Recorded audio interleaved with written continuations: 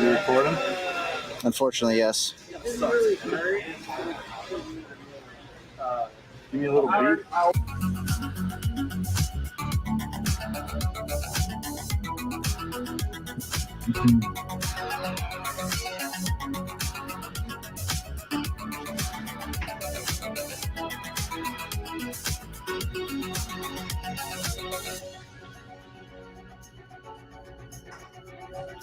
You all better be ready for tonight.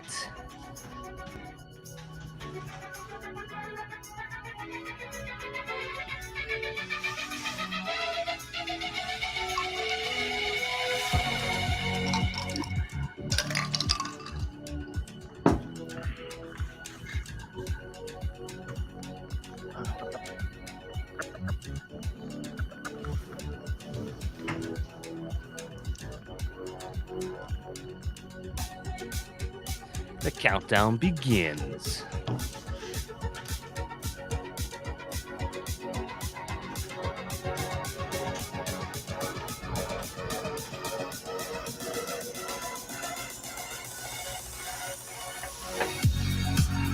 Oh boy.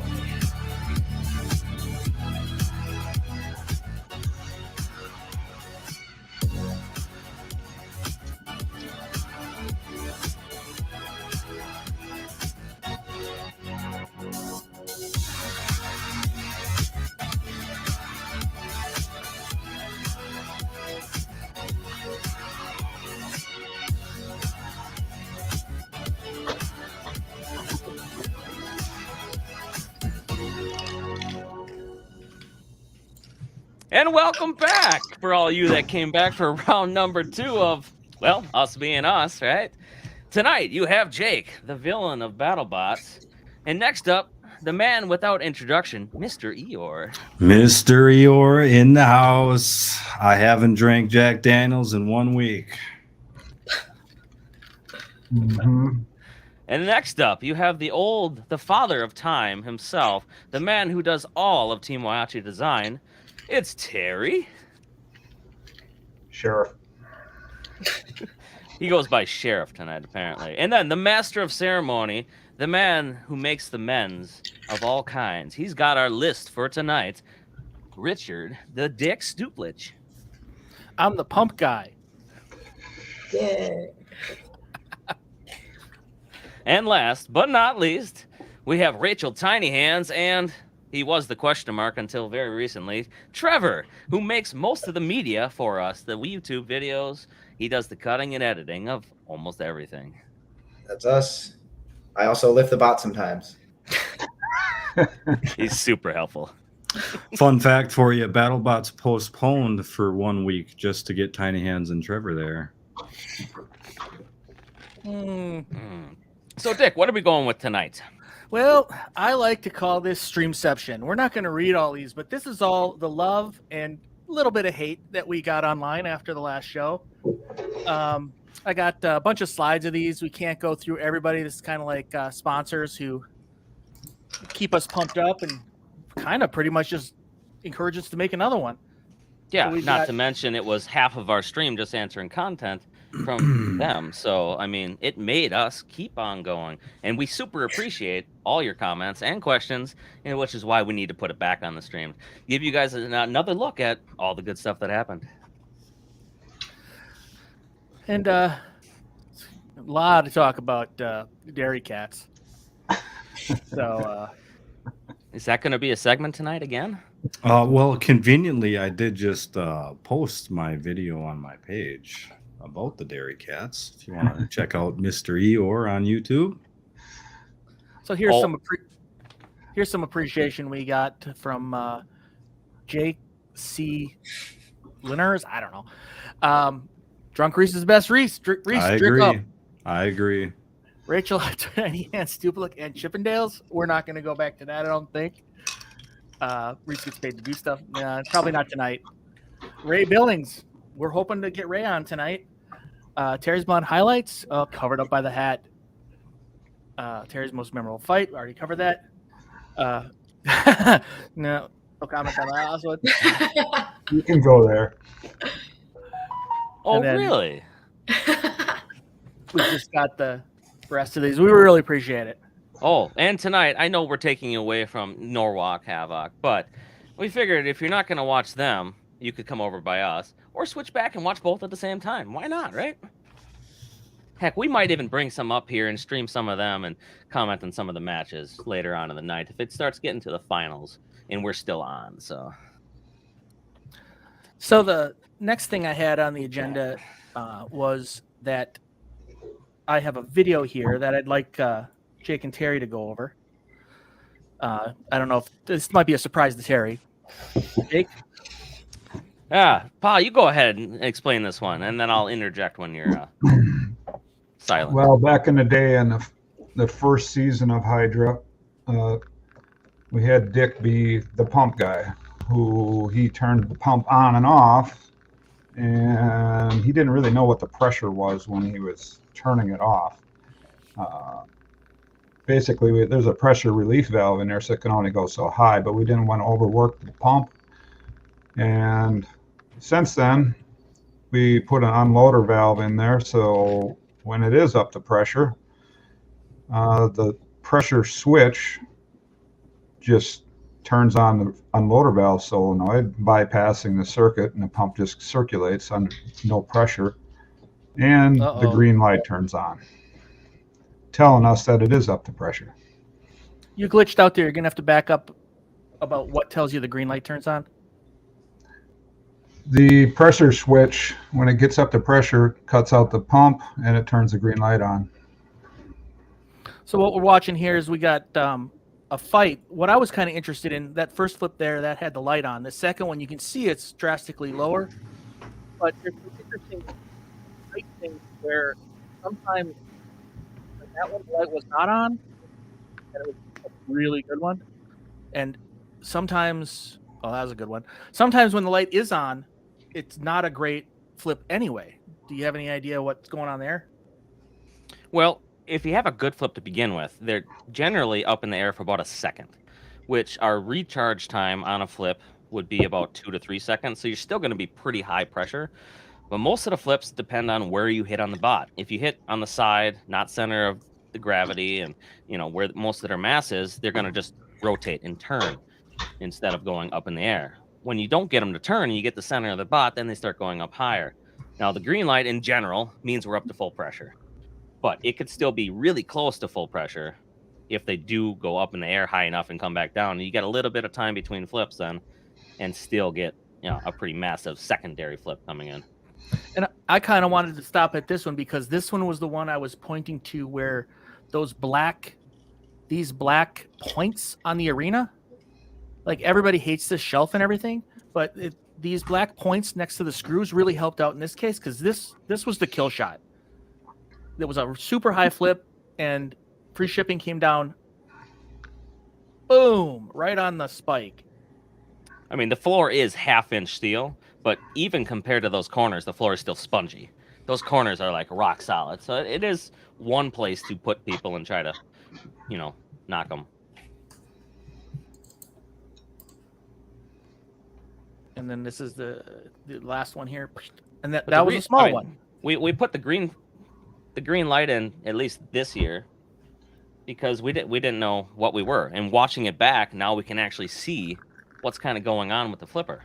Because when you're watching it with no indication of pressures, because we don't have monitorization on there, it's a little bit difficult to figure out, why a certain flip didn't happen or why it was. But now with the green light, it also helps the show. It's like green light, you probably don't want to be on the flipper anytime soon. So it's a little help there.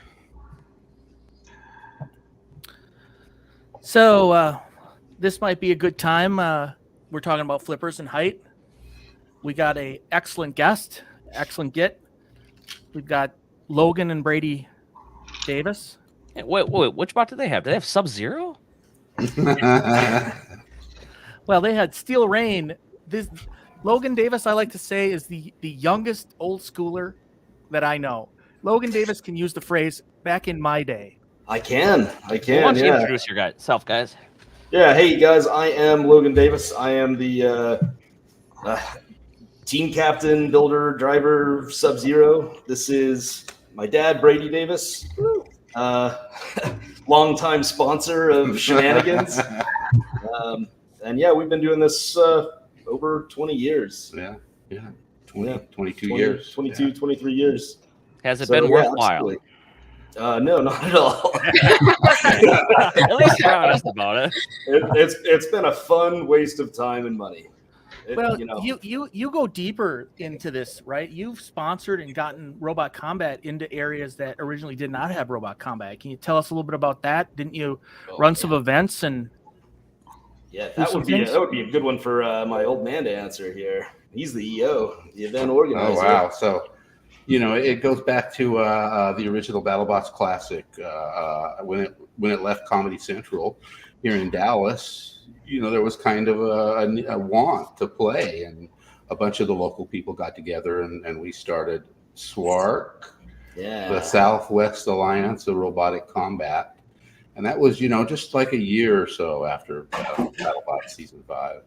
And then, that went on for a little while. It had a break, and then we brought back Dallas area robot combat, which turned into Texas robot combat, and had, like 4 great years of fighting over 1,500 fights in, 1-pounder, 3-pounder, and the ferryweight class. Yeah, never quite got back to where it was in the old SWARC days when you'd put together like an event for big bots up to middleweights. True. That's actually where we like started driving Sub-Zero. That's right. Yeah, you drove Sub-Zero for the first time at in Dallas. In Dallas at the Mike's Hobby Shop. Mike's Hobby Shop in the old Toad Tank. Yeah, that came from the restaurant.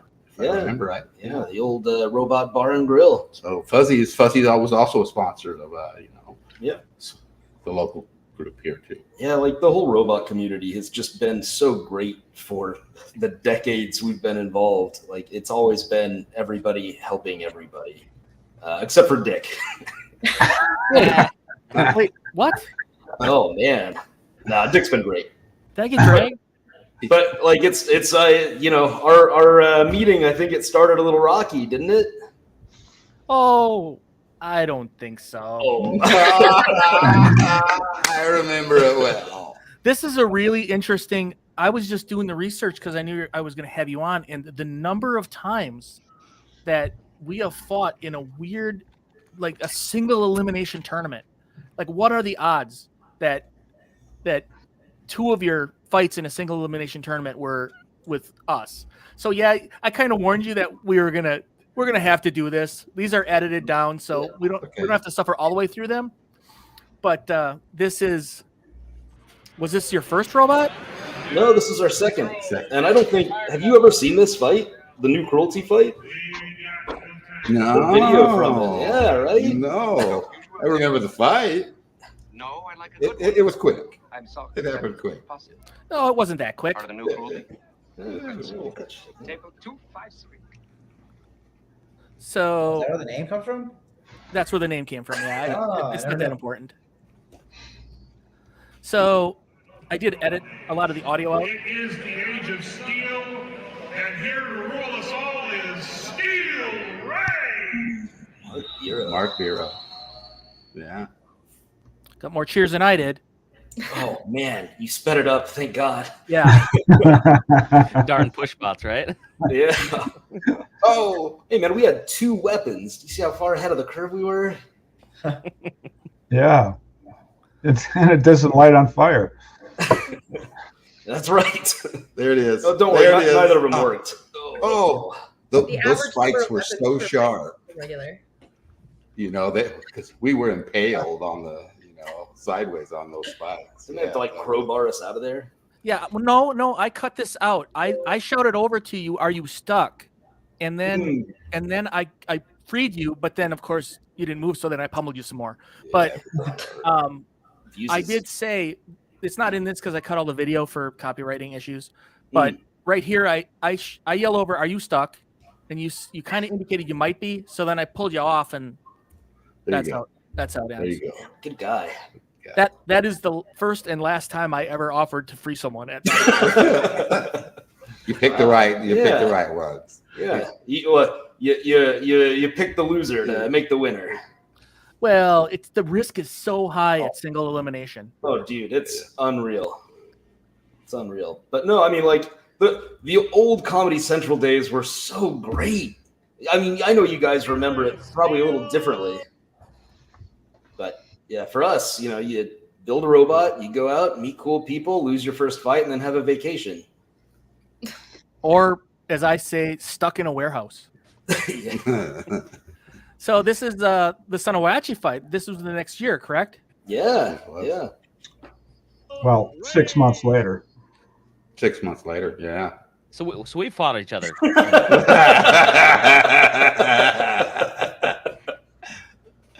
What the hell? You know what you did.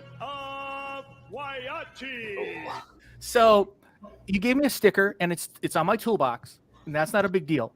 The other issue though is Donald Hudson was pitted right next to me, and he'll put anybody's sticker on his toolbox. So at this event, I had that sticker like 3 feet from me, like for the entire event, practically. So it's like, good. And I get it, you know. Now you may remember this differently. I watched this. This bot held up surprisingly well. Yeah, no, it was a wild fight. Like when you're so close to the glass, like this was the first time I'd ever been like peppered with parts of my own robot. Like, there was a lot of showering going on in this. Shrapnel. I don't know what. You must have just had a million bolts welded to the side of it. It's just shrapnel. I think it was mostly Lexan. We borrowed some arena cutoffs and strapped it all over the robot. Didn't help. We should make cool bots like that again. Yeah. I think it did help. It's the side shot that finally gets you. Yeah, it is. Yeah. It binds up the back wheels. Yeah. You actually didn't you? Yeah, you cut through the back end and actually like hit the batteries. You know, no lipo fire. No lipo fire. And took the entire weapon off the front by the end, I think. Oh yeah. Yeah, at least half of it. Yeah, now you got that back end. You got that back end caved in. That's gonna be a problem. There's only 2 E-Techs running this one. There's supposed to be 3. Just 2? There was supposed to be 3, but we were overweight. Yeah, I do remember that. Thinking, yes, we've got a chance. No, this had nothing to do with brushless or lipos. Oh no, those are actually. I'm running the same drivetrain that Tombstone runs today. Like 22 years ago. Where's Ray? Bring him on. It's NPC T64s or 6438. Admonish him for not getting with the times. I think he switched now, didn't he? Switched, yeah. Did he? Switched, yeah. Oh man. So this one, when I saw it after I talked to you and you agreed to come on, I went and found some of your fights, and I described this, I believe, as a clinic. Yeah. Audio blow. Sorry, everyone. Ice wave. What are you gonna do? What are you gonna do, Logan? We'll see. I guess to start at full speed because the arena was so small. They thought that was the way to fix that. Now these are middleweights, right? Yeah, 120 pounds. I can't imagine a lot of people in chat and modern people have ever seen a fight start with a spinner at full speed. Yeah, it's a little broken. This is some good work here. Oh, thank you. Yeah, my proudest moment of my entire life.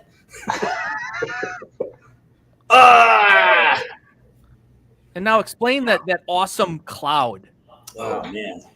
So the original Sub-Zero ran. It was called Sub-Zero because it ran CO2. So liquid CO2, very, very cold. And every time you fire this cold liquid into a relatively warm cylinder, it just explodes. You get massive power and these beautiful plumes of white frosty condensation, and it is a spectacle.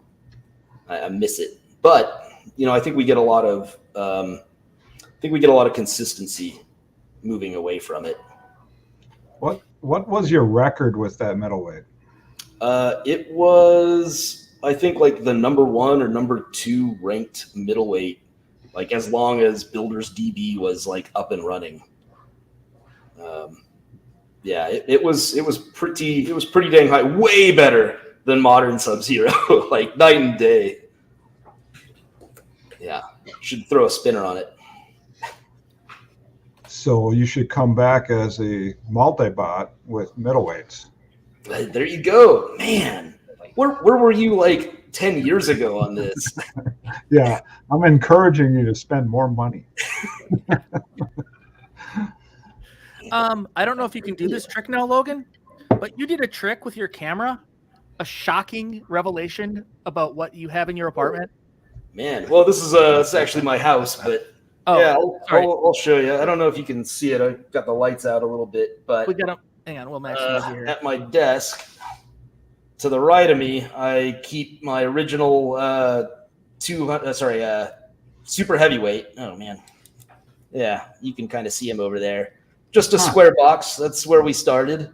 320-pound square box of steel with tiny little spikes. And then the next year we built the one that you saw on the fight against Dick. But you can kind of make out, I've got my other Steel Rain version over here. Looks a lot better. Yeah, we definitely made like leaps and bounds in just a year. But yeah, that's my desk. It's my little workspace. And just so everybody knows, he did not set that up. He just was like, "Oh, I can show you," and it's like, yeah, he did that. What? What do you guys do with your old super heavyweights? What are you supposed to do with them? I throw them away. I don't have the heart. We've been dragging around for 20 years. Yeah. Sell them on eBay. Oh yeah, that's a thing now. It's crazy. Mm-hmm. You can always make more, right? Yeah, I suppose. Yeah, you don't really get very much for it though. No, but I mean, it helps a little bit, and for sure. The fans are really happy with it when they get some, a top plate or a wheel or weapon. Kind of helps everybody. So we were using the first version of Steel Rain as a test bed, a platform for Sub-Zero to throw it up in the air. Oh, we still do that. So it came in handy. Yeah, without the batteries in it, it's like 260 pounds. So it's kind of like the perfect like test bed for a flipper. What kind of batteries? Oh man, these were golf cart batteries. Yeah. They were the first one. Permobil wheelchair motors and big absorbed glass mat. Lawnmower batteries from Sears. Yeah. Do you remember how much you paid for entry fee to BattleBots? It's like $250 or $400. I thought it started low, like 50, but got up to 250. It's been a long time. It was more money for the like heavy and super heavyweights. Right. There you go. We got some questions, I guess the crowd does on this particular, Sub-Zero fan base. So are we going to see Sub-Zero back anytime soon? Man, I hope so. I've been kicking around some ideas with the team. We definitely want to show up with something that's maybe a little bit more competitive, that can, withstand a little bit more abuse than what we've had in the past, and just trying to figure out the right way to do that. I'm sure as you guys with the flipper know, it is not a very good time to be a flipper. No, it sucks. Yeah, it's the worst time. I wish I was in Broncos era. I would have looked so much better. Oh man, no outa. Oh man, what? Hey, Jake, ask Logan how it feels to like flip a bunch of opponents out of the arena. Oh yeah, was it a lot easier back in the day to be able to do that? Or? I mean, were man, you one of the it first just ones happened. to do this back in the day? You know, that's what I hear. I have not really been able to find any video of any like earlier BattleBot fights where someone gets thrown out of the arena. You know, it probably happened like early on before there was a big glass arena like season 1. But I don't know that it counts when your arena's like made out of plywood. I don't know that really counts as an Udder. Ray! Oh man, and I think I got to answer this one. Sub-Zero is definitely one of my favorite Mortal Kombat characters. You can't have just one, man. Like I like Smoke, I like Sector, I like the robot ones, and absolutely I love Sub-Zero. Hey, did we see a Sub-Zero on the casino game slot machine? Yeah. That is wild. It is so wild to see that thing there. He's on the building. Like I was in Vegas last year with family, and I like threw my grandma in the car. It's like, come on, we're going for a trip. That's my robot. That's my robot up there on that big building. Wild. Such a cool feeling. A feeling I'm sure Ray knows all about. It is pretty cool. Absolutely, yeah. You know, Ray, what's it like having a toy of your robot? It must be nice. You know, the first time I walked into a store and I knew it was coming. It's not like it was a surprise, but I actually see it on the shelf was kind of a bit of an emotional moment. Actually, it's kind of like this is really cool. You know? Yeah. It was in Target, so I walked over to their garden section and brought a chair back and sat it in toys. Just kind of sat there and stared at it for a minute, you know. Man, I'd love to throw some shade or judge or something, but I usually like wear this hoodie and I just go like walk around that section of Target, waiting to get noticed. But never happens. I went to Target out at the last taping and bought a Rusty for David. Brought it back to him and gave it to him, so he could use that in the box since he wasn't getting his other one running. No. And I said we probably could work better than we his could real go, we could go back and get like 150 of them, and it would still be underweight, you know, and they'd have to kill them all the Rusties. He was fighting with that horribly at that event. He was having a rough time with it. Yeah. One-man team's hard. Yeah, it's impossible. Yeah, I don't know, man. Like, I certainly couldn't do it. Very hard. Oh man. Yeah. Is this the one where I won or the one where I lost? Well, since you're both in here, we might as well have a fight with both of you, right? I don't think you won this one, Ray. Yeah. This is one where we bounced off the ceiling, if I remember. Yeah. Oh, taking some hits on the front. That's dangerous. Oh, okay. God. Yeah, that arena was so low, and we actually hit the ceiling was wood at that point in time, and we clobbered it on the way up. Came down. Yeah. Thought it came down a little bit. No. No, it was good. What year was this? Oh my gosh. Robogames 2004, 2006. Somewhere in there, yeah. Mid 2000s. So Ray, I'm gonna have to do this because you get this. I'm sure people say this all the time. Okay. I've seen so many. What's my favorite fight? What's my favorite fight? So I'm gonna get this out of the way. It's edited short, but people love to see this fight. This is one where I use it to say, hey, this is, you know, if they've never seen the sport, this one's quick, and that's a good hit right there. So how is this different from Riptide? Hey, okay, I got this. I cut it out, but Ray was asking them. Yeah, because I was done, and the guy's going, hit it again, and I go, you want one more? And he goes, hit it again. It's like, all right, fine. So I hit it again, you know. Yeah.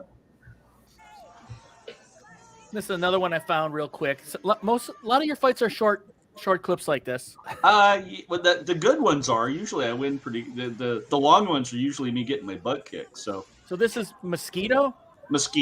Stephen Phelps. So talk us through this here, Ray. Yeah.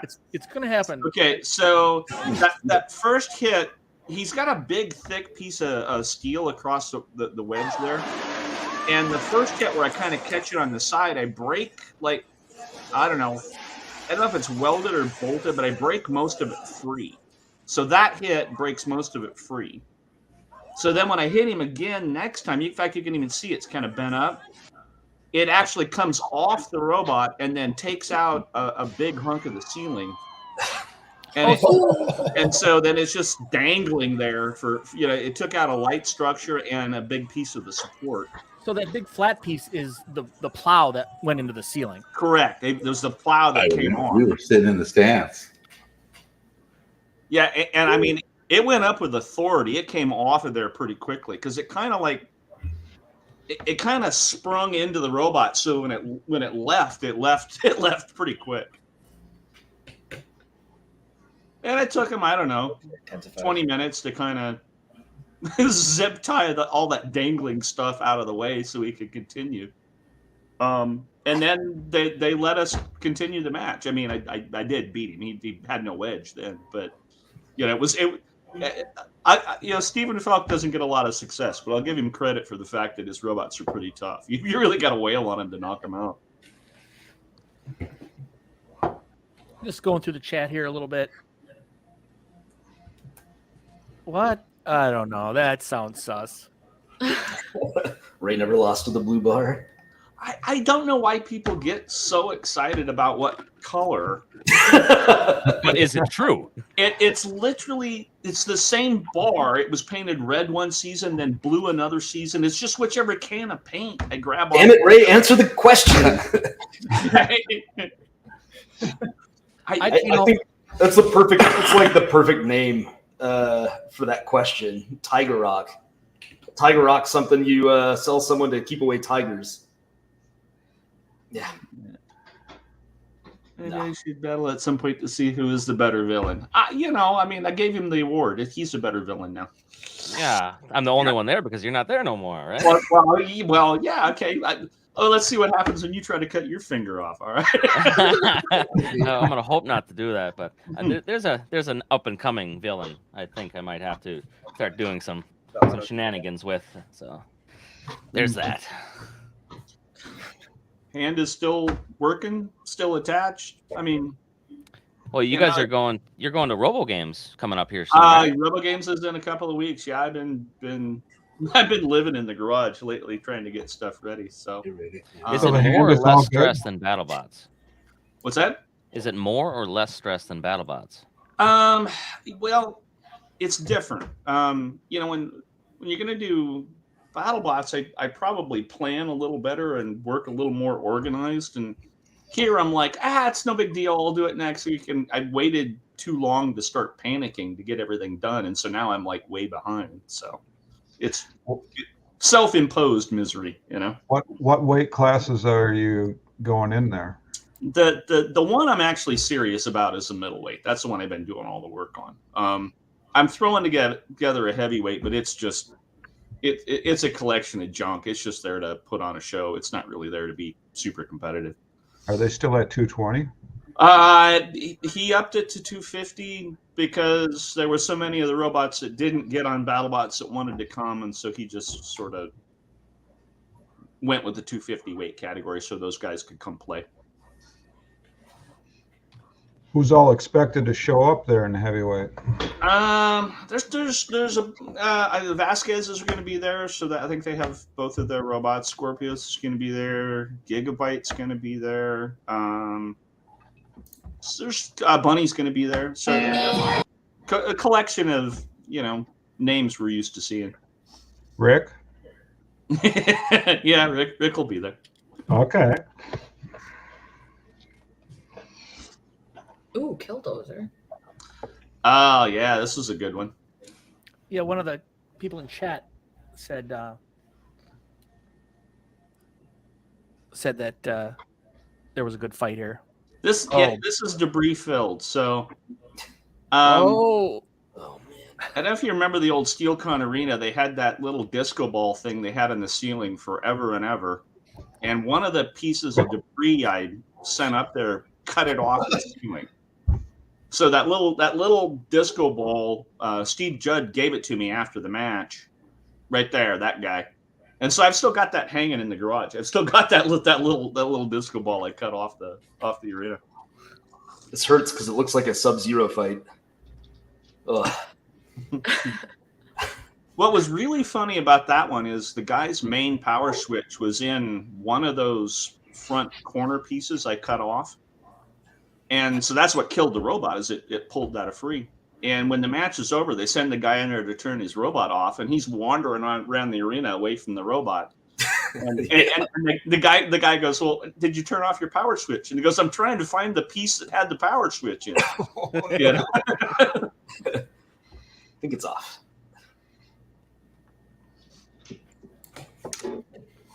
And then got this for you.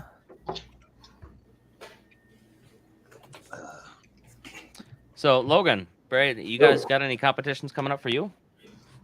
Yeah, probably. I think Sid from Riptide just reached out to see if we wanted to come to a Texas A&M event, and yeah, I want to get a couple of little insects together for that. I don't know why I'm doing this right now when I could be watching NHRL, but I really need to be finishing up my 30-pound flipper for it. That's the goal. I really want to make it out to NHRL with a 30-pound flipper. What kind of flipper? What do you mean? Well, like powered by. Oh, okay. Yeah, HPA, high pressure air, nitrogen. Nothing too crazy. I mean, like you could probably push to do something crazy at NHRL, but I'm just really trying to use it as kind of like a test bed for a new Sub-Zero. Yeah. The one at Texas A&M is only up to 3s. Yeah. Yep. Do you guys do insect fights? Only big bots? Used to. There was no challenge. All right. Yeah, that's not quite true. We went out to NERC once. Sure. 2004. But Ray has, right? How did we do? Bot. What's that? You've done a lot of small bots, right? Well, yeah, because Tyler's always been into it, so I've sort of been drafted into playing with beetles, and I got to admit it's a pretty competitive category. Pretty competitive, Yeah. We tell you guys that they're vicious. Yeah. And I mean, for anybody out there who's now watching us, you could be watching Norwalk Havoc right now because they're having their qualifying rounds right now, and they'll probably go till midnight or 1 o'clock. So we're gonna run right alongside of them. They run late every day. They run late every day. They don't mess around. The robots get going through. It's not like they're taking their time with it. It's just they have a lot of people that show up. Yeah, like 3 arenas. No, on the little ones that with the lower mass, of course, you got the action reaction that everything goes quicker. So it's little buggers can really fly. Yeah. You'll bounce off the ceiling 20, 25 times in a match. So we got a question. What happened to the suitcase nuke? It's sitting in pieces in the garage. I actually think I got rid of the frame now that I'm thinking about it. It's just not something that I'm planning on doing again. If I ever built another 30, it would be something different. Mm-hmm. Okay. Like what? What would you want to build, Ray? It would in those arenas, the way they're set up, it would probably be some sort of vert. It probably wouldn't be a horizontal. They're just cramped enough that horizontals aren't going to really do all that well. And you could step up with just a bigger version of a beater bar, kind of like the one that everybody runs in the 3-pound. I'm actually thinking probably more like a a full drum, more like a drumette, something that's a little shorter in the center, and something where I could really put some mass in the thing. It would be fun. Ray's thoughts on Triton. You know what? It's they've done a lot of really cool stuff on it. It's very quick. I like the way it drives. It's got good speed to it there. Takes a little too long to spin up, but when it gets there, it's got a lot of power. For a first season, I think they did really well with it. If they keep debugging it and keep working with it down the road, it could be a pretty serious machine. Yeah, yes, it's sitting up as a demonstration bot in front of the Destructathon right now for when the audience walks in. It's one of those bots out there. Cool. It is cool looking. Tiny Hands, you still alive? Yeah. So, has anybody else driven Tombstone other than you, Ray? Justin's driven it a couple of times. Okay. And we're actually discussing we may have him drive it next season. Oh, cool. Well, I promised him he could drive last season because I was figuring I was going to be kind of out of the, and then the schedule moved around and I had to end up having surgery and we just didn't go. So he was like all excited because he was going to get to drive, and now it's like I feel like I'm pulling the rug out from under his feet sort of thing. So we haven't made a decision yet, but there's a possibility he may drive Tombstone next year. Who can drive it better?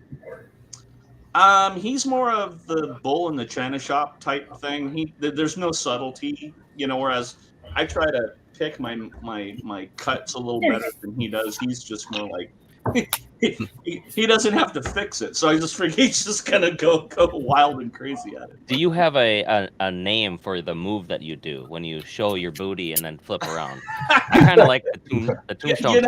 I've actually never put a name to it. Can't do it. It is kind of it's fun when you get somebody to bite. And the more aggressive your opponent is, the more likely they are to fall for it. A couple years back when I got Donald Hudson, he bit that hook, line, and sinker when I got him on that. And it's because he's such an aggressive driver. He's like, I got him. I'm going to push him, and it's fun when it works. There's going to be a Tombstone Hydra match up the next event, right? Please no. We don't want to. It's certainly not one I'd pick, but if it happens, whatever happens, we'll. Oh, you would pick it. You would want to shred my side so much. Do you think they'd risk? I know you guys. You come up with some sort of way to deal with it. Do you I don't think think they're gonna do that. Yeah. Do you think they'd risk Tombstone? 12 feet high on one of their upper panels. That there is some concerns with that. Okay, when Ice Wave was still there, because everybody's like trying to get Tombstone and Ice Wave, and I told Trey, I said, well, I'm going to come in and I'm going to touch his wedge. I'm going to come up weapon to weapon, and I'm going to take off a hunk of Mark's bar, a foot and a half long. And he was like, yeah, I see that happening. You're never going to fight him. So. Yeah, I think there is significant risk of serious arena damage with a Tombstone Hydra fight. Yeah, we almost seen Megabyte hit the Lexan when they did that pinball effect, and it would have been up another 6 inches. It probably wouldn't have been good for the Lexan. Oh man, probably not. We just need to keep sowing those seeds so they never want to make that match. So before we wind this whole thing up, I've got how do we say their names? Jake, you got Tom and Shy. They said it already. Oh, he's old. He forgets. Yeah. And they're in the UK. They're troopers. What time you got there, guys? It's currently 1:45. 1:45 in the morning. Yeah, that's the dedication we like to see around here. So what brought you to the show? Are you fans of BattleBots or just Robot Combat in general? Tell us about yourselves a little bit, as much as you care to share. So I kind of grew up with original Robot Wars way back in from the 90s into the early 2000s when they first took it off the air. Unfortunately, I'm one of those guys who can answer almost any question you have about original Robot Wars. That's the level of ridiculous trivia knowledge I have over it. I'm not good for much, but Robot Wars trivia knowledge, I'm your man. I kind of, when it comes to me, I dabbled in Robot Wars a bit, like original Robot Wars when I was younger. But then when we started hanging out, we had a bit where we literally just binge watched all of the series of Robot Wars, like original Robot Wars rebooted series. And then he actually was the one that introduced me to BattleBots, and we're just hooked on it at this point. I was sort of conceptually aware of BattleBots, but over here it was sort of very difficult to find. It didn't really air on any sort of regular channels. It was on specific cable channels or whatever. And then what season have you seen already? What season have you seen? All of them now, pretty much. I've gone back and watched the Comedy Central days, and we went back and watched the first ABC seasons. And that was fun. And Shy's starting point was the first Discovery seasons. Oh. First host of Robot Wars before Craig Charles, it was Jeremy Clarkson, and he literally, it was quite funny because we just joked that he spent the entire time insulting the guests, hoping that he would get fired. Yeah, if you go back and watch the first season of Robot Wars, it's just Jeremy Clarkson not wanting to be there the whole time. And it's so obvious he doesn't want to be there. What a shame. But yeah, I first introduced you to BattleBots with Discovery the first Discovery season, or rebooted season 3. Ooh, favorite house robot. Favorite house robot. I always liked Mr. Psycho and Growler when they first came out. Oh, Growler was my favorite. I mean, I did also like Matilda. Oh yeah, I loved Matilda.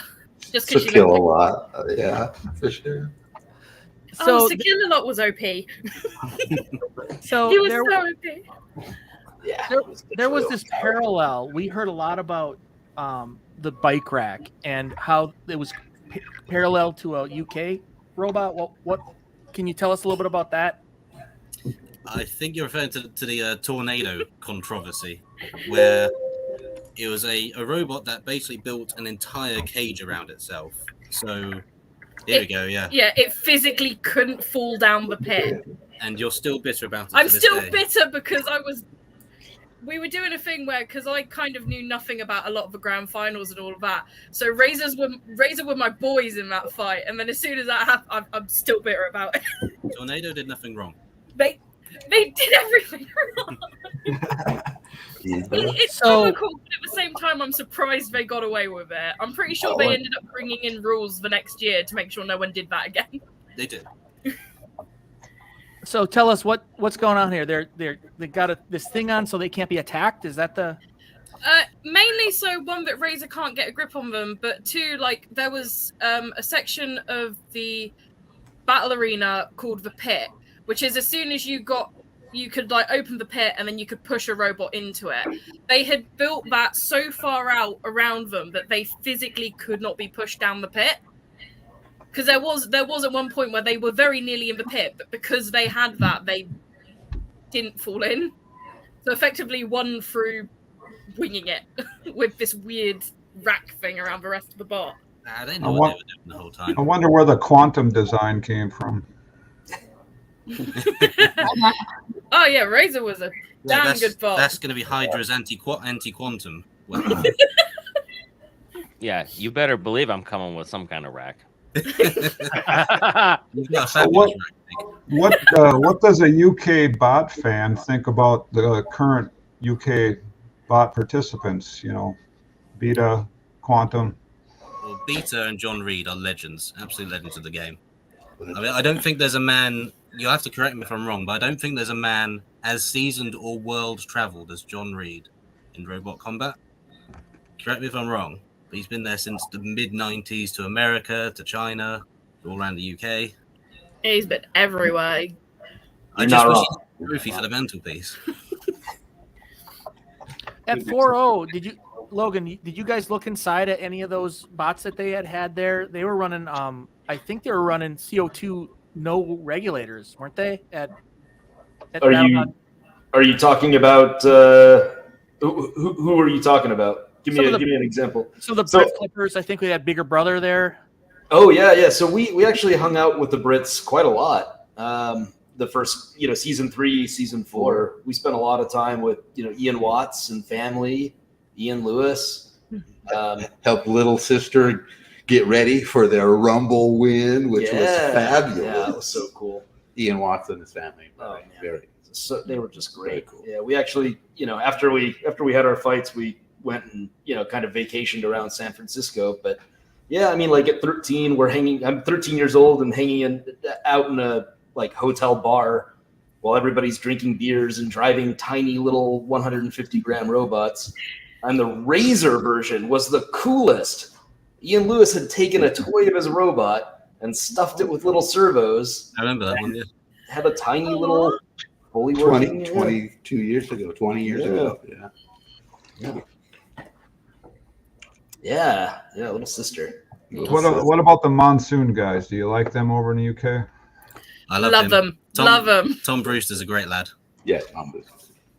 I love him and his robots, and from when he first started with his first design and watching it evolve and develop to Monsoon now, it's amazing what he's done with that. When you go back and look at his first design, it was called Tauron, and looking at that now and seeing what it's turned into, it's such a huge difference, and it's so destructive, Monsoon, what he's built. I'm glad to see them back again after they had to miss out, unfortunately, last season or the season before. I mean, it's great as well. One of the things we love about BattleBots is because obviously in the UK, with Robot Wars, we're a lot, I guess, more cautious in regards to safety in that. You don't get half the destruction that you get frequently on BattleBots, and it's one of the reasons we love it so much. I like to hear that. I wonder how many other fans are a little bit more interested in something a little less destructive than what we've got now. As long as it puts on a show. Yeah, hope. Everybody should just be a flipper, and then we'd have a perfect show, and nobody would get damaged, right? Yeah. Flippers, hammers. Come on, let's open it up. Let's get some stuff that's not just a spinner that's horizontal or vertical or both. Not that it's flipper friendly anymore, but when are these UK flippers going to come on over? When you allow them to qualify, we had one, the Robot Wars champion, Orion or Apollo. They'd been applying for 3 years now, and they keep getting refused every time. Well, there's some reason. But they can't go. So I saw the box. I saw the crate there a couple of years ago during the whole COVID, that little COVID thing that happened. That thing. Oh, that pesky thing. Yeah. Yep. It would have been great to see them that year. Well, let's take another flipper bot then, Logan. What you think the UK bots would do anything when they come over here? No chance. and Tom and Shy, what do you think? They wouldn't burn up in the box on their own. Oh, I see. That's coming from a guy that's never built anything electronic in his life. Yeah, exactly. That's all right. I kind of explain this when people talk about this. I explain this kind of there was this one guy, I don't know his name, that there was a pro motocross racer in Europe. I think he was in the Netherlands or one of those countries. I'm American. I don't know what countries you got over there. Anyway, but he came over here and just wrecked everyone. And this goes to the practice. Like when you practice and work in a certain ecosystem, you may be the fastest guy in the US, but there might be a faster guy competing with, third, fourth, fifth people who could beat all of them. And I just don't know if we can directly compare these two ecosystems. They do things differently. They fight in different ways. If it's all about straight up destruction, which has been limited intentionally by the UK ecosystem, they might get surprised by the kind of level of violence that we're having here, because you got to kind of armor up and waste a lot of weight on the armor. And I mean, it's not fair to watch these old Robot Wars shows and go, well, those bots wouldn't fare well. But like Quantum and those kind of guys, they're tuning their bots to this ecosystem. And I think that, you come with something unique. Even Cobalt was different, in a way in which it's kind of a surprise to us. If you just bring up, a shell spinner, a UK shell spinner versus, Gigabyte, well, Gigabyte's probably got a lot more fights on it. And I don't know. That's kind of my take on it. Yeah. Well, that I think you end up with some surprises too. Like you brought up Cobalt. Like Cobalt is just a great example of kind of like the opposite of what we were talking about. It's a great robot that like it won a KOB, right? I'm talking about the Vert Cobalt. Mm-hmm. Yeah. It won in KOB, and it was nasty, and it's still nasty. That was my first bot design back in December of 2000. It looks like Cobalt. No, it's a great design. But Cobalt didn't really break out at BattleBots until they got their fork game figured out. And I just think that's an ecosystem thing. It's just like, oh shoot, we need forks now. Right? So well, it only wins if it gets under who they're fighting. So he's going to have to play the ground game. I mean, it's the only way you can deliver it, Yeah, and Matt adapted pretty quickly, during that season when he was driving. Yeah. It was weird. The two teams that Matt did go on, Gigabyte that season that he was on, and then Cobalt. I mean, both those bots got substantially better really quickly when he was kind of on those. Okay, Cobalt was originally a horizontal. It was a horizontal originally, and then they brought in the vertical version. Oh yeah. Yeah, but as Matt was adding on to that season, after he went against Fusion, and I was kind of giving him shit that, is this thing going to look like, be yellow with a bulldozer blade on the front here pretty soon, or? Yeah. I mean, I think it probably does on the inside a little bit now. They switched from 2-wheel drive to 4-wheel drive, got him a little bit more stability. I bet he's done some of his reliability tweaks on the inside of the wiring. He definitely knows what he wants to drive. So, it's he had to add some flavor to it. That's super. Well, Matt was a really good pickup. I mean, didn't he do some sort of amazing things with the Gigabyte? And absolutely. The shells? A lot of it's just general improvements in reliability came down to Matt having his fingers in there. He's an amazing teammate. Yeah, he was busting ass in the pits there in Long Beach. I mean, we were pitted pretty close to him there. Well, he doesn't have a slow speed. If he's working, he's working his butt off. If he's awake, he's working, and that's not a skill base. That's not something you teach. It's either you're that guy or you're not. He's a workaholic. Yep. He's got to be the second most aggressive driver to Daniel Freitas. You got to have the right bot though to be aggressive too, right? Daniel is one with that bot. I think I don't know. I mean, the way he can flip it over, he's modulating the power on the drum, because you're like, oh, he just flipped back over. Yeah, but he doesn't flip over every time he turns. So he's doing magic tricks. Right. And I mean, honestly, it is a bot that's kind of simple to drive. I mean, other than the gyro, which is a big deal. But I think if you talk to him, it's like, yeah, I hit him.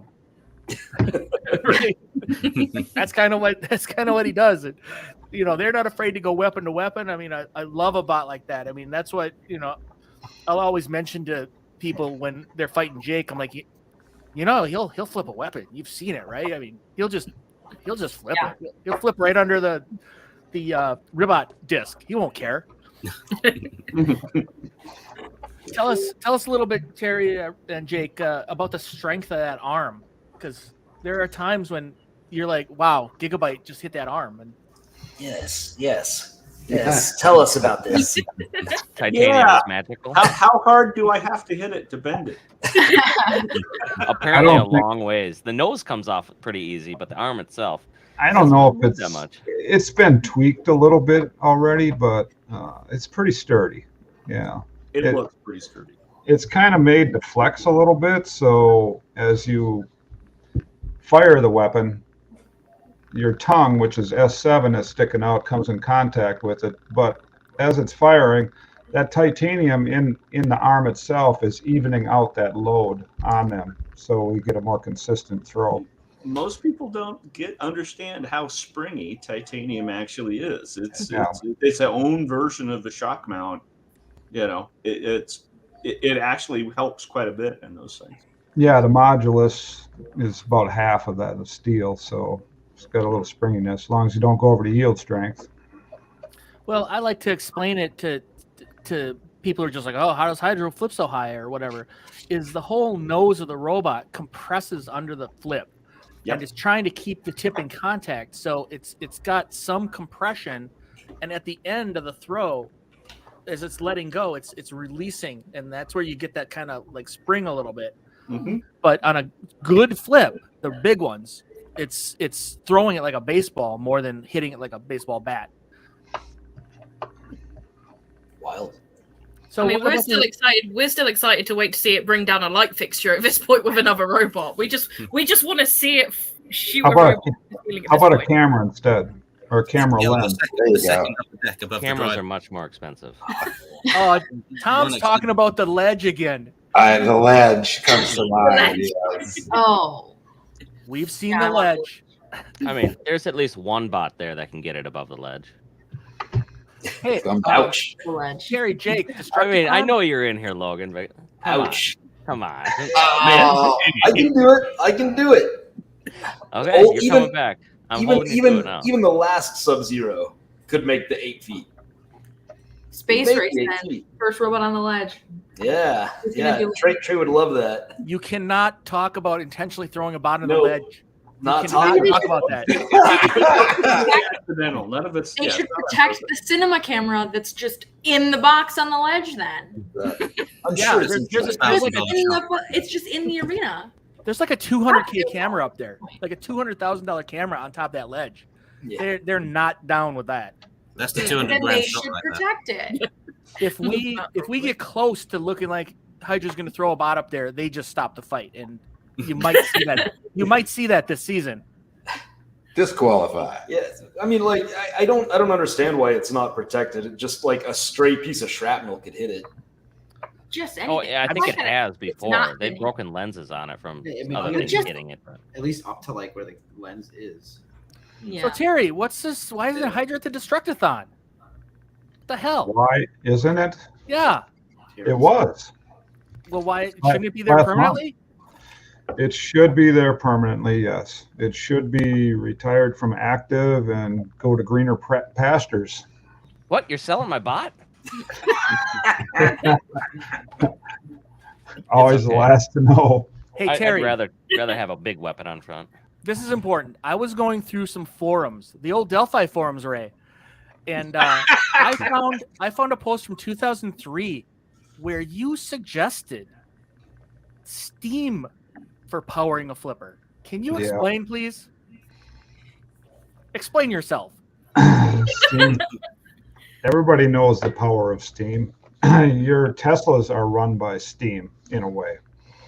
Just converting one energy to another, from coal to steam to electricity. Yeah, I mean, your steam is just crazy powerful when you get, especially if you get it superheated. So if you had a way of a flash boiler to inject under high pressure a small amount of water through an electrically heated flash boiler to instantly flash it to superheated steam and then run that into your cylinder.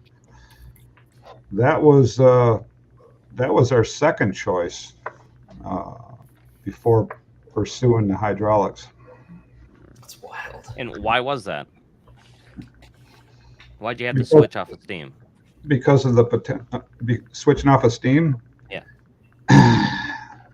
We couldn't buy a flash boiler.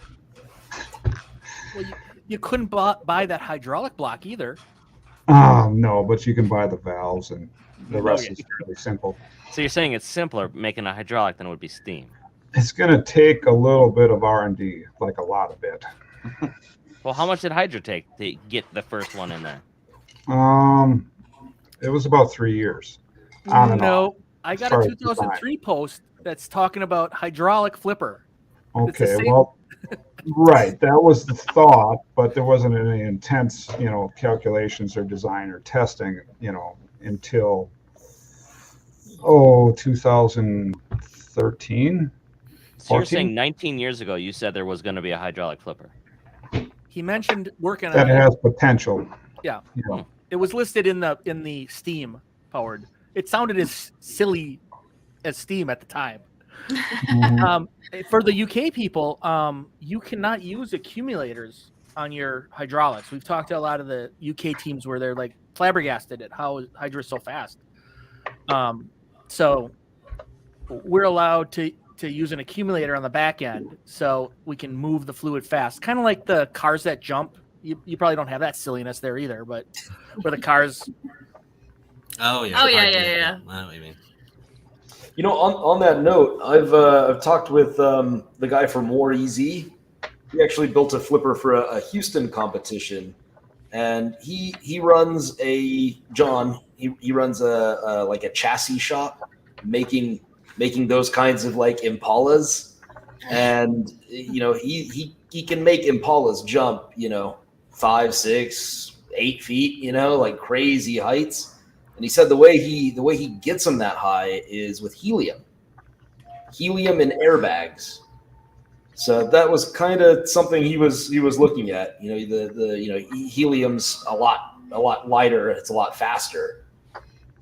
So, might be an interesting thing to look into. So you're gonna do that one then? You're doing a helium bot? Yeah. Yes. I typed in jumping car and I've got rednecks jumping cars. What would I search for this? Yes, God bless America. What would you search? What would you search for to find? Is it lowriders or like jumping lowrider? Hydraulic cars, I think.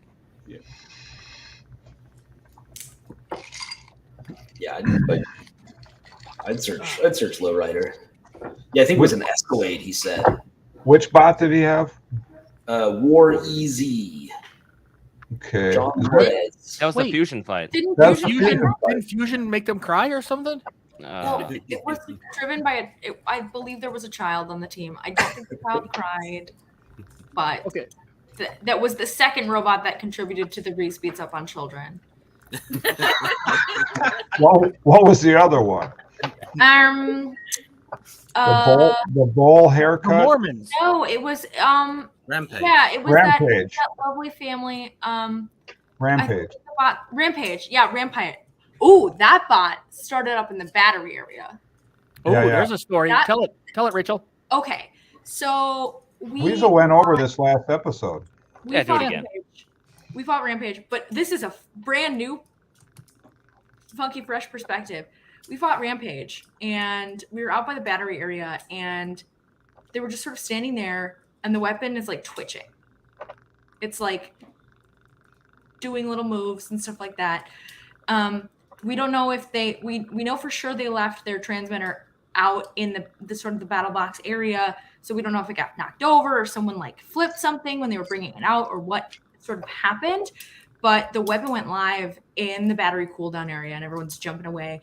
And Pat, the battery guy, really in total spite of his safety for life and limb, jumped in to start cutting wires. And I remember the Rampage team was sort of frustrated that he was cutting wires. It was like, your weapon's live on the concrete, ladies. Like, let's not worry about a couple of wires. But I remember they shut it down. The transmitter got to them. But what was doubly strange is that we went immediately to the test box because we were still having tons of fire issues. And minutes after that fight in the test box, Fusion also completely lost control. started on fire again. So there was some weird Bermuda Triangle stuff that season. A lot of people had commented on it that very strange behavior was going on. Transmitters weren't working. Bots were losing control. There was a particular test box that was going wonky for people. So there was some weird juju happening that season, for sure. So That was who's the last Long Beach one? I mean, we know Reese, who was he not here? He's had plenty of battery fires, but is everybody That else was weird. Logan, have you had a battery fire? Oh yeah. Oh yes. Yeah. Our shatter fight was our last battery fire. Yeah. 2 hours. Yeah. Oh, it burned like all night, man. Yeah. He did the what was it, like the Death Star trench run, like right in this little gap of our armor, and nicked a battery, and one went off, and then another went off, and they're throwing blankets over it and cooling it down, but in the end they were all cooked. Battery box was jammed, stuck in the frame, and it kept burning all night. It's surprising how many lipo fires we haven't had on our team. I mean, the one with Fusion against Emulsifier actually took damage. Otherwise, I don't think we've ever actually had a lipo fire before, which is like strange. Right. Someone knock on wood right now. So is Fusion's fires not lipo? Those are all like ESC. Yep. Yeah. Yep. Speed control. Well, sometimes ESC fire. Sometimes the ESCs take out the lipos, but it's not the lipos that are a problem. They just go off like a rocket. They make this popping sound like a gunshot, and then they like spew fire out like a jet engine. Well, it's interesting you should say that. I had this prepared because this is physical damage to a Tesla battery. That is the sound of a Tesla catching fire. Is that where Reese parked his car? In about 30 seconds. Alexandra Topple sharing this cell phone video with us, telling us she saw the electric car crash into a building on Friday after the driver was trying to park near Scottsdale and Frank Lloyd Wright. I got out of Dip my it in car salt water. The mom take Quick. the water from the driver's seat. Well, this is and interesting she was because bleeding we've quite a seen the bit and exact same everything, thing but that we happens moved here her, in bots. from Just the check this car out. to the ground. Getting the teen driver who suffered some burns away from the flames. I was just so thankful I could be there in that moment. The mom didn't Well, there's the have hero. a cell phone to call anybody or anything like that, so it's a really scary Look at moment. that. Not long after that scary moment ended, another one began nearby. The same Tesla bursting into flames a second time, this time on a tow truck. The car was then lowered to the street. Yep, I've seen that. You think the bot's out, right? And then you're out in battery, and all of a sudden it's like, oh, there's a battery fire here. In the UK, Tom and Shai, do you see those battery fires, or is that a different technology? Do they not allow these lipos? Yeah, we got them. It's not something that's generally happened very often. Usually once they got ripped out by a spinner, they would just be engulfed. But it's not often that I can remember any spontaneously combusting like that. Yeah, here at BattleBots, they shut it down. They put a asbestos blanket over the bots. They take them outside to let them cool down in the hot Las Vegas sun. And then when they start to burn again, Pat usually gets in there with a wire cutter and cuts the batteries and pulls out the good ones. Yeah, the battery cool down area is on the south side of the building in August in Las Vegas. So you have to put under a blanket. They put an asbestos blanket on them. But yeah, Pat saved a lot of our batteries by just pulling them out. Yeah. So Pat was supposed to be here. Yeah. Oh. There he is. He's here. Captain Battery. All right. All right, who's this? How do I get in here? Pat, we're just singing your praises. How do I get in here? You are in Okay, here. Boomer. Your camera's just not working. Is he a boomer? We can hear you. Yeah, Turn the light he's on. one of the worst boomers to have to deal with. How do I get the video going? Turn I don't your know. camera on. Rachel, what fight was that Pat saved us from that spinner? Rampage? Yeah, Rampage. We were just talking about how That was incredible. You cut the batteries out of Rampage to keep us from killing all of us. Okay. Okay. You are live on the internet. We can hear you. No, we spent Sorry about days that, and days guys. getting cameras ready for this, and then you come in and you're not ready. That's how well he preps, folks. Yeah. This is the battery guy. The guy who's supposed to be keeping them safe. Well, then, Hey, he does a good job. People don't want their battery wires cut, but when your Sometimes battery's it's like necessary. melting You don't get a down and choice. stuff, what are you gonna do? And they don't like their $200 packs taken away from them either. But Yeah, tell that story. The battery inspection story. Anybody have any experience? Everybody use good batteries? All of my batteries were fine, but boy, Yeah, same with me. I thought Martin Mason was going to explode that one time. Yeah. He was in the battery tent screaming his head off, and he's always so loud and boisterous. Anybody, I think we were all just kind of ignoring. They were thinking it was part of him doing his personality again, and no, he was really mad. He was really upset. Wow. yeah, Yeah, I think they were using Turnigies, and they were a little puffy. They were puffy, and to be fair, if you abuse them for a little bit, they'll puff up, and they'll still work, and they just don't want to use them at all because they were puffy. And so, I mean, I kind of get both sides of the argument, but he was losing his shit. He was really upset. Yep. They want to know why he was upset. Do you know the exact reason? So he had a lot of packs that they were not going to let use, and they didn't have any batteries then to run the robot. They weren't going to be able to actually compete. So they just refused to certify the batteries he had there. And he's like, they're all working batteries. There's no reason for it. And, they stuck to their guns and said, no, you can't use them. I mean, he was not a happy camper. Well, it can become quite expensive if you get your batteries taken away that you personally think are good to go, but the safety guy paid to know this. Terry, you know him from what season? You guys go way back, right? He helped us out in season 4 of Comedy Central days, November 2001. Wow. He was on our team and helping us out with the packs and whatnot. At the time, we were probably using NICADs, the old 2400 Sanyos type of thing. Pat had a battery company. Here's Captain Battery now. are we in there? I can hear you, Pat. I keep getting an error on the video.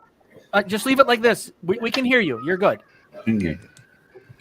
Anybody want to introduce Pat Kiven? Oh, Pat, introduce yourself. Here. Pat, Who are you? have at And her. what have you done for BattleBots, and where do you come from? I'm the wonderful guy that takes care of all the battery safety during filming. What does that all So- entail? Oh, telling wonderful teams that show up with all their batteries that are totally puffed that they can't use them, basically. Oh, we were just talking about Martin.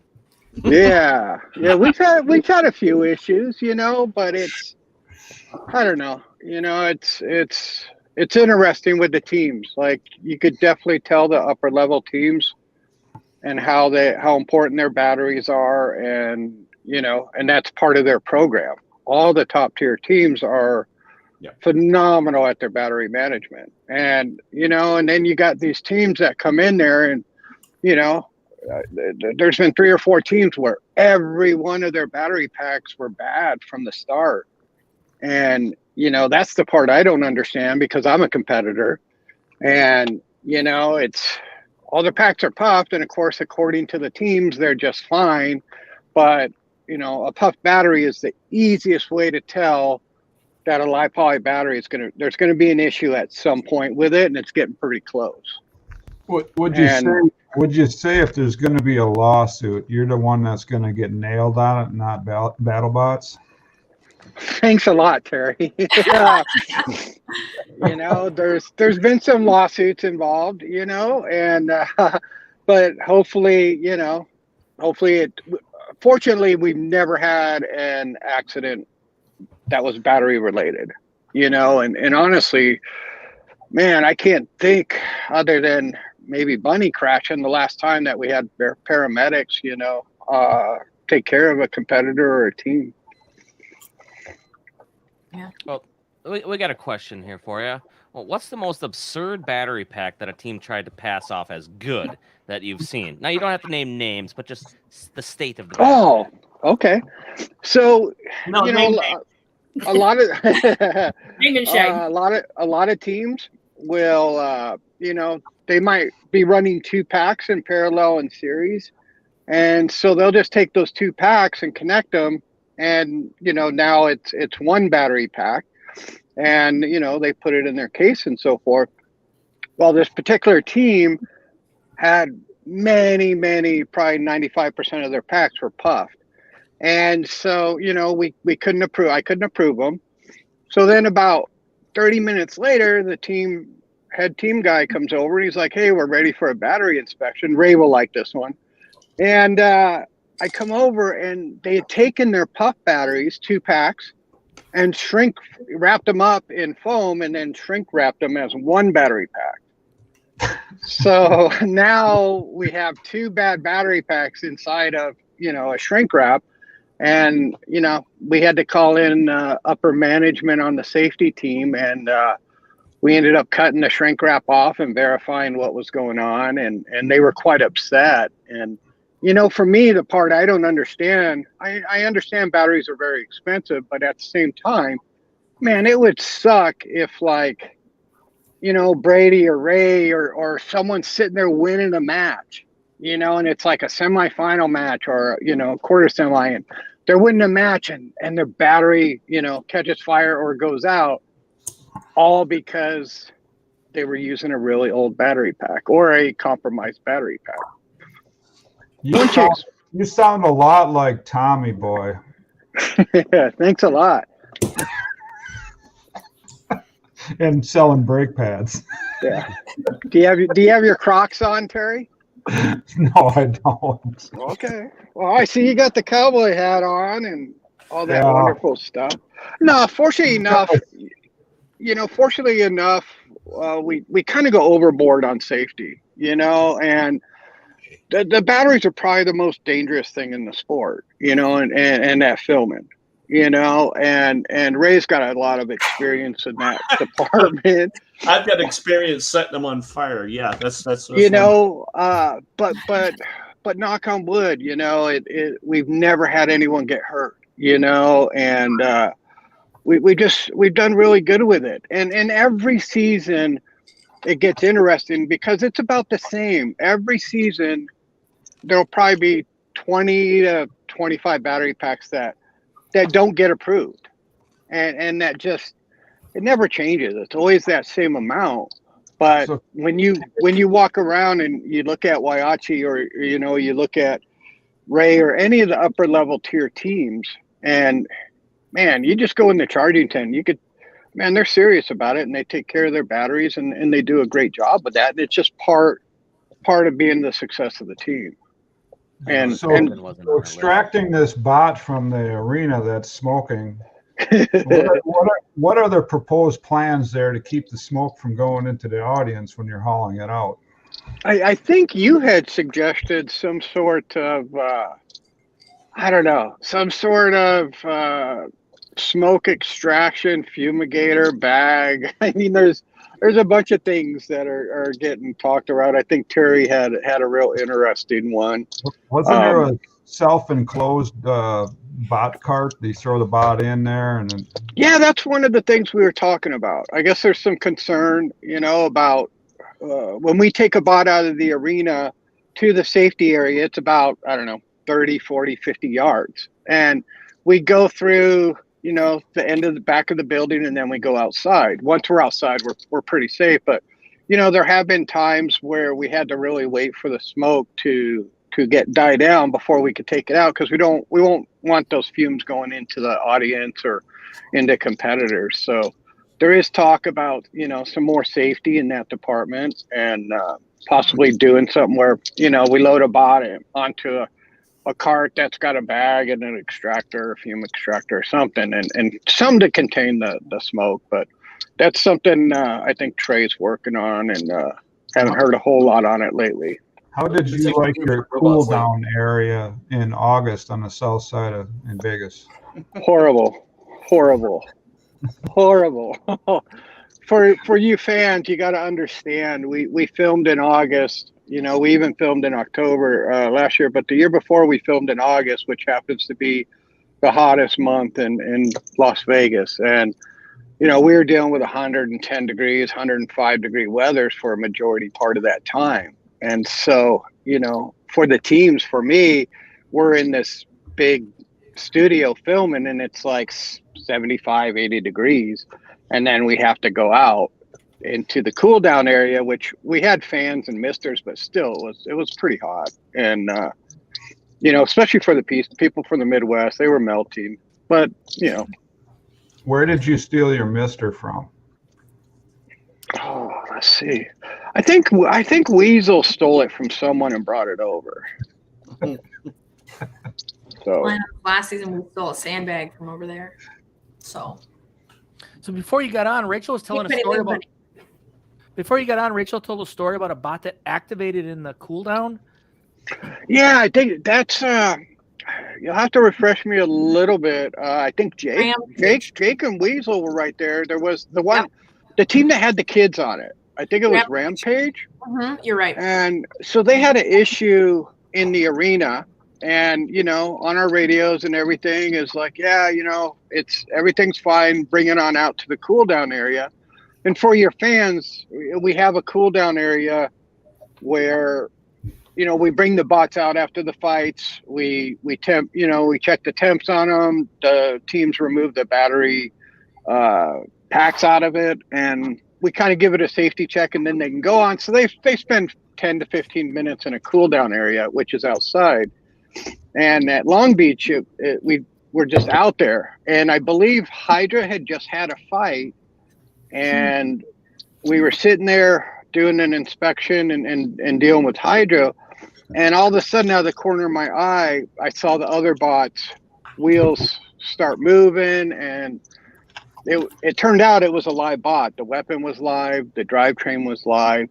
And, you know, we're fortunate enough no one got hurt. And fortunate enough, I kind of know some of that stuff. So I just reached in and cut the wires on it. But that was probably the scariest moment I've had in BattleBots. Well, and I think you're selling yourself short a bit. Full live weapon, going full speed. No hesitation, reached in. You know, I just thought, what would Terry Ewert do? And then I just did it. Listen, Pat, we're big fans. I was sitting right there. I saw the whole thing. I think you said, what would Pat do? How many times did you need a couch to take a nap on and Tiny Hands was on it? Not enough. Not enough. Yeah. My napping's extremely important to the safety. I think I only interrupted one nap to tell him to get his shoes off. Making black marks on the couch. I think the best napping station we had was at the last Long Beach filming, the COVID filming. Where was your secret spot? In your guys' Oh, at Long Beach? At that was the car garage. That was the car garage with the futon. There you go. Yeah. But at Long Beach, Ray will know this one. So there was like these empty rooms in the hangar that we filmed at in Long Beach. Yeah. And I found this room that was where it was kind of barricaded in where they were storing all the crates from the teams. And I found this room and I found cardboard boxes, and dude, that was for 3 years. That was my napping station in Long Beach. No one knew where it was. Boxes like a bum? No, I slept on top of them. Midden pile. But it was the best part because I was right there, and then if someone came on the radio, I could, jump up real quick. But the nappage, as Terry and Ray know, is extremely important. Yeah, we don't get that enough. No. As you get older, you need that little, those little recharge. Oh, there's funny pictures of everybody taking naps in Jake's camera. Rachel, you're echoing. No, it's battery. There we go. Fixed. There we go. The young need naps too. Jake took some little rest times in the hammock we brought this year. And When did I take them though? Did you figure out my schedule? Really? bright and early. We get there like 6, 7. Most teams are getting there like 8, 9. Some of them 10. Some of them rolling in past noon after the sort of builder drinking session out by the bar, the Builder Hotel. Your naps very frequently are very early. Like we get there, you do a little check over, a once over. Testing. Yeah, Jake, you usually get a little bit more time to nap than Reese, since you're usually a little bit more. So Pat, walk us through a day of the staff. What time you start? What time you get out of there? Pat, you there? So to add on to this, every BattleBots, I have been like, this, I can't do this. This BattleBot sucks. I can't be here. This sucks. And this last season, they let me bring an office essentially. And I had an office chair, I had a desk, I had a fan. Okay, explain bring though. We didn't let him. He just made it. He showed up and cut a hole in the crate. I mean, fair enough. That's what he wants.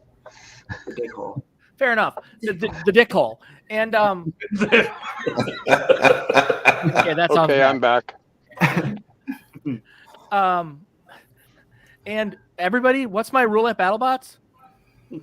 Find a chair. Sit in it. Exactly. So sitting down more was like. Pat, you there? It goes a long way. Go for I came Pat. back. My mic messed up. Hey, walk us through a day of the staff at BattleBots. When you start, what kind of things you do all day, and then when you get out of there. How nice is Oh the boy. food? We're the ones that have to open up the pit area. And so usually the pit's open around, 6 or 8 o'clock or something? That's 6. I think those first 3 days, they open up at 6. Mm-hmm. And so we get there. Luke's my boss. And we usually have Jim Snook or Robert and Michelle. There's a core group of 4 of us that are the safety team, and then we bring in some assistants from like the Las Vegas area, probably 4 or 5 guys from that. So the first 3 days we're just wide open. We're getting battery inspections done, which that's all my department. And then every bot has to get inspected internally. So, depending on the teams and when they're ready, we'll inspect them. And then those are done in the first 3 days. And so once a team finishes the bot inspection, then they're cleared to go in for a functional test. So we have a couple test boxes, and the teams go in there and they test their radio, their weapon, and everything functions. And then once the team makes it to that, they're clear to fight. And so that'll go on for the first 3 days. And then the 4th day, we usually start filming. And then I shift over to the arena because I'm at every fight. And the team's, 10 days of filming. And who's your favorite? Pretty exciting stuff. Who's your favorite security guard?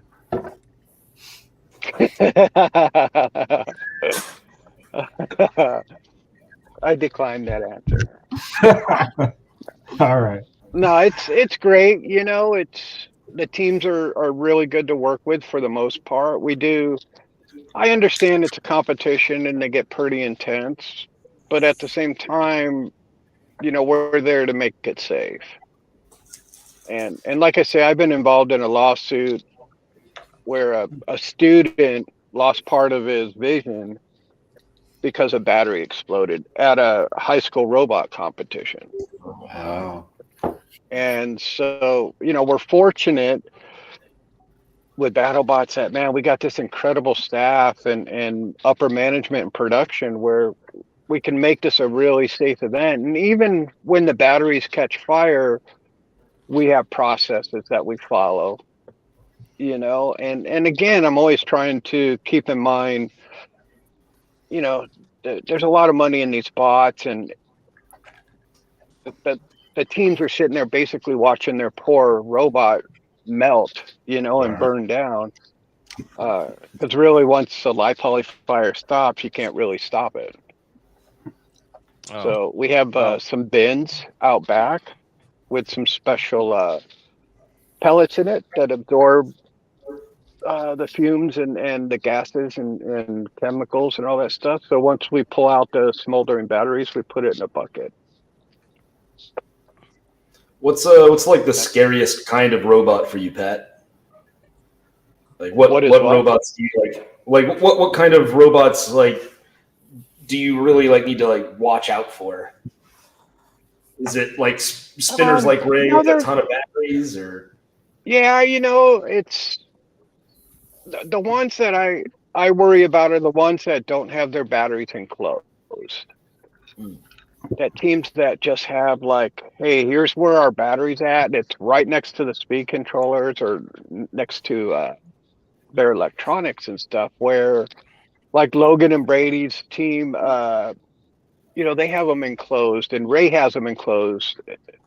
And so when their batteries do catch in fires, it stays in that compartment, and it doesn't burn everything down. Like we had a bot at Long Beach. God, Terry, what was it? Was it Kingpin? The one that was like a Kingpin bowling team? Yeah, they did burn to the ground. And I remember.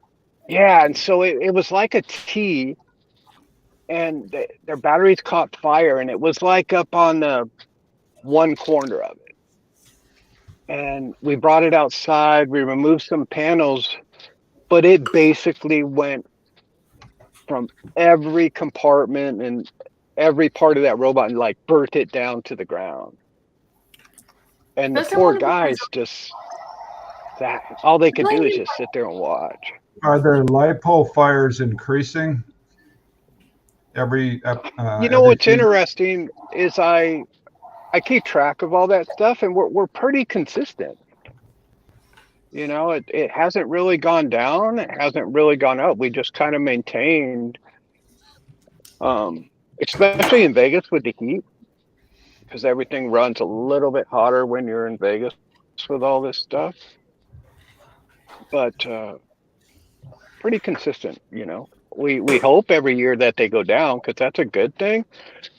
But at the same time, I think the teams are pushing the limits even more, and that just creates more issues. Pat, doesn't one of the Brazilian teams run their batteries in the lipo bags? Yeah. Yeah. I mean, we have can I use your bot as an example, Ray? Sure. So Ray's in Tombstone, he's got this room built into his robot where it's all steel, and his batteries go in that area, and there's a lid to it. And so if Ray catches a fire, it stays within that little metal room. But if you don't have that, it just burns everything. And so we've seen a couple teams, I think Minotaur does it, where they're actually putting their battery packs in live poly bags and then putting them into the robot. What are we looking at here? This is an old Tombstone frame. He's talking about this compartment in the back. That's the compartment there. The start of the heavyweight I'm taking to Robogames. Yeah, Ray, explain yourself here. What is this? Explain yourself, Ray. It's not a four-wheel drive vert, at least. No, this is a collection of crap that's in my garage. So it was like I felt like throwing something together for Robogames, and every piece of this, with the exception of the disc, I had that specifically made at one point in time. All the rest of it's just leftover junk from other robots. Hey, we got a new attendee in here, Clint. We should get some introductions. Say hi. Hi. Yeah, tell us a Hello, little bit Mr. about Clint. yourself. Not sure if the mic's working. First time trying, just on a Yep, laptop. you're good. Falcon captain. Haven't partaken in BattleBots in 2 years, but staying up to date for the most part, just through the family business, I guess. So, You mean trash talking people online? That's kind of your main goal right now, right? yeah, I'm just snooping. I lost something. You're okay, Pat. Big old glass of wine. So, You're okay. What kind of wine? There we I go. don't know. It's sweet. I don't like the dry stuff. Same. What is everybody drinking? Oh, bourbon. Party and Coke. I just opened it. I got Coors. White Caribbean rum. I just got out of dinner, so I don't have nothing. Gas station vodka. Yeah. Cheap of the cheap, huh? Are we pulling fire? How do you drink that? On the rocks? What did we see a gun check? Did somebody ask Yeah, for a gun check? I think Someone so. has a gun check. Gun check? I got a, I'm clean. I got a little guy now. Yeah. A little Oh, Springfield. yeah. Not Oh bad. no. Gun check. We don't have guns over here. We do knife crime. Oh yeah. Please. No, huh? Fast knifings on the subway. This isn't for We women. won't talk to the That's UK people impossible. about knifing Knives are anybody. banned. Yeah, Yeah. Tom, I expect some sort of large bladed weapon. Gun check? Are you alluding to These are drop the only zones? guns I need. Yeah, this is the gun show. Cool. Yeah.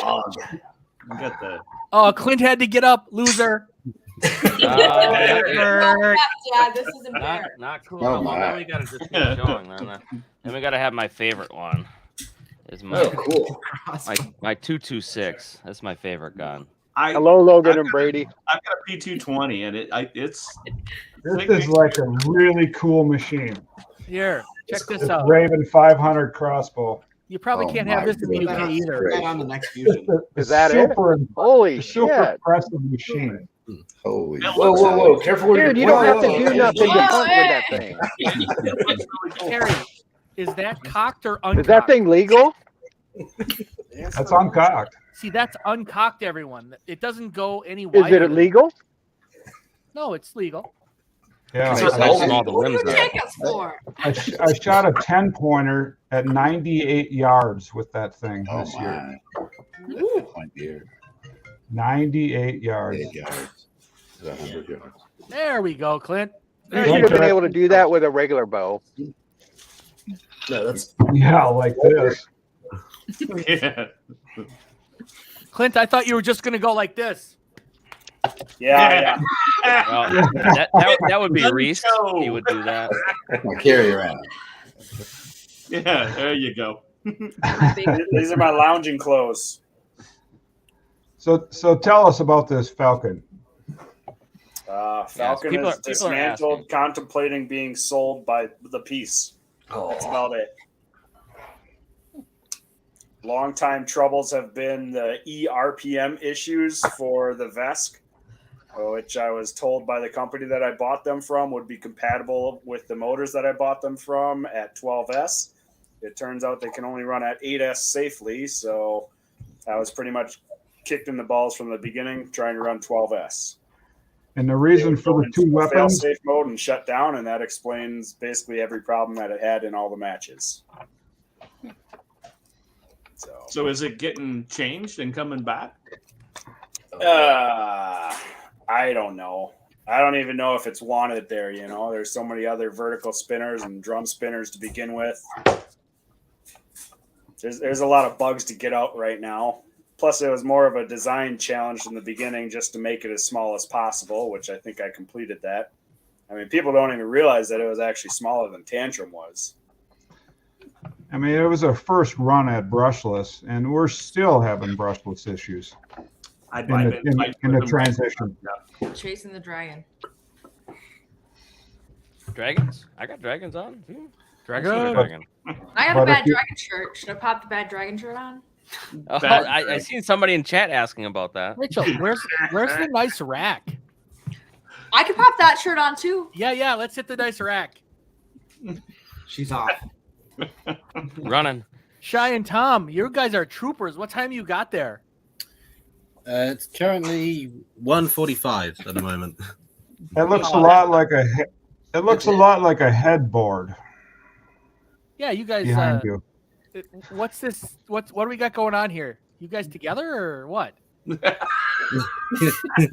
Oh, they're in the Blow same you up. room. I'm gonna blow you up. I've had a few. So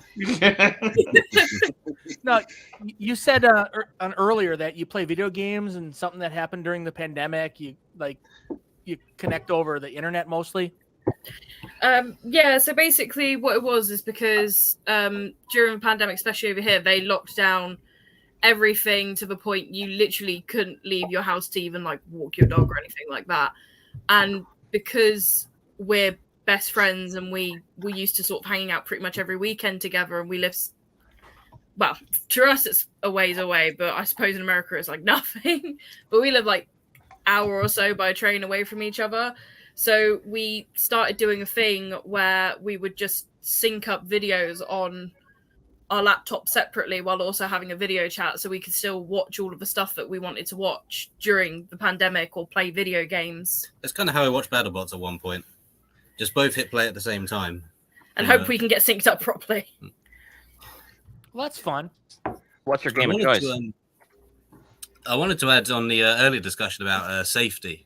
I wish I could say that original Robot Wars had the same safety standards that BattleBots does. Oh, yeah. There was, I remember one particular incident back in 99, I think it was. And they had a robot backstage, and they were carrying it. And they dropped it. They accidentally dropped it. And it was a robot with a... Yeah, we went to Robot Wars. Keep going. Sorry, yeah. They had it backstage, and they dropped it. And it was a pneumatic spike robot. And it fired. And it went straight through somebody's leg. No. Yeah, I mean, you had clips as well of people, to try and show off like the motion of their weapon, they would literally physically spin it and then nearly have it just go straight into their leg or their arm or anything, and we're kind of cringing the entire time. Holy shit. Yeah. I don't think I've ever heard of an actual injury at a robot fighting event in the United States. Has anybody heard of anything? I mean, I threw my back out trying to lift Fusion up this last Hey, none of that. Yeah, I mean, you get the normal somebody cut their finger or smash their hand or something like that while they're working on it, but to actually have a weapon hurt somebody, I've never heard of that. There was a close one though. Wasn't there a shell spinner of some kind who went berserker with a guy in the in Florida? Terry, you were there. Years ago, there was a guy that was in the test box while the weapon started spinning, I thought. Terry, Yeah. you were at this event in Florida when a spinner went off on the table. Do you even remember this? This was the Steel Conflict, I think. Steel Conflict was in L.A. No, then it was Yeah. the Florida event. You were there with I fought you with YU812. Yeah, that was in that arena that was built up with I-beams all the way around. You had to lift the bot over the I-beams to get it in, right? Yeah. And I, as a prick, like a prick move, I pushed you onto the debris they put in the corner just to win. Yeah, and 20 seconds after I was counted out, too. Donald Hudson told me a secret that I shouldn't expose. He told me long ago, this is 20 years ago, he said, take the fight into an area of the arena they can't see. Yeah, you betcha. So a lot of people aren't aware of this, but like in some of these fights, Very nice rack. you cannot see the opposite door from where you're driving from. It's very difficult. In fact, in the Ripperoni fight, he's the only driver I've ever seen do this. BattleBot says you can go anywhere. You can go in the stands and drive if you want. and the Ripperoni guy ran around to the other side of the opponents so he could see his robot, which is extremely smart. Yeah, that's the point I was making in the Riptide Captain Shred fight too. Was he couldn't see from that vantage point. Let's not go down this road again. I've always wondered why the drivers aren't on their side that the square is. Yeah. It's weird to me that they're on like a 90-degree angle, so to speak. I think they want them so we stand next to each other, but it would be better if we were behind our squares. Yeah. That's what I'm saying. Yeah. It'd be better if you'd be in phone booths in the center of it. Raised up a little bit would probably help a lot. You should be in the center of the arena with a phone booth Just standing there. Mhm. Take one panel out, squeezed in. Well, I know there's a lot of chatter. I don't tend to get involved in the chatter, but I know Dad's always whispering stuff to Jake or Reese during the fight. Sweet nothings in my ear. Jake doesn't Yeah, sweet nothings. He doesn't listen. The classic. Are you sure? You're winning. Let them come to you. Yeah. Get the little one. When you're driving, you don't hear that stuff. Yeah, that's what I figured. I swear to God, somebody could stab me while I'm driving the robot, and I wouldn't know. I mean, he did.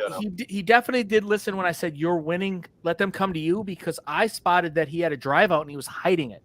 I don't have this fight queued up, but there was a fight. Jake, do you remember this fight? It's it's Black Dragon. What was that? Dragon. What was that exactly? It's Black Dragon. Bad Dragon. Rachel, go ahead. It's Black Dragon. Go ahead. Yeah. And so it's Black Dragon. I didn't notice it. I know that after the fight, Jake and Dick, my dad, were both like, drive out, got it. And I was like, what? So it was very subtle, but subtle, he had the left. I think the left drive was completely out, and he was hiding it from the judges, which is very important in BattleBots. Yeah, which is smart. So you don't need 12 people up there on your team, but No. maybe a couple of people for spotting would help. Yeah. Well, and a guy who doesn't foreign watch the fusion. fight and forget to do the hammers. Hey, I was right there to press the button when he missed. It's cool. He hit the wrong button for the wrong hammer on the huge fight. I was present and accounted for and hit the correct button. Got the one hit we needed. oh, hey God, cat check. Oh, it's cat time. Cat check. Yeah, it's also like chat moderation check. You might want to try to get that under control. Oh, what happened? Doing some shit that's really not cool. Oh shit, Jake, that's you. Yeah. Yeah. I'll log in and start We're not changing experienced things. at this. He's gonna have to get in there. Let's get that under control, please. I know people can suck, but we got a lot of great fans out there. But there's some real jerks trying to ruin it for everybody. I haven't been watching. Thank you, Logan. That's what was nice about back in the day when you had just the Delphi forum where the builders would talk amongst themselves. It's so hard to control in real time. It's real tough. I know guys, but yeah, it's something worth doing, right? If we're gonna have discourse, we should definitely make sure it's inclusive and polite. Don't be a dick. Not insensitive. Yeah. In the great words of Greg Gibson.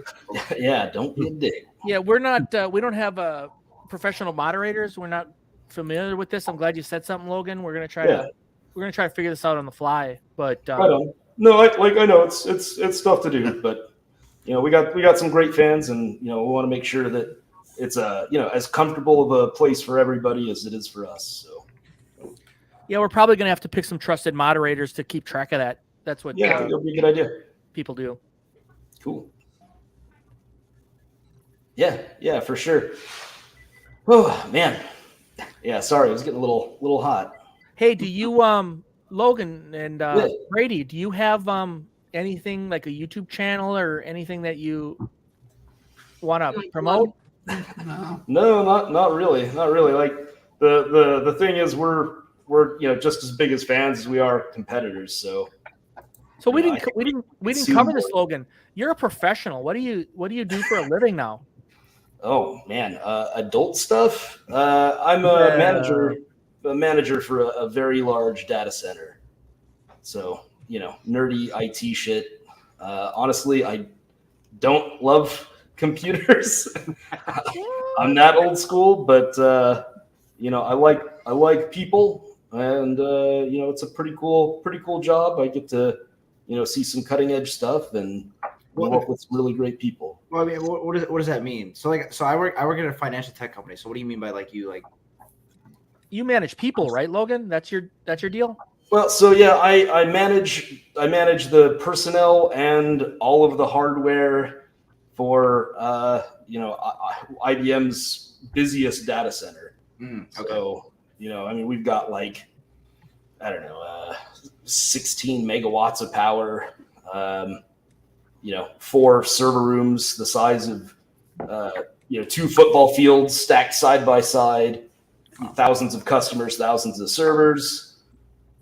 So we, that as a manager, I just try to make sure everybody has the tools that they need to do the job to keep the servers going so we can keep the internet up and running. So you're the one keeping AI going. Yeah, sure. Why not? Yeah. So, we don't really host Watson at my site, but yeah, as part of IBM, sure, we can talk a little AI. You can put a little bit of blame on me for keeping the servers running. So when the internet is slow, we can email you and complain, right?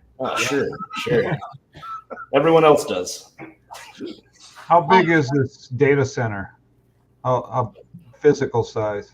It's massive. It's like a quarter-mile walk from the parking lot to our offices. Like I said, we've got 4 rooms. Each room is like the size of 2 football fields stacked together, and those are just the rooms that we have in that location. There's other rooms. And is this powered by green energy? Yeah, sure. We all like to say it is, right? Green energy, right? Yeah. Clean coal. Coal, everybody. Yeah. Well, they'll pretend Intel's got a big solar field on site where I used to work for a retired. So they can say, look, we've got the solar field right there. It was like a minuscule part of their power. They're still pulling it off the grid, but they can have a straight face when they say, look, we support green energy. Yeah. What about when you used to work at Folsom Prison there, Ray? We didn't have any green energy there. No. Great stories. No green energy. Yeah. When you were there, was that the time Johnny Cash was there?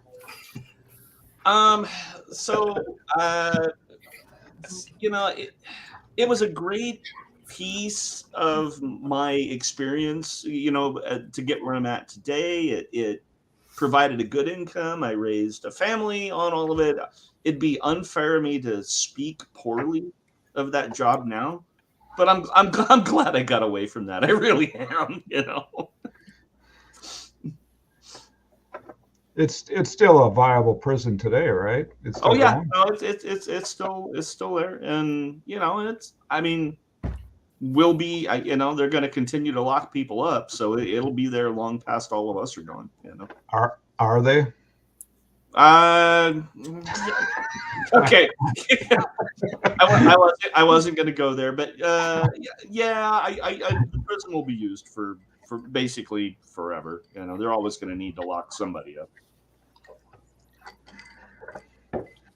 Hey, Jake, right in the StreamYard, you can block and ban a user. Right. I think he's already been blocking people. Yeah, I blocked him. I think Jake did too. That was crazy. We can't control what other people say, but no, unacceptable. Yeah, there's a difference between someone being a troll and having honest discourse. Being an actual monster. Yeah, right. No, I did not ban myself. No. Instead of me staring at the screen, I figured I'd take myself off and start doing some things. Vote kick Jake. Can I ban Jake? I miss Go on. Rachel coming in with her shirt. What's did she display it or? Yeah, she's got the nice reaction. She's making a drink right now. Yeah. Bunny Sorrow or what? I don't know her married name. Leo. Yeah. Aw. She made that for us for free. She's like super go getter. She's amazing in that regard. She drew the stickers that I'm using now, something she just drew for the heck of it, and she drew a new logo for a T-shirt we're gonna have coming down the road too. So at the event, I saw that she had gotten like vinyls, and I asked her like, "Who'd you get your vinyls from?" And she literally spearheaded the entire operation to get us Hydra vinyls. That was. Yes. It was amazing. And at one point I pulled her aside and I said, you know, you can't say yes to everyone. I appreciate you doing this, but you know, sometimes you run a little thin. Like I was saying that she it's amazing how much stuff she does for everyone. Mm-hmm. Oh, she's a force of nature. Yeah. Bunny's real king crab. Yeah. She should literally should be the representative for the building. Very cool. Oh, hang on, Ray. Yeah, that's awesome. Oh, that's so cool. Thank God for Bunny. That's what she drew. So that's going to be our new shirts. You know, going forward. Bunny, Queen Crab. Yes, please. And we definitely want to have her on stream at some point. Let's do that. You can see my junk, so you can see it a little better. But you know, there it is. Oh, it's nice. Yeah. So that's I didn't ask her to do that. She just like hey, I've got a logo. Decided I needed something new and got busy drawing, and she's unhinged in the best way. She's a force of nature. When she gets her mind on something she wants to do, it's gonna get done. You know. It looks really bright and upbeat. Yeah, where's the I kill everyone vibe? Yeah, maybe she's too sunny for a tombstone. Needs to look a little more grim. And poor Bunny had that running with the scooter too. Yeah. Oh gosh. Poor thing. Oh, Pat's not here. He knew something about that scooter crash. Yeah. But she wants to know. She crashed.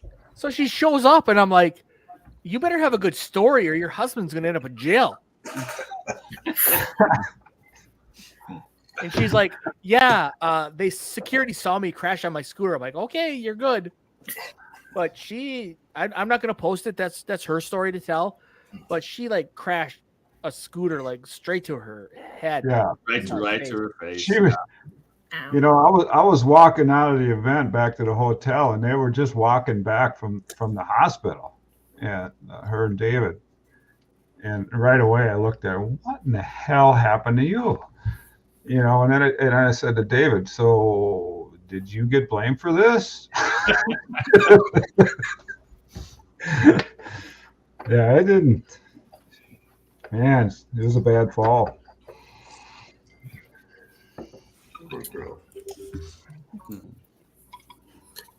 I actually had a question I'd like to ask you guys, if that's okay. Yeah, of course. It's kind of a two-parter. So we have a little joke between us. Skill for years and years in different events. You win that game, and you bring a weapon to the fight too. It's pretty amazing what they can do. I mean, Paul, I don't think he was overvolting anything. I don't think he was running anything to the max. He was running brushed motors and just, I mean, making people look stupid, which is what I always said, you know, that's the goal. If you can go into a fight and make the other bot look like they couldn't do anything, you've totally dominated that fight.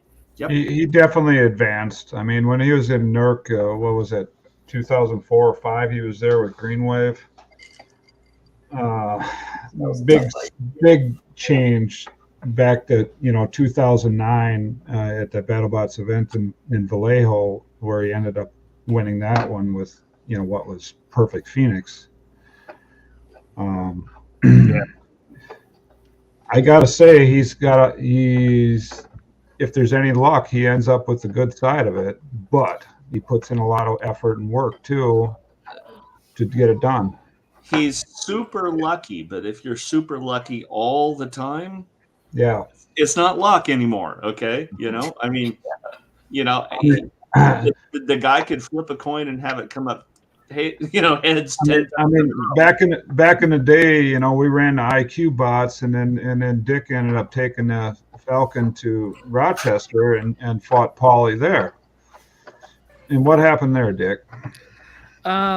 Bad design. I got inverted somehow by him hitting the back of the bot. It was a lucky shot. Yeah.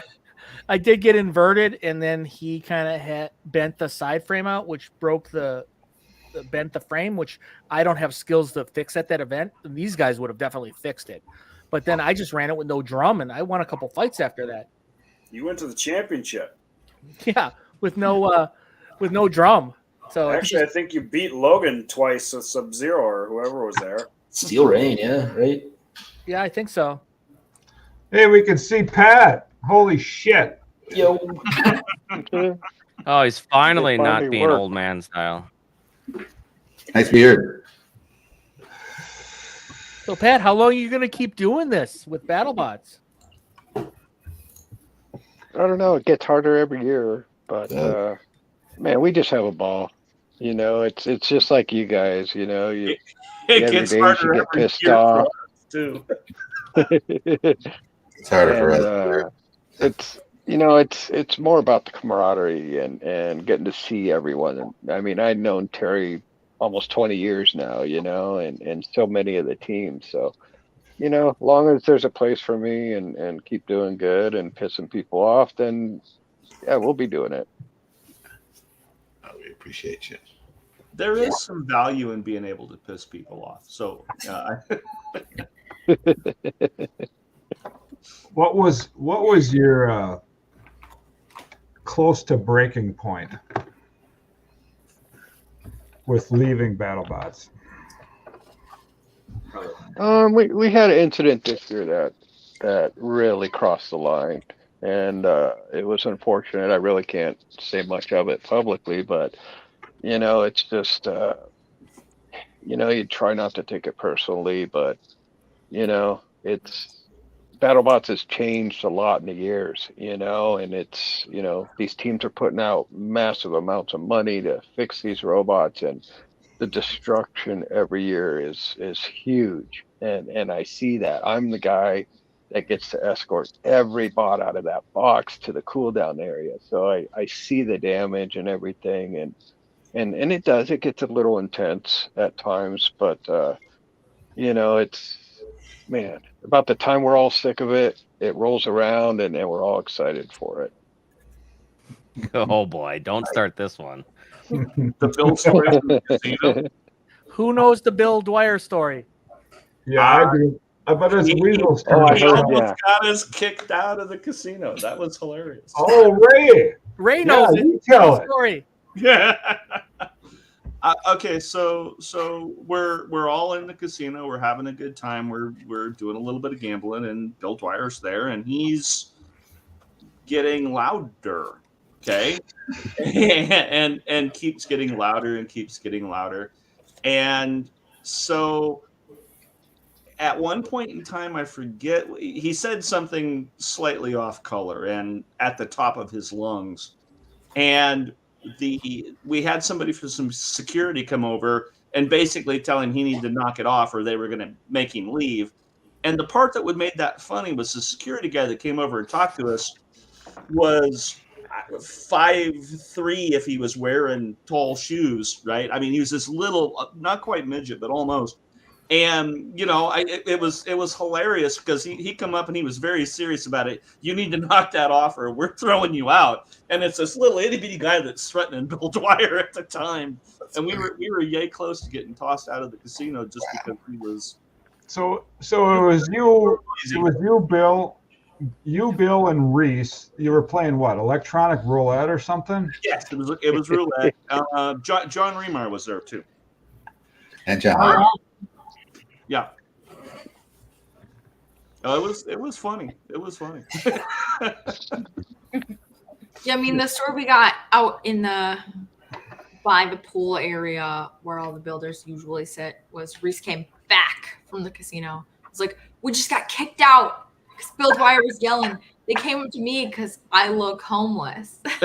they did. Security stopped him and kind of they thought he was homeless and they were giving him the whole rundown. Well, who are you? Where are you at? Well, Security always stops Reese. Reese looks just Hobo this side Jesus. of Hobo Jesus. So yes. They were like, hey, you're all yelling. Clearly this is Reese's fault. You're all getting kicked out. Yeah. And Reese comes out drunk as a skunk. We just got kicked out of the casino because of Bill Dwyer. Yeah. Well, and yes, Reese had more alcohol than the rest of us, and none of us were sober, but he was clearly having more fun. That may or may not be Trevor and I's fault. We may or may not have gone to the strip. It may or may not be relevant. It's Vegas, baby. Everything's okay in Vegas, all right? Relevant. That was the same evening that sitting by the poolside area, Trevor and I are sitting there. Terry comes by. He's like, I'm going to the casino. And I said, Terry, very seriously, very drunk. Terry, I love you. And he makes like very Terry face at me. He goes at me and then walks away. No reciprocation. Like, okay, cool. We have an understanding. Got it. Cool. Was that Fremont Street night? Yeah. I remember Fremont Street night. Maybe a little differently than you guys. Yeah, we went to Fremont Street. Trevor had rum and Coke in his little water bottle. We all downed that before going. It was very absurd. It was a Halloween night. We heard them play Zombie by the Cranberries, which is about generational trauma, like as though it was like a fun Halloween party song. So that was very bizarre. We went through a bunch of casinos. We're like, we're leaving. Yay! There's no such thing as a normal. Typical Midwest people coming out west. That's just, it's always, if you say Fremont Street, you know it's a weird experience. There's no such thing as a normal. It's gotta be bizarre. Halloween. Yeah. Fully like the Halloween celebration. It was not Halloween night, but it was the day that they had decided to celebrate Halloween at Fremont. And the weirdos were out in full force. I can't say we weren't the participants. I was in going the to say, I weirdo think behavior. we were part of that group. We were part of the weirdos for sure. I never really truly believed that Reese got like recognized in public for being the guy on BattleBots. I just didn't see it. It didn't register for me. Boy, did he. People had been like, hey, just saw the fight, just whatever, like, you're from BattleBots. Nothing for anybody else but Reese. He strikes a chord. People recognize him. Seeing these guys walk in public around Vegas during the shows was very bizarre. It's crazy. They're like, oh, Jake. Oh, Reese. It's like, how do these people know me? Well, the thing is, they'll come approach you like you've been friends for years. Yeah. Okay, and that's the weird thing. It's like, I've never seen this person before. I have no idea who they are. And all of a sudden they're, hey, Ray, how is, and they'll start asking questions about my personal life. And it's like, I don't even know who you are. They've known you, but you don't know them. Exactly. And I mean, they're engaged fans, and more power to them. I mean, the fans are great. I love them. It's just, it's weird sometimes. Do you have any negative fans? Get a few. Not in my face. Usually through email or messenger or something like that. Then I'll get some interesting negative comments. No death threats. Some vague ones, like I'm going to find where you are and I'm going to get you, sort of things. It's like, well, I'm not hiding. Come by and say hi. I mean, it's but yeah, in person they've always been completely positive. Yeah. Where'd you get the hat, Terry? Country Fest. It was raining. I had to get a hat. Horrible. Where'd you get your hat? No, I'm just envisioning the cowboy hat with the, the tourism-y beach shirt with the Crocs. Yeah, it's With socks. kind of a cross between Yellowstone and Hawaii Follow or something. Hey, Rachel, tell this story about Bryce from Doomba. Yeah, which one? Which story? The fire. The fire. You Yeah, want the this one. fire? This one we're watching right now. Okay, Trevor, you were there. I don't know how you missed it. Yeah, I generally don't know. we were at the No, hang on. Your dad brings moonshine. Okay, so let's roll it even further back. Dick's Uncut. Dick makes moonshine. A legal quantity, not for distribution, just for family friends. In the basement of his home in Wisconsin. And that moonshine Just is give him his address. Yeah. not. Listen, if they did, he'd have 40 cameras surrounding the home. Someone The came. revenue should be after you. So he makes 160 proof, double the percentage of a normal alcohol. That's watered down. And that's cut, right? He tries to prove it to the number to the highest percentage you can possibly get. He makes it sugar, yeast, as clean, pure as possible. He runs it through a Brita filter 6 times to make it just delightful. It is, you pour one shot in, trash the whole evening. It's fantastic. He sent us a bunch of stuff to go to Milwaukee. We don't have any in Atlanta. That's a problem for us, but nothing we can do about that. We bring 2 liters of that stated shine to BattleBots. We're sharing it. The Brazilians have a fun behavior where when they show up to the builders party, they just start offering other people's liquor. So they're offering it. People are drinking it. People are pouring it. People are not Team Whyachi. And some ends up in a really classy, tasteful martini glass. Bryce of Team Roomba lights it on fire, up in blue flames. Genius, very cool. He blows it out and sips it. And he's like, that is very hot. Because it had been on fire. So he lit a little moonshine on fire, drank it out of the martini glass like an absolute G. I'd say about 2-3 ounces of it. So a significant quantity of alcohol for the moonshine in particular. So Bryce is trashed the rest of the evening. This is the video in question that we captured of the moonshine in fire. We're burning for quite a while. Yeah, that wrecked everybody that particular evening. I think we were sitting there with Reese and I drank a lot of that. I think we were sitting there with Bryce from Doomba.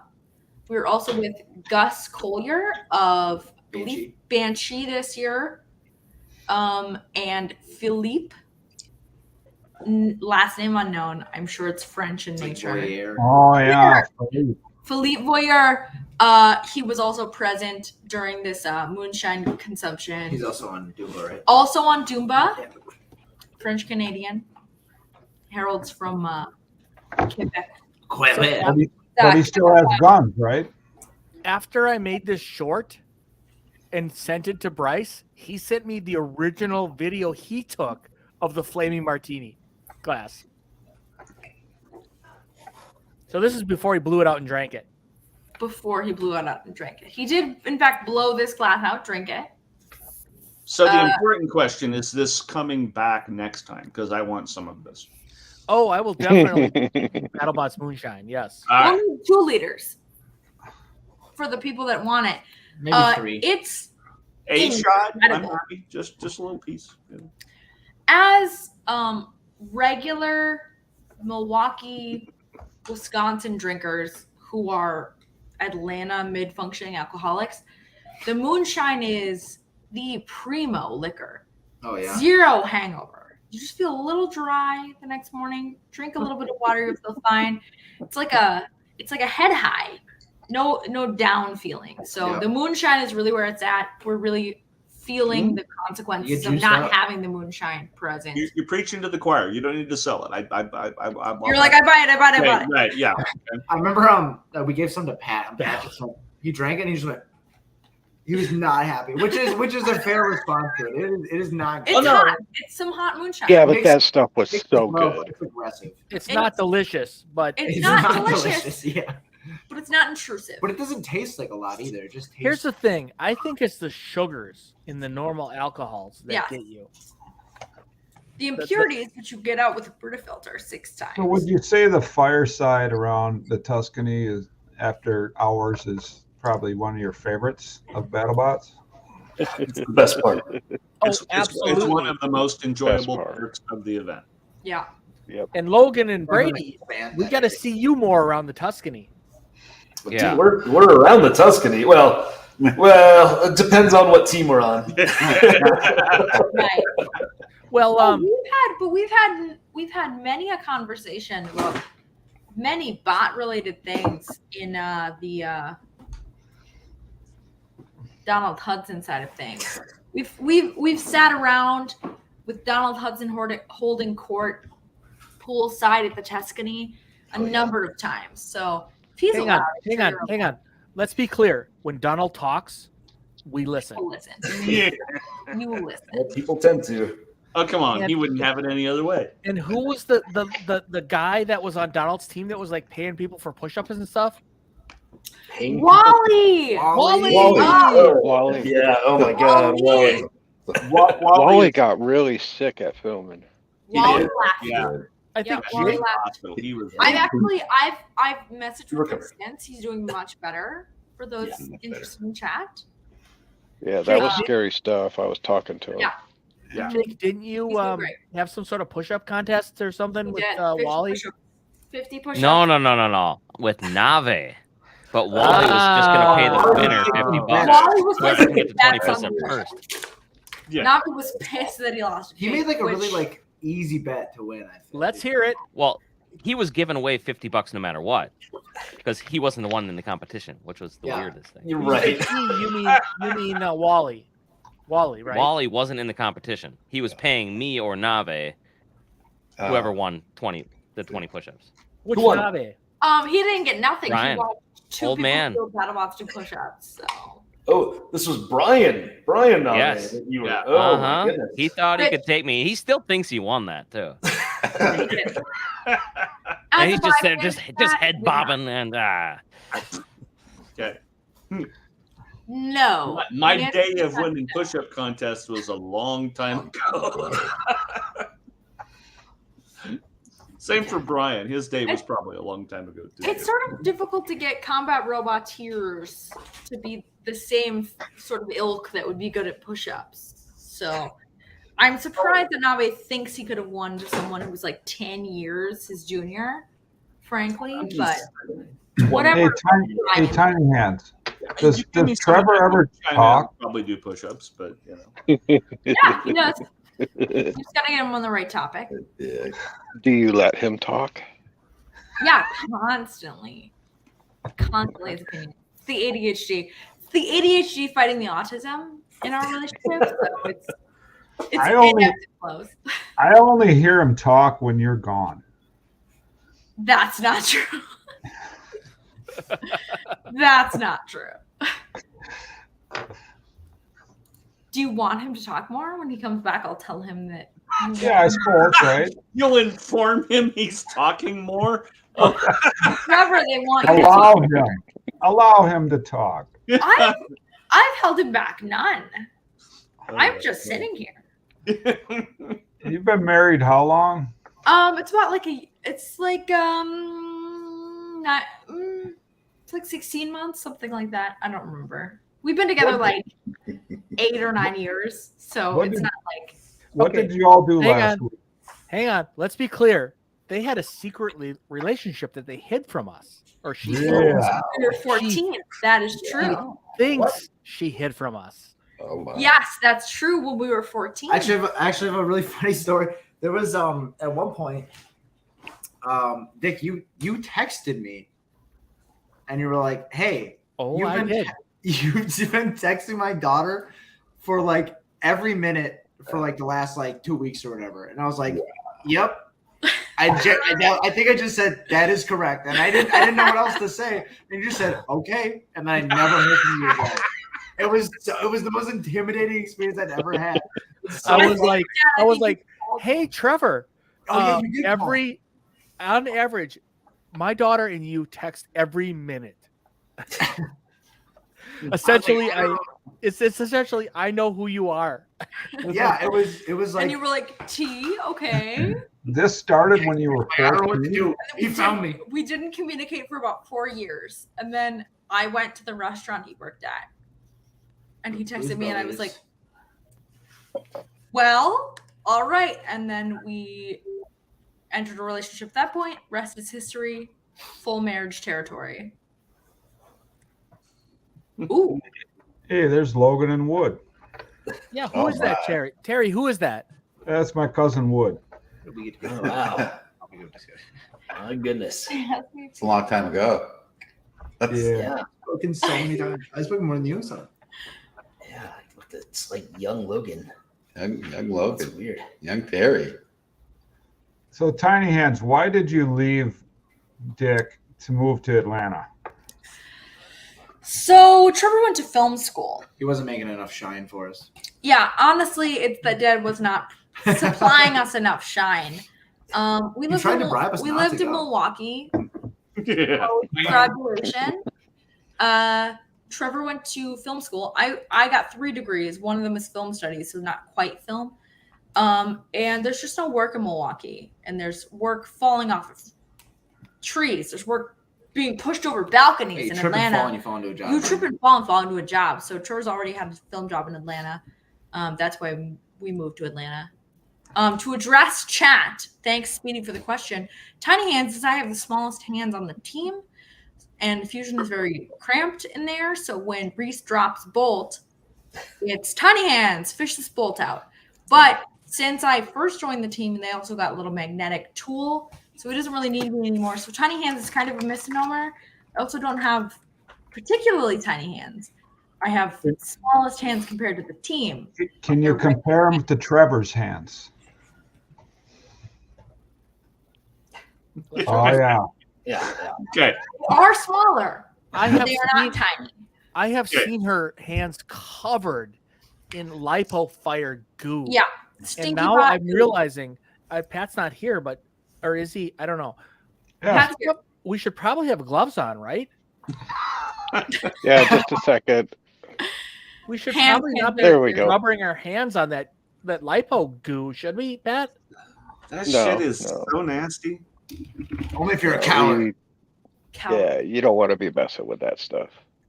Oh, we mess with it every season, Pat. Yeah, but there was only like one where there was lipo stuff. Most of it was exploded APDs. Yeah, it's usually the APDs. We get this like epoxy 2-part sort of coating on it that we have to spin while it cures.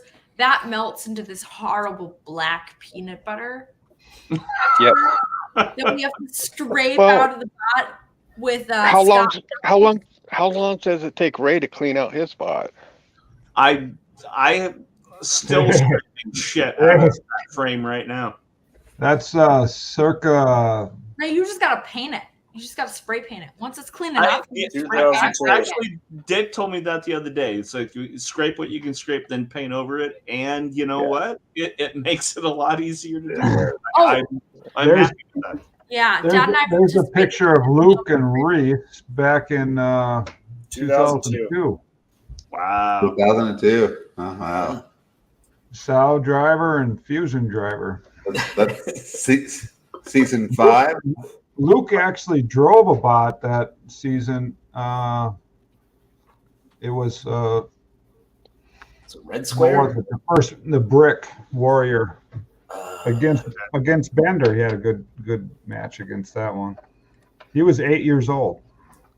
Wow. Wow. Yeah, man, that's crazy.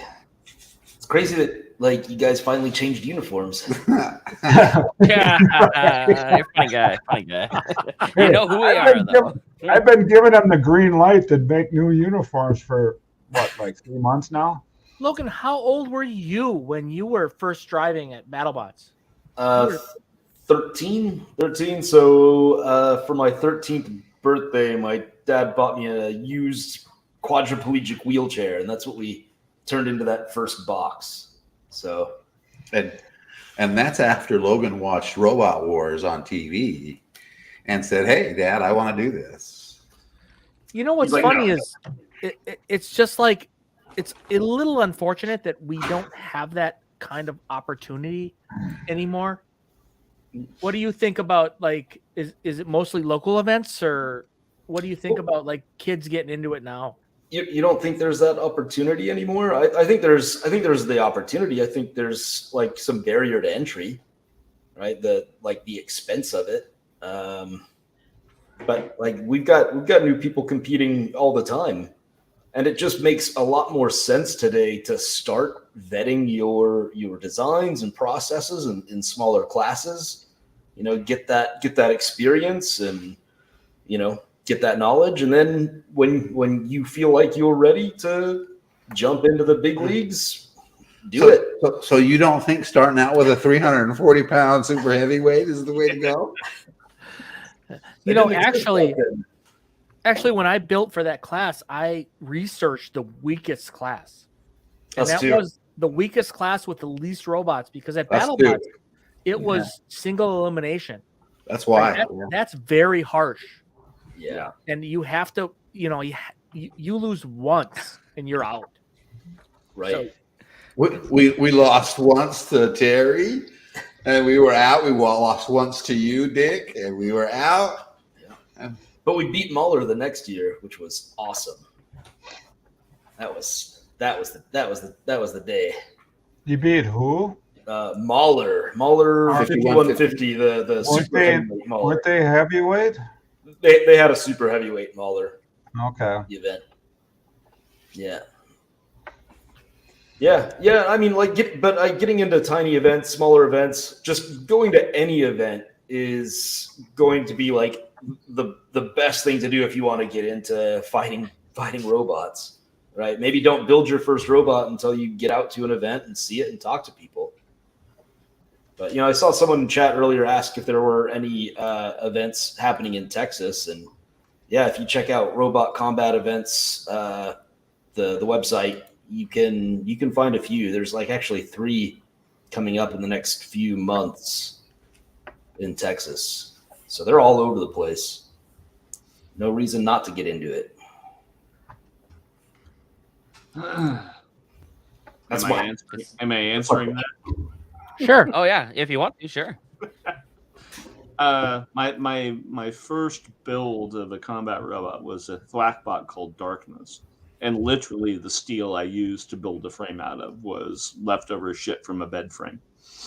So that was my first, and it was a middleweight for BattleBots. So my very first BattleBot was started out as a bed frame.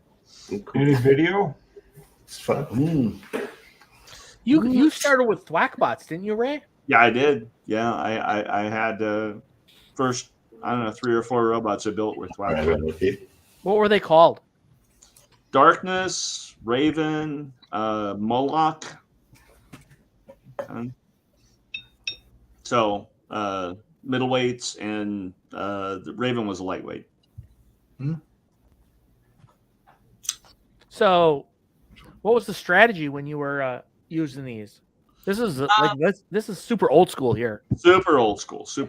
And so, essentially just a big hunk of it was drive into them with that pickaxe and kind of stop wherever they were, whatever they were doing, and then rotate. And it would actually rotate fairly quickly, and I could pull that pickaxe into the side of them pretty well. It would suck today, but in that era of combat, it was actually relatively effective. There was one effective middleweight I remember. It was called T-Rex. It was a red bot. Yeah. And I think it was a middleweight too, and they actually had the pickaxe angled, so when it hit, it went under the other bot and popped it up in the air. Yep. They had really, really nice wedges on the front too. Yeah, that was a pretty slick design. Yep, I remember it. Not sure who built that thing. We've lost a lot of people along the way. They didn't just stick around, and some of them were cool people that would be great to have around still. They wised up. Yeah, and we haven't. Yeah, I know. I won't argue with that. Oh, so here's a question from somebody. Between Logan or Ray, what do you guys do with Vex and First Robotics? You guys contribute to that, or have any local things next to you that ask for help? I have a couple of local first teams that occasionally, hey, can you come by and talk to the team sort of stuff? And so I'll go by and visit and whatnot. I wouldn't say I do a whole lot of support for them or anything, but I do go by occasionally and take the robots and show up. I think First is a great program in general. Yeah, absolutely. Yeah. I think you've helped out at a few events, right? Yeah. I've been a judge at a couple of Vex events here in the local area. Yeah, no, but it's awesome. It's actually like real robotics. It's like you're really learning how to do something. I'm sorry, not a judge, a referee. Much more fun. Much more fun being a referee. Hey, Pat, have you ever judged any robots combat, or are you just strictly on the technical side?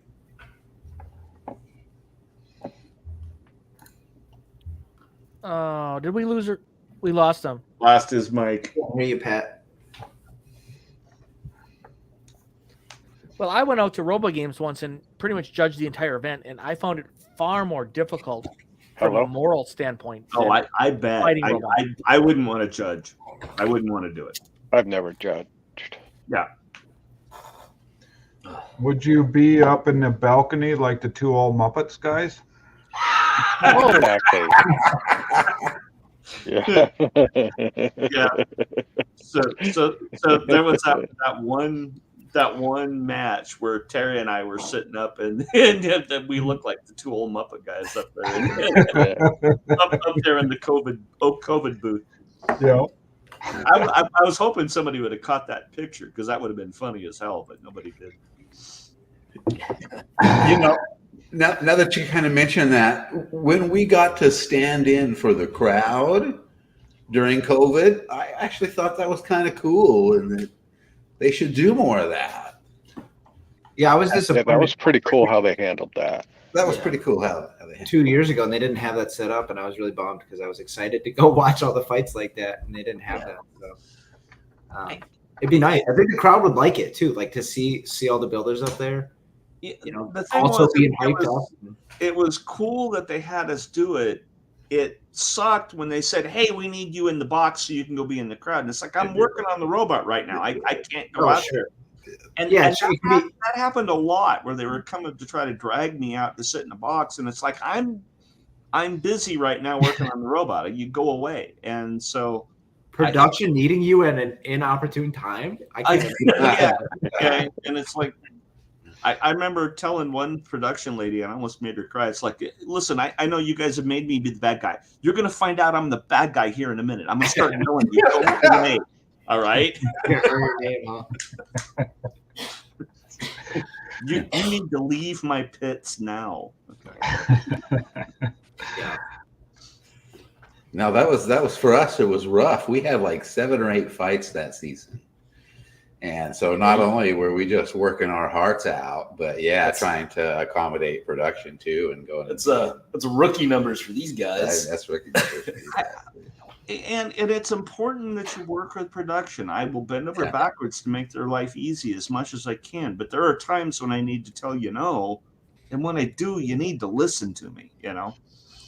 I found that's why it's so important to really have a good team. And you guys, like you Whyachi guys, have an amazing team.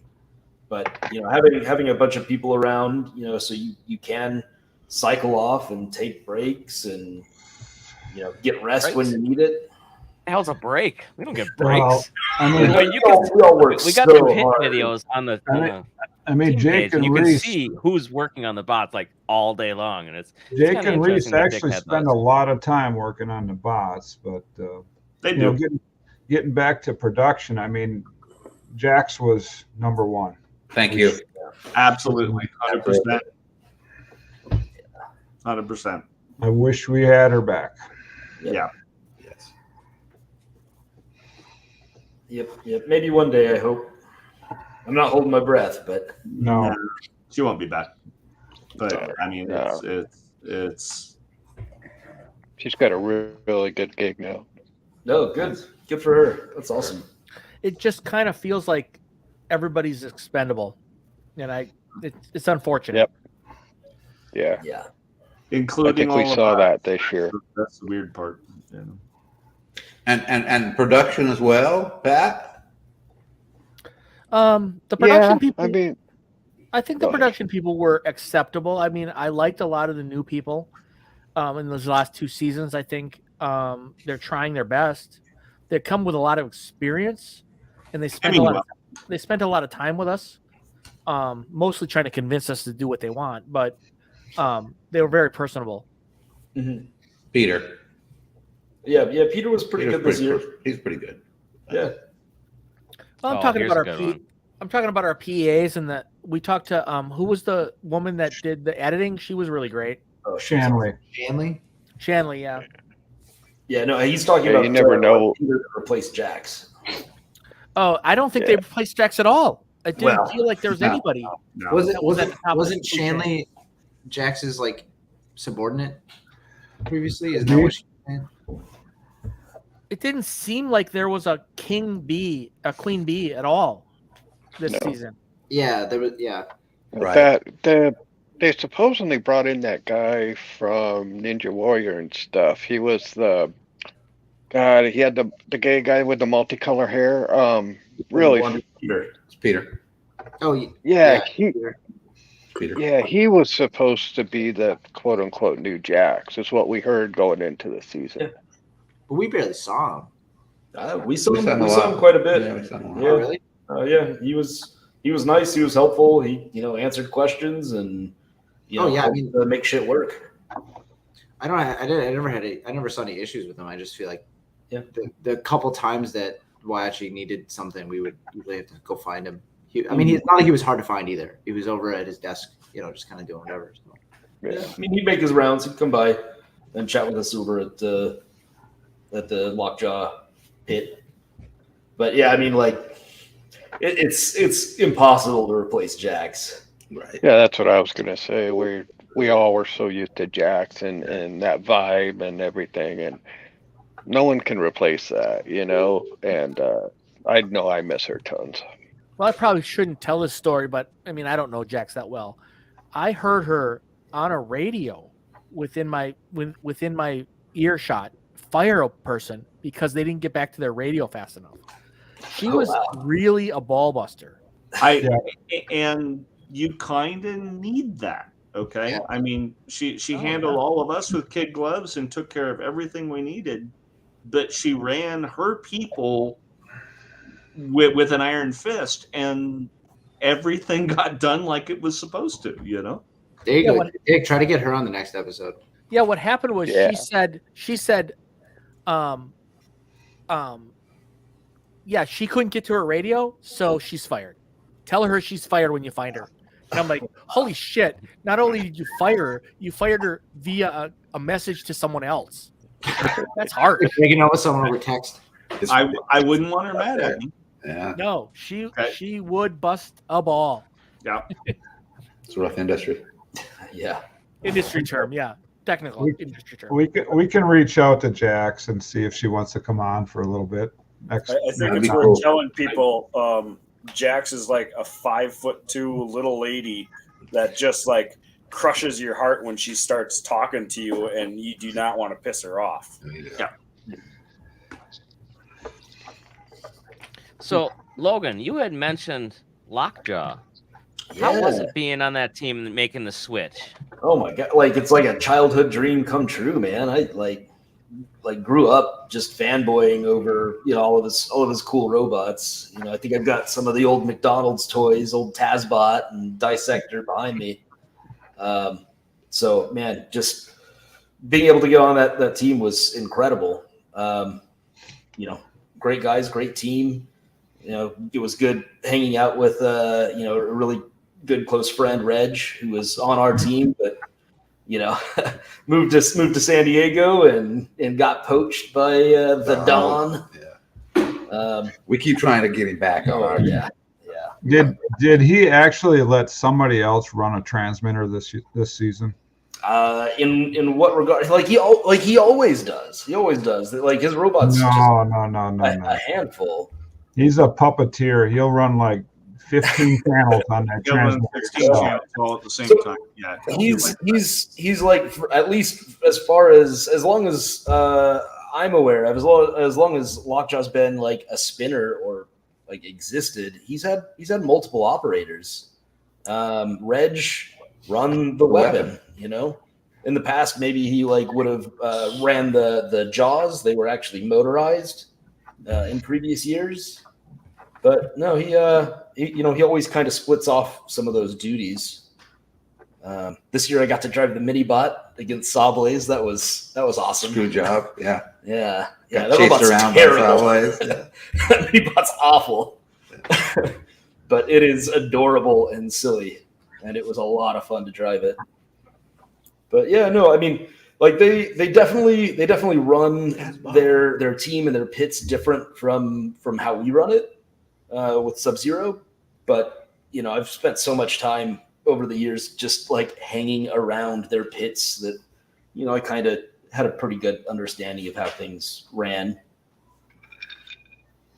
Man, if Donald brings a modern Tazbot to competition, he's built a modern Tazbot. Go see it. Go see it. Vegas it's at Live. the Vegas show right now.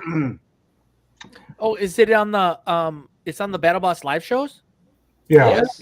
Yeah, it's paired up with Kraken pretty much all the time, and it's 6 wheels, and 2 of the wheels, a mini bot gets ripped off by Kraken type of thing. Yeah. Well, like that little mini bot's pretty cool, but it was like a bucket list thing working on a new Tazbot, like just sanding and fitting a bunch of metal that would become a Tazbot. Holy crap, that was cool. Yeah, but no, he's another one of those like folks that's just a force of nature. He like Donald just like he does too much. He does too much of that. I think delegate a little more. Yeah, I think he should delegate. I think he should delegate a lot more. Like I know.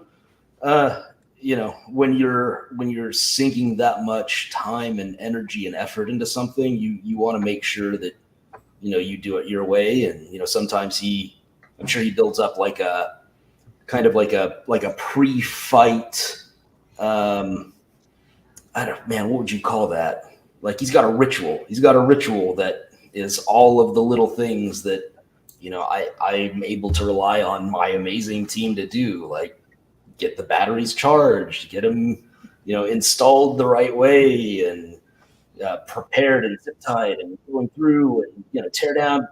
You know, just takes so much of that on, and you know it's tough. And you know, I might be like the youngest of the old guard, but man, like we're all getting older, and it's just too hard to do it all by yourself. Yeah. So I actually have a good story about Donald Hudson at BattleBots 4.0 when I came in and I was in what I call the low rent district. Kind of at BattleBots 4.0, for everybody who knows, the people who would skip the preliminary rounds and go straight to the TV rounds were people who did well on the last season. So they were all pitted up front. They were, and I was way back, and I was going fight after fight. You got to win every fight to get through this tournament.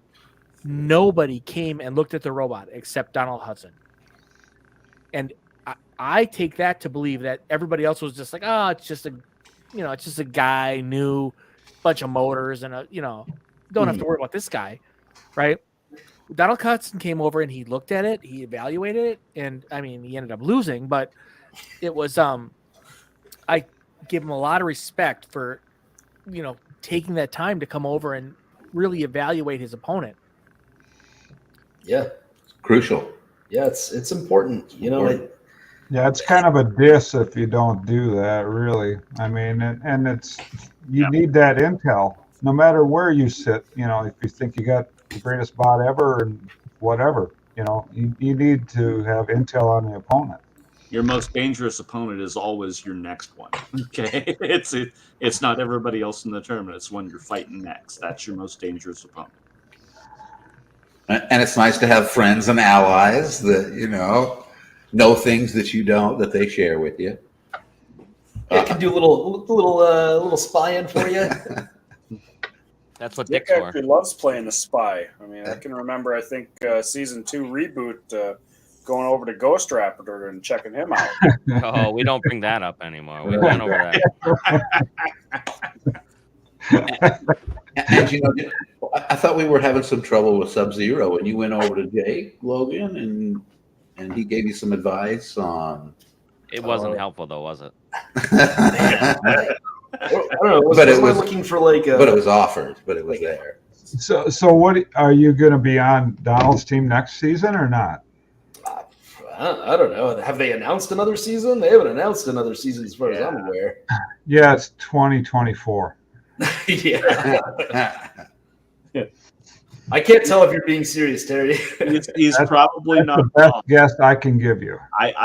I'm in agreement. I bet we happen after F1, and so it may be January of 2020. It's going to be damn near impossible to have it this year. I'm agreeing with you. I don't think it's going to happen. Do you think Tombstone could fight in F1? He doesn't have a chance against you. It's just carbon fiber, for Christ's sake. Just shred it up. Okay. In that matchup, I guarantee it costs them more than it costs you. If this car is standing still, Tombstone wrecks it. So they're both in the arena, so they gotta. Oh yeah. Ray wrecks them. It's just not even close. Every time I touch him, it's what, $500,000 damage. Something. Yeah, millions of dollars. They've got the money. Don't worry. I'm not worried about any Formula One team's finances. You see the size of the complex they're building on that 36 acres there on Cobalt is freaking humongous. Yeah. Well, I mean, literally, they're shutting down Vegas for like a month. This is the 800-pound gorilla in the room. Okay. Yeah, I mean, as much as it would suck for it to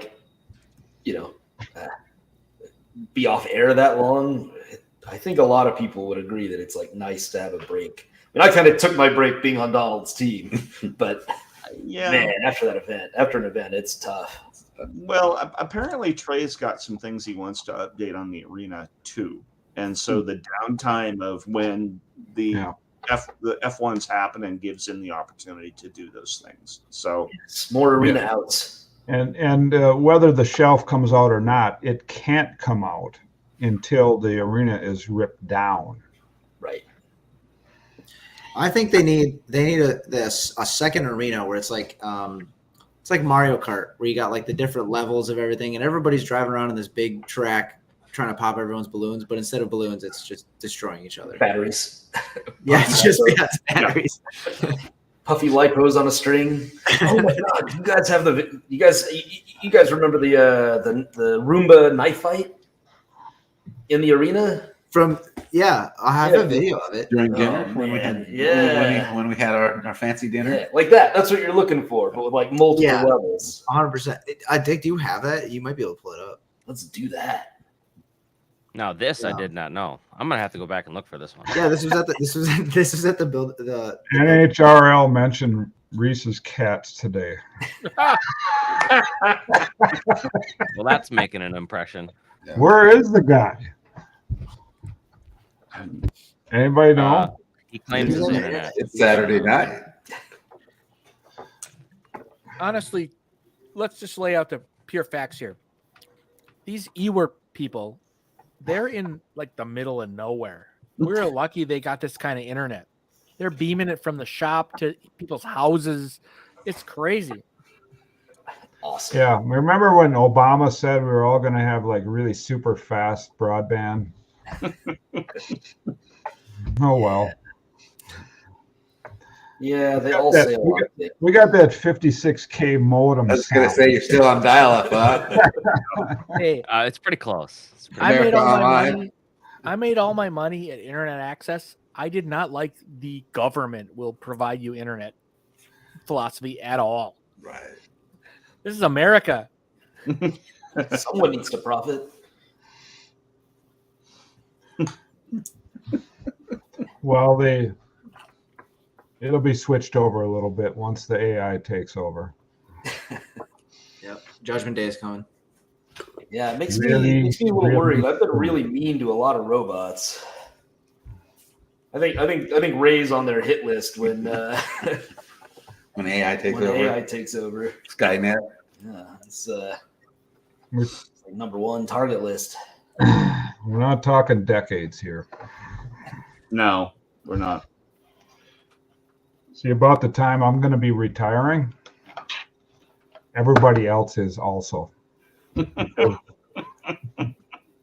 Everybody's going to be on vacation. No need for workers. Yeah, these silly puny guns won't stop them because they're made of metal.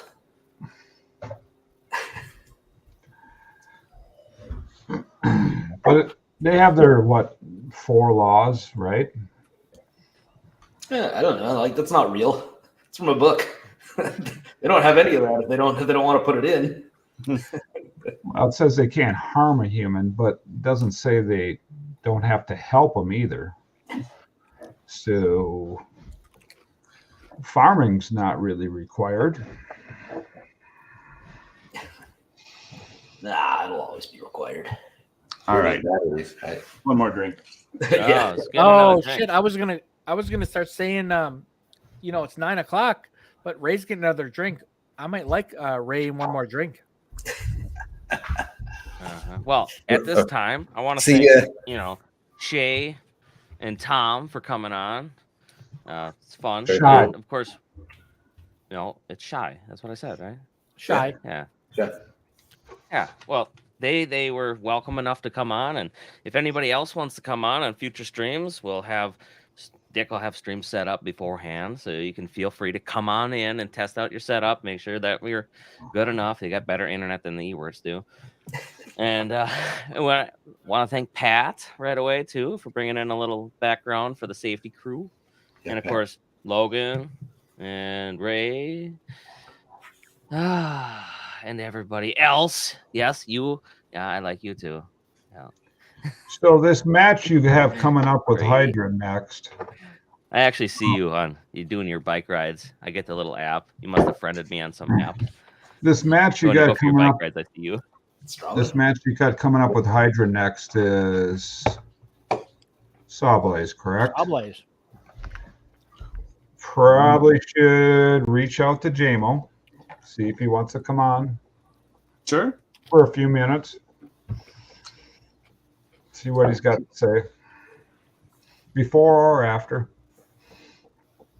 Oh, which one's better? He's gotten Spoilers a are lot better. better now. on camera over the years. Well, once you're forced down into it enough, it's like you have to be, right? Yeah. Or just not care. Well, okay, so that's where we're at. You and me are both like, whatever. There's a camera on my face. There's not a camera. I don't really care. I don't care. Mm-hmm. And the first couple of seasons, you could tell JMO was kind of uncomfortable with it a little bit, and he's grown into that quite a bit now. So he's doing pretty good with it.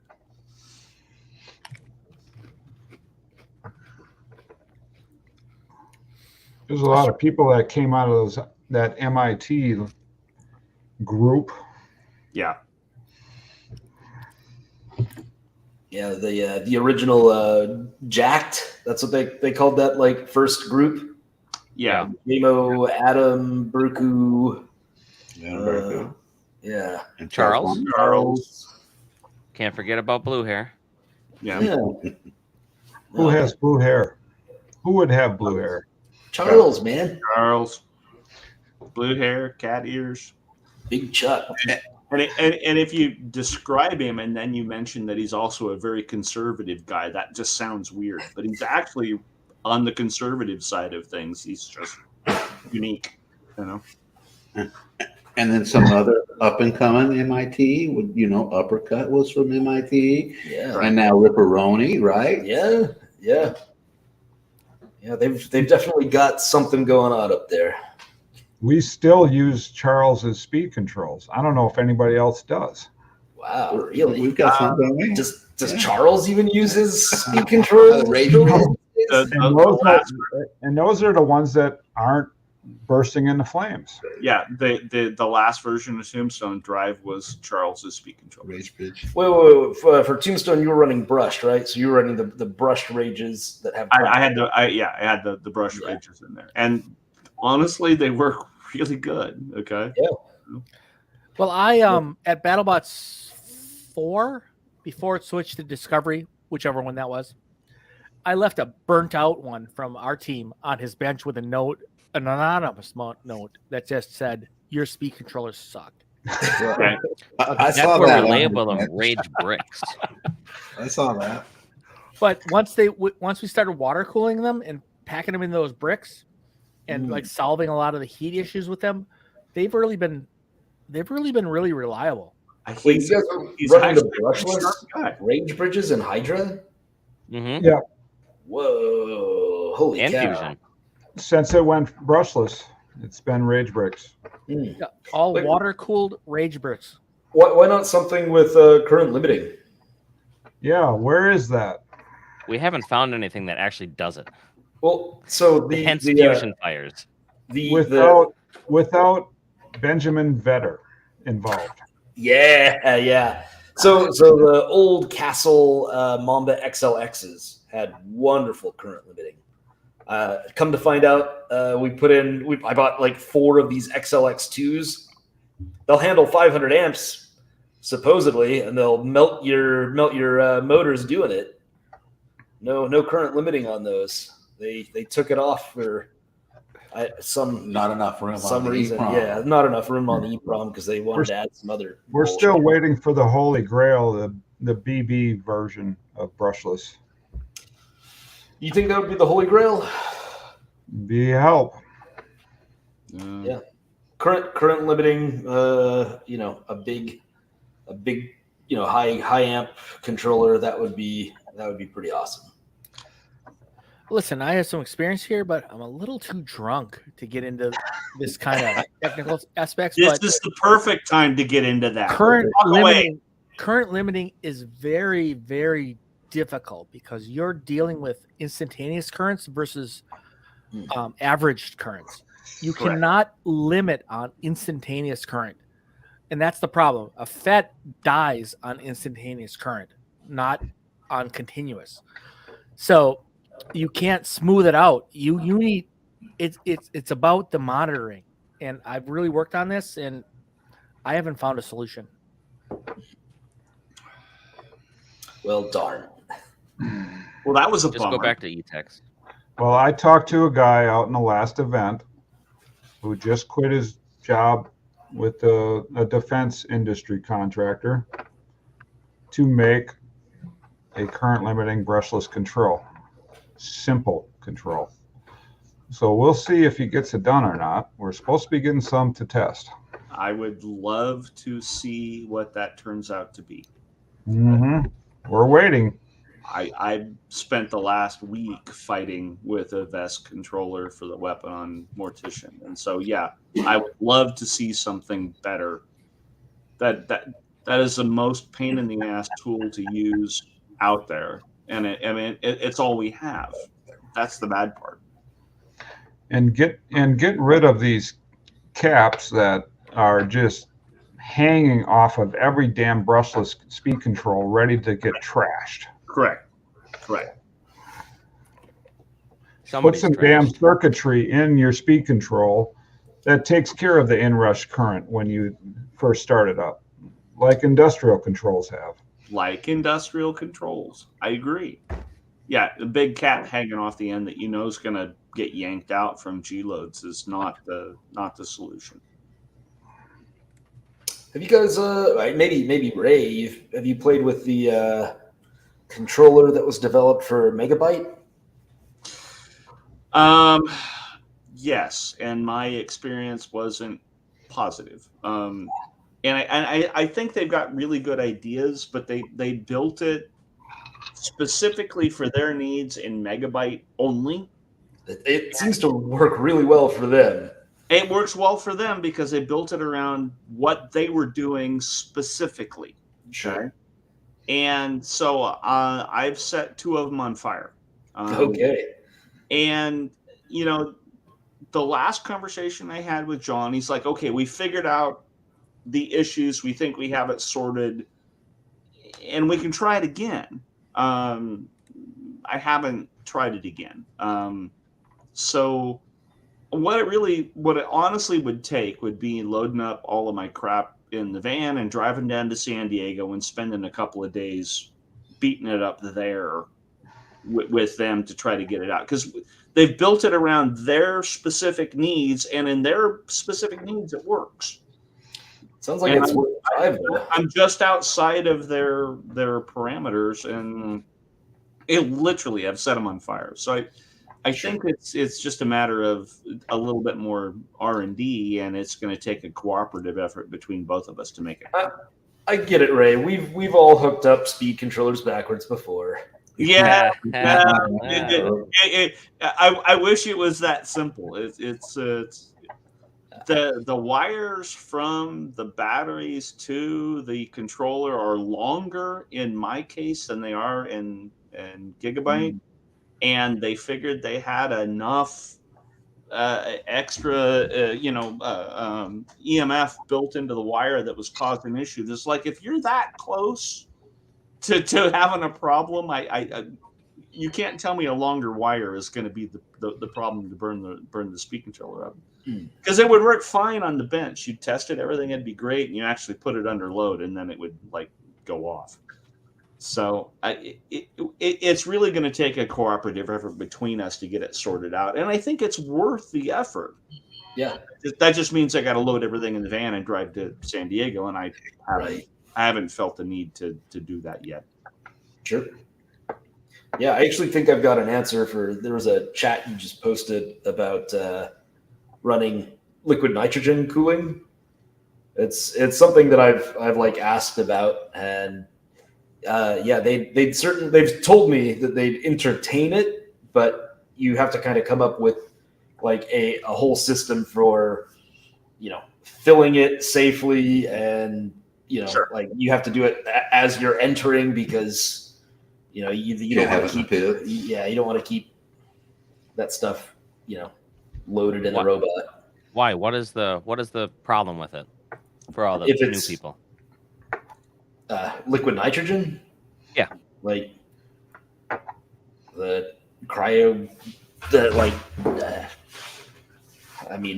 it seems like something that could be like hazardous to human health and safety if not handled carefully. I don't know where to go from that. It's great for freezing your semen. Oh, hello, bot fans. Here we go. All right, then. Eeyore's finally back. Oh, there he is. All right, let's get the Eeyore chat going. He lives. Okay. That's Cat? good. I had a question I wanted to ask Pat, or kind of to talk about, because you're on the production side, we're on the pit side. So I was picking up pizza from a place near the venue, and I'm standing there waiting for our pizza, and a guy is standing next to me, and we kind of just start a little chat, and I look over at his badge, and he's got a BattleBot badge for production, and we start to say, oh, well, he says, oh, you're here to pick up food for your guys too. And I said, so what? He says, yeah, I'm the production manager over there, and I'm grabbing good food for my people too. And I guess I'm just saying that you guys got to eat what we got to eat, as far as it seemed. Yeah, pretty much. I mean, there was another catering area on the other side of the arena for production, but it was all about the same food. Yeah, that's pretty much what the production manager was telling me. That's why. And there was a couple times our safety team, we all ordered in and had it delivered. Just as you guys know, we get sick of the food. What season are you talking about? Like last year, like 6 months ago, or Yeah, I last thought couple I seasons. thought the catering was pretty good last time. It was better than the previous year, Yeah, but nothing sure. beats how the first couple of years in Long Beach was amazing. Yeah, it was good at Long Beach. The first year in Vegas was not. No, Exactly. green eggs and ham. Yeah, But Like in Long Beach, though, we had a production area, but man, the production area blew away what you guys got. But right when we went to Vegas, it was all the same. But Long Beach had some really good stuff for us.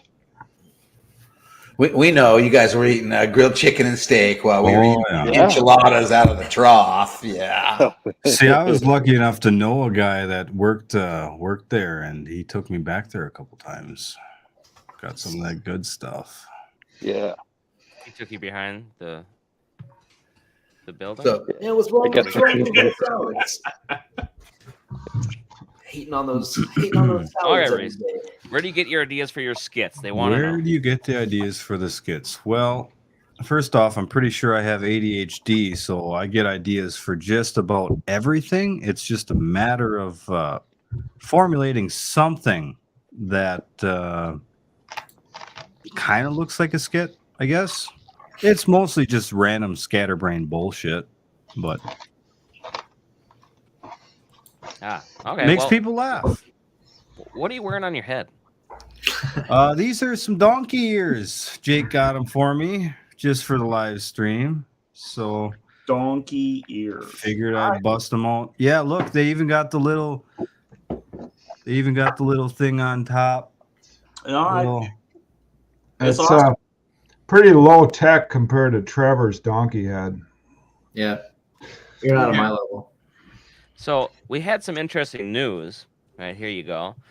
So Norwalk Havoc's having their qualifying rounds right now, live streamed on YouTube. You guys should go check that out as well.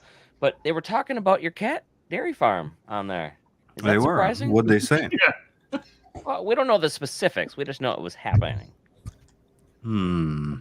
I think Dick has some video to show you too. You may not have seen yet. All right. Dick, are you there?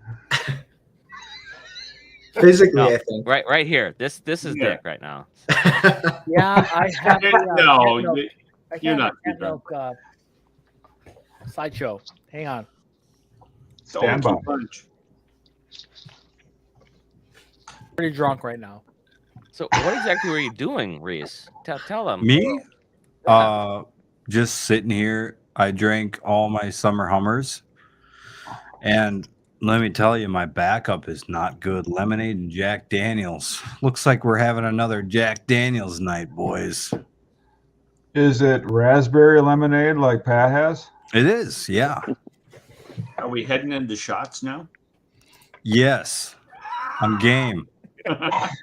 Well, he hasn't been Screw on you, all Terry. night, so he should be at this point. Right? Yeah, well, I drank 3/4 of a bottle of vodka over the last 2 hours, so Wait, you were drinking while trying to fix your internet? I What can't size fix bottle? it. It's charter. They did the same bullshit. Oh, we're doing some maintenance on your line. Oh yeah, right. Well, let's talk Hotspot off your bots then. phone, man. ER. So should Rotator run its dual weapon setup against Fusion? So it's dual versus dual. I don't know if he- I don't I don't think know he's if going to he run rode that dual again, again. honestly. I don't think he can run it. Yeah, he's busy being a wedge on one Yeah. right now. Yeah. No, he's probably better off with them forks. He's got some pretty heavy No, forks. I agree. He's better off with it, but doesn't mean I'm not going to give him a bad time about being a wedge on one. When are we going to see some forks on the back of Tombstone?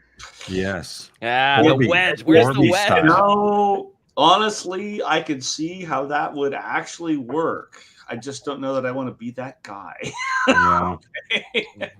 It Then you gotta- might fuck you up too, because you can't do the Tombstone bait. Now you got to start playing the damn ground game. I I just need to fix its reliability. I don't think I want to play the ground game. I don't think I want to do that. It sucks. Yeah, Completely sucks. yeah. Ray makes me work too hard. I don't want to be that guy. I really don't.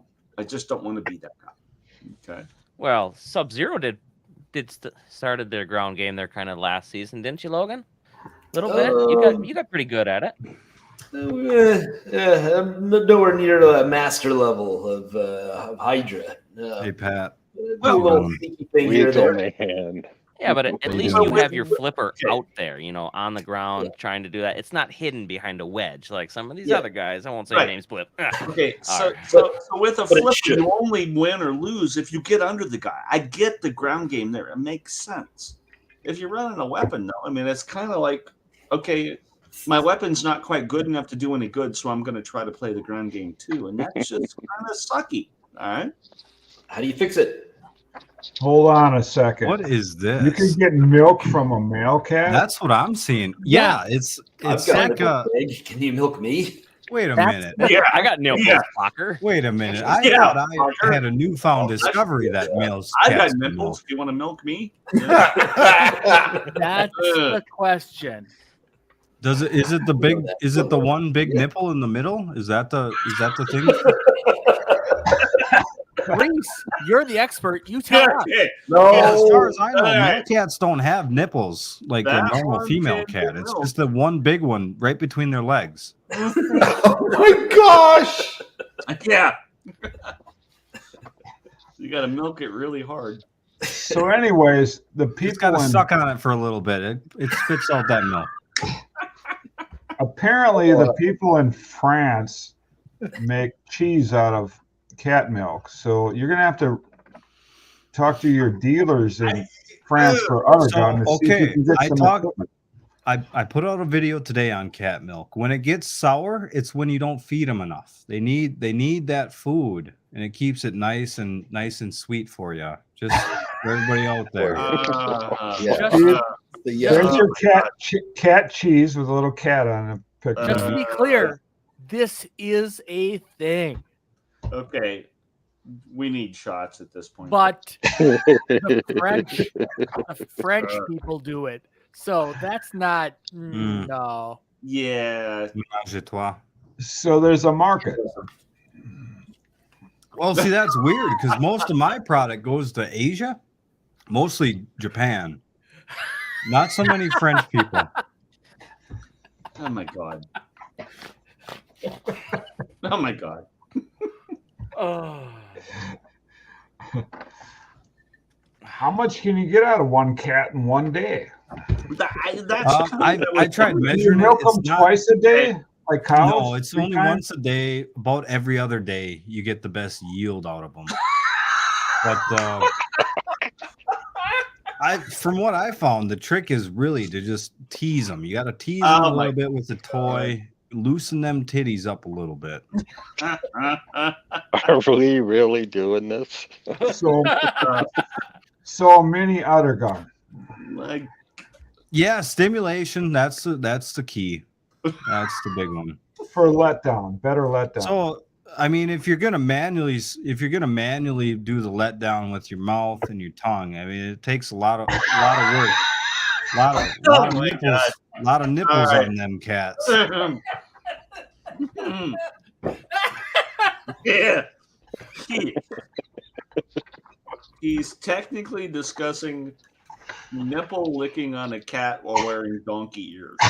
Is that where we are? This milk's got to go into cheese eventually. Why are you sucking it? Cheese. Well, I don't know. I feel like if you just drink it, see what my routine is. I just pick that kitty up and I just get a nice drink in the morning.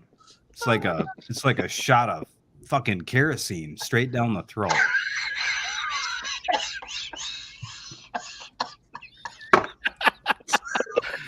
Okay, Logan and Brady. Yeah. Are you sure you want to Okay. stick around for this?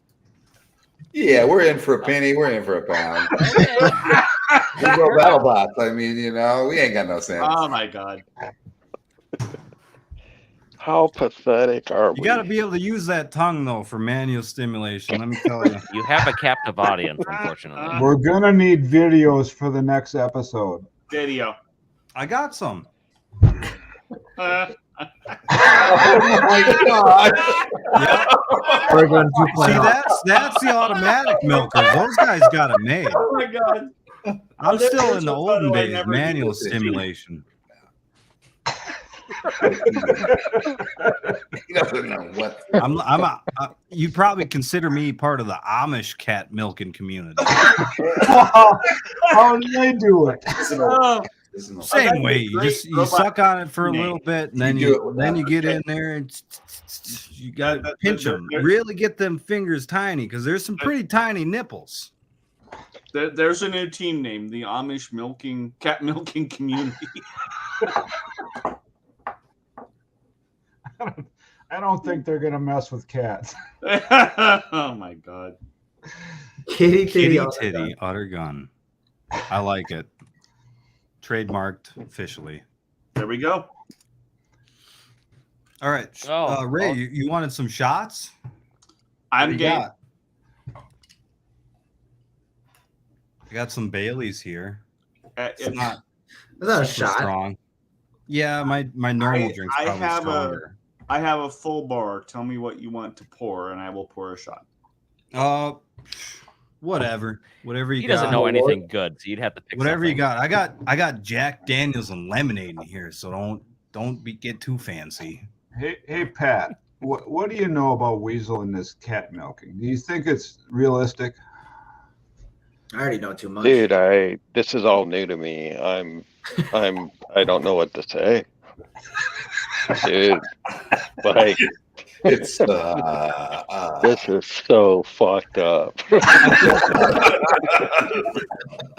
Accurate. I think so. I take a lot of pride in my cat milking because you gotta be able to work that tongue, and it's great practice for women. They love that. They love it.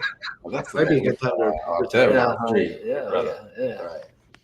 I know. I mean, it's got to be real. Like I totally believe you. I'm with you 100%. You just know too much. The worst part is when you're sucking on that thing, you're licking it, you're little. You get some pussy Did you here. just say it was great practice for women? Oh my. Mm-hmm. Ray's not here. Well, we'll save that one for later. Yeah. So this is kind of what happens almost every night at BattleBots when we're there. You get the random people just walk through. Hey, how's it going? And then they sit down and maybe have a drink with you while you're there. And we don't get a lot of time to social time. Yeah, or you do push-up contests or whatever it is. I mean, this is Tuscany at the fire. Really, this is us every night. Definitely with Taco Bell though. You gotta have your Taco Bell on hand. Sponsored by Taco Bell. Too much. See if I can DoorDash something right now. You can do that. Get totally loaded and then We're probably DoorDash something. Team Whyachi probably single-handedly funds that Taco Bell in Vegas. Oh, it's the only thing that's open that late for us most of the time. So that's what we have to go to it. They kept We're out of there at 11 o'clock at night every night. Although we gotta hit Panda. You brought Panda that one time. That was really good. Mm-hmm. They kept short and tiny hands on her chips and cheese. How many push-ups can I do? Yeah. 6. It depends. How long? How long do I got?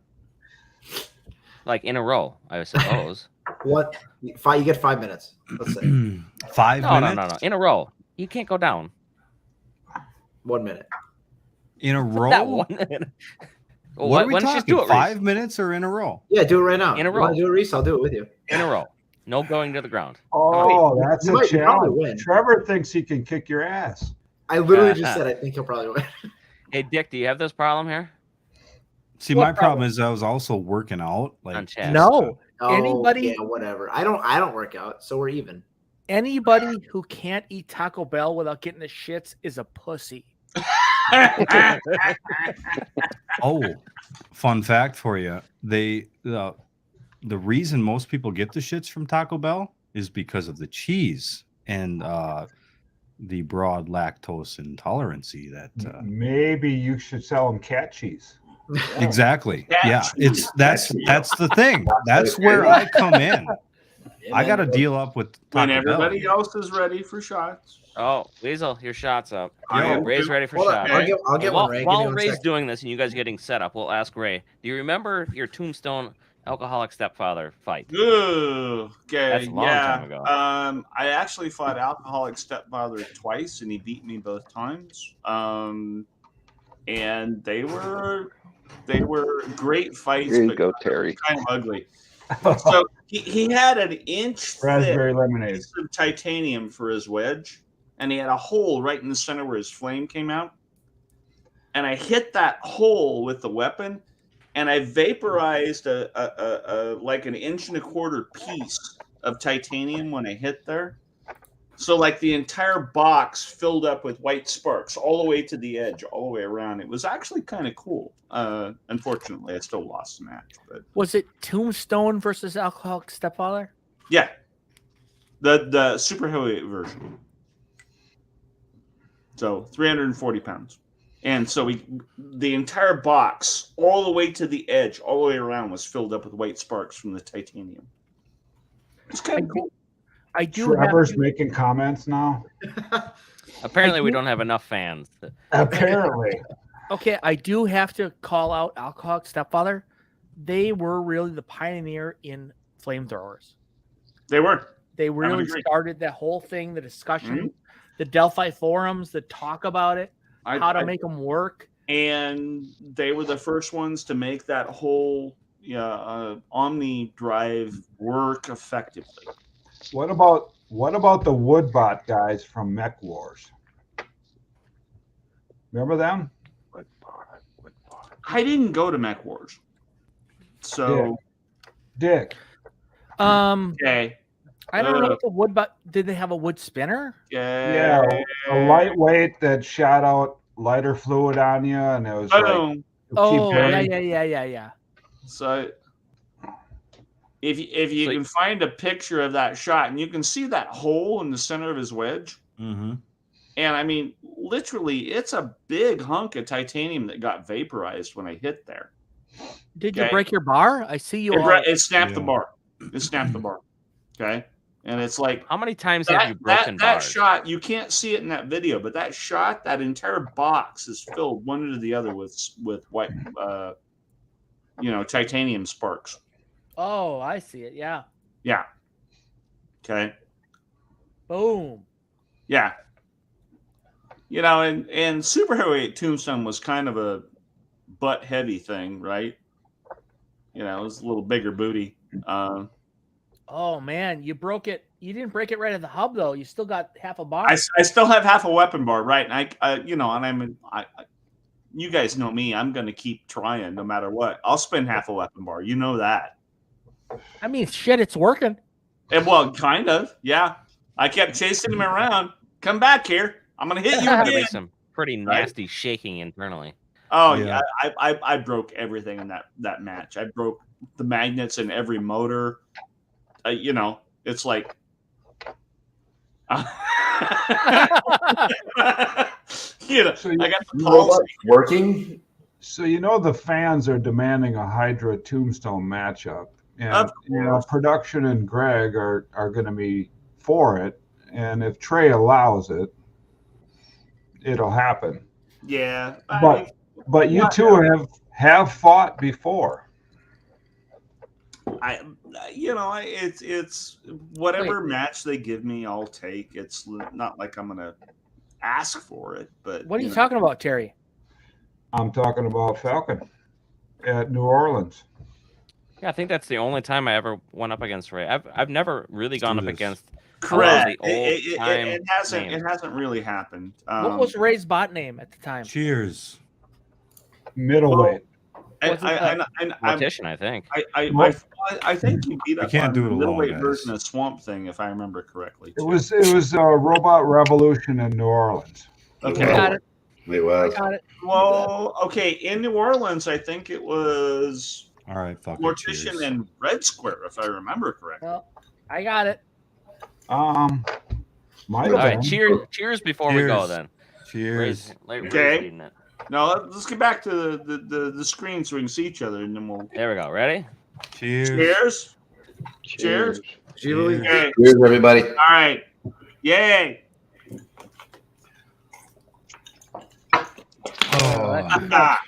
Oh, that Jack Daniels put some hair on that nipple. Yeah.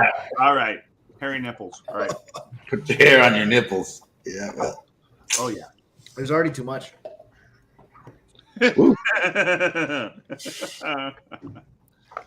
Trevor, where did Tiny Hands run off to? Oh yeah, I remember this one.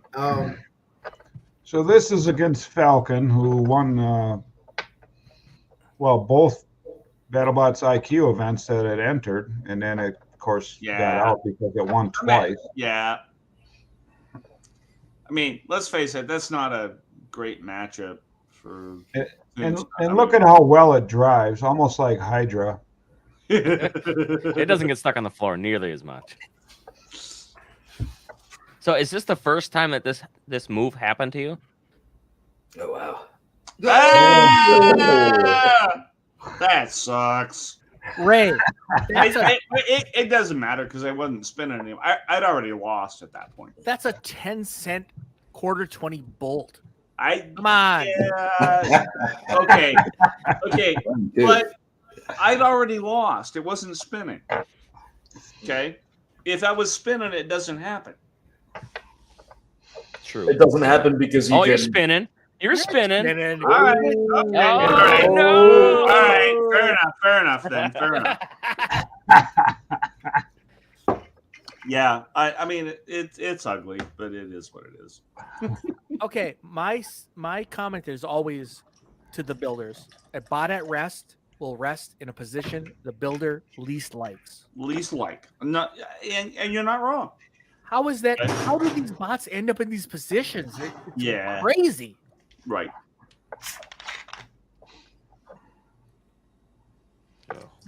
Weasel's really going at her now. I was going at it for the last 2 hours. You don't even know how pissed off I was. Yeah. Please tell us how pissed off you were. Pissed. You don't even know. Pissed. Pissed? Those kitty nipples got some Pissed? Yeah, you know, while you were They got gone, milked real hard We did tonight. talk about the whole Bill Dwyer incidents where we got almost kicked out of the Oh, yeah. Yeah, Reese. Oh, you talked about that? So we did. You should give us your perspective on this particular incident. Yeah, what happened? What did Bill Dwyer do in the casino? Well, basically, I was being my innocent self. And I was Okay. By the Hold way, on. he was the drunkest of all of us. Okay, go ahead. No. I believe that. innocent. No, dude, you were far and away down until proven guilty. Okay. Wait, so this is a new story. This isn't from Comedy Central days. No, this was last year. Bill Dwyer, This is Bill Dwyer getting us kicked out of the casino by a midget. Story. Holy shit! I thought this happened back in the Comedy Central days, 20 years ago.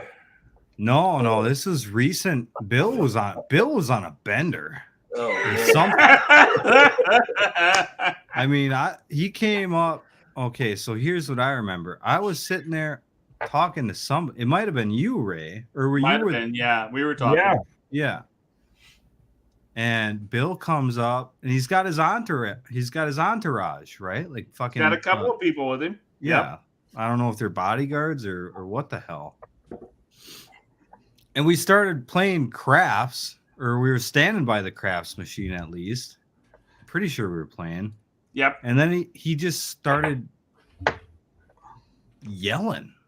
At the top of his lungs. Like Oh my. fucking hookers, or I don't know if it was. My D. Yes. Oh my goodness. Exactly. That word. Yeah, absolutely. That's what happened.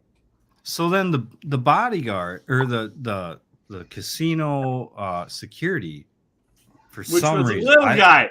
I don't know why, comes up to me, singles me out, a little bit of profiling everywhere I go, fucking long hair. You know why? It's like, you gotta leave, man. I'm like, what the fuck? This was not me. I was standing here having a good time with Ray. You were being quiet. I will give you credit for that. You were being quiet. You were chilling. Okay? Yeah. I mean, I was too drunk to speak. So as was I. I You mean, and I were chilling. yeah. Okay? All right. Oh my. And I mean, that's pretty much it. I mean, then we all kind of separated, went our ways, and I mean, it's a great story. Just I love getting kicked out of casinos. Kicked out of a casino? Yeah, I love getting kicked out of casinos for the sake of Bill Dwyer. Yeah. Well, he lost, right? Oh. Whatever you guys were playing. Yes, he lost money, which is why he exclaimed loudly, "Suck my whatever." Okay, and so that was the exclamation that got us kicked out, was him losing money and so expressing his frustration over losing money. So after that, I was a little concerned that he was going to be the Destructathon host, right? But he actually does a pretty decent job, you know. Honestly, I'm still good with him doing whatever he does. We had a good night. Yeah. It was a lot of fun. Even if he got us kicked out, it was still a lot of fun. Yeah. No, and he even came up to me and he's like the first day comes up to me. He's like, "What's changed in the last 20 years with BattleBots?" I said, "Well, probably like the battery technology, just the amount of power that they can store." And then when he went out and started giving his spiel, he said my thing. So I was like, "All right, that's cool." Yep. Get a little credit in there. Be nice, but that's okay. The reality, he's a good guy. I'm glad he's involved. I'm okay with all of that. Yeah. You know, it was an interesting moment in combat robotics to have us all get thrown out by a midget security guard. Mm-hmm. And that's the American dream. For Logan and I, we have a completely different view. So we knew Bill Dwyer. He we met him at the Comedy Central events, right? Yeah, back in the Comedy Central days. And so we're at the Tuscany, and guess who is in the hotel room next to us? Oh boy! Bill Dwyer. Yay! Hookers and blow. And you know, he was so pleasant and nice, and he come and hung out with us. Very we were pleasant, flying the nice. little teeny drone around the hotel room and down the hall, and we put the goggles on his head, and he was just checking it out. And, very, very pleasant. Really, Very really nice. No, he is pleasant. I don't let my story, mine and Ray's story, take away from 100%. that. He's absolutely pleasant. I agree. 100%. He got a little out of control. Sure. It happens to the best of us, I promise. Okay. When in Rome. But you know, to have him next to us at the hotel room was really cool. It was cool. Yeah, next to you, he was there's sleeping probably with a the little rest of the kid. peasants. What was that? He was sleeping with the rest of the peasants. Yeah. What building were you guys in? Q in. Does it matter? Are they different? No, I don't think so. There's a lot of buildings. There are a lot of buildings. You guys know that there's probably a little kid next door to you guys thinking the same thing. Like, wow, Right. Hey, those guys are right there. Mm-hmm. No doubt. And there were fans in the hotel. Yeah. We had a few. Yeah, it was a pretty cool mix. Okay. Question. Did for anybody Reese here. figure out the sidewalk paths going between all the buildings too? I mean, we've spent. No. I mean, how many Every time I days walked have over we? there, I got lost. How many days have we been at that hotel already? We still don't know. I didn't think it was that complicated. No, the first How year many was the days have we worst. been there sober? Right. Made that walk. Okay. It's not bad. I mean, that's a fair point. Yeah, how sober are you when you're trying to even okay? The worst thing that happens, you follow the wrong trail and you end up in some weird sexual leather convention. I think I ran into one of those before. Whole, man leather. Yeah, meetup there that was kind of interesting. And I swear, everybody gave me shit. I was not partaking in that. How much time did you spend there? Donkey years would have been right up the alley there. To be 100% clear, their music was way better than the Tuscany's. That's what I'm saying. And they dance too. Yeah. Not that I would know. Who spent the most time with the bears in leather?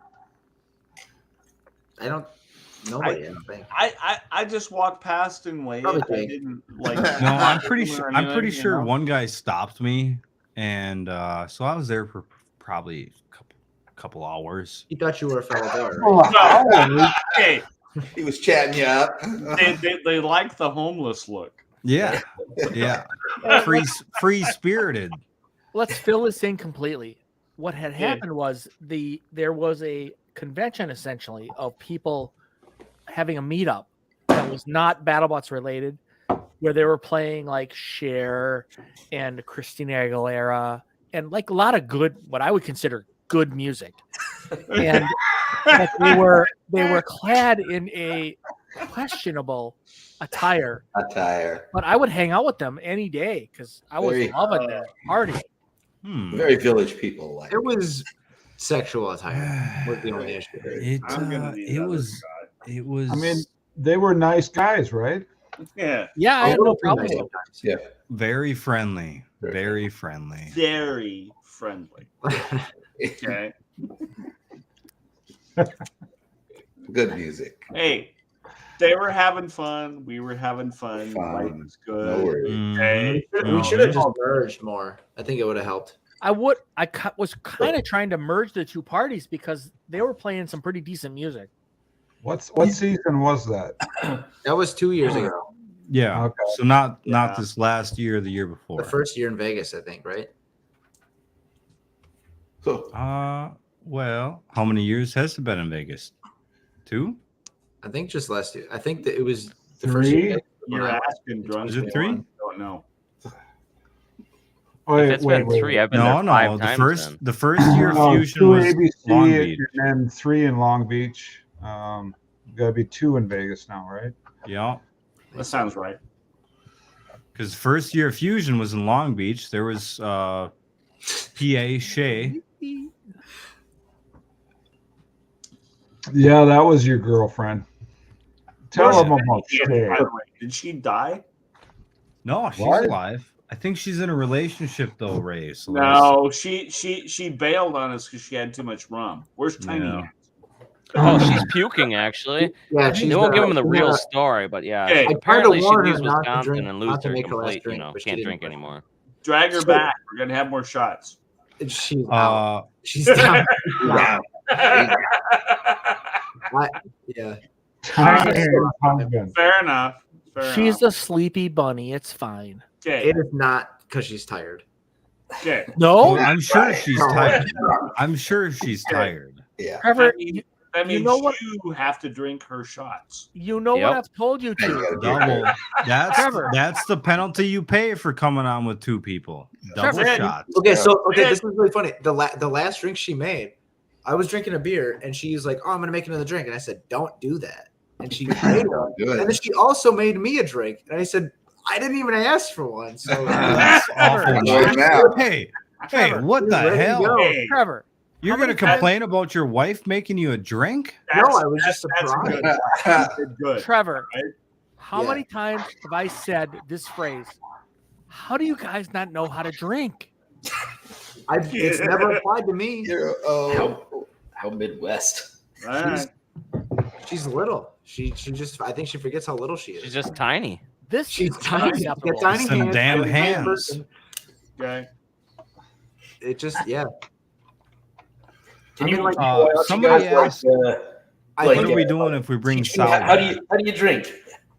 How do I drink? Oh, it's just yeah. Logan. Too much. Logan. You just commit at the beginning of the night. You just say, That's No, it. no. I'm getting to this level, and then Yeah. you go beyond that level, and you're good. It's about knowing, Logan. You're It's about having experience in knowing what your limits are. Oh, Right. okay. That's what I'm Okay. saying. Is how do you guys not know how to drink? It's like Yeah. you should know what it feels Gotta like to hydrate, say, too. "Hey, that's enough." Dick. There are no limits. Or you know that it's more than enough, and you're just prepared for that. Yeah. If your face is numb, you just. I mean, Weasel didn't even have to get paid. You switch the beer. When you can't say the word Whyachi. Are you kidding me? It's No way. Whyachi. I made $15 off the last live stream.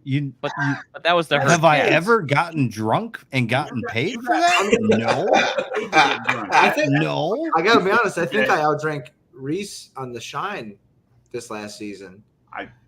Well, I he think actually it's had to only do work because on I the bot, knew so- what Trevor, to that's expect. fine. You can think that. Well, and then Jake, we had like a 30 case, and we drank some of it. And then the next night, Jake's like, "Oh yeah, you got to finish these 12 beers or whatever in like the next hour." I did it. I did not feel good about it. It was not a victory. You did. It was not a victory. I'll tell you that much. That was a rough one. Jake's a shyster though, because I don't see Jake. Jake doesn't drink very much, but he'll give you the challenge, and you're like, "Well, I gotta drink." So I can't let Jake think I'm a bitch. So Tiny has Gotta man up. You gotta Man up, man. we man went up. out to the Fremont that one night, and you did the thing where you had a Sharpie for no reason, and you would mark it. You would mark it, and I'd be like, "Oh no." Okay. So Comment. That's because he's got some special shit in there. How did it go the first year you were on the team? How did it? I mean, what do you mean?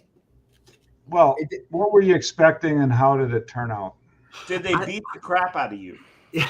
Well, I didn't know what to expect. I wanted to be helpful, right? But I'm the least familiar with this realm, right? Like I never got a blowjob. Obviously, Rachel has no chance. So not that helpful, Trevor. I didn't know what to do, so I said, "Hey, I can like take some videos, take some photos, whatever."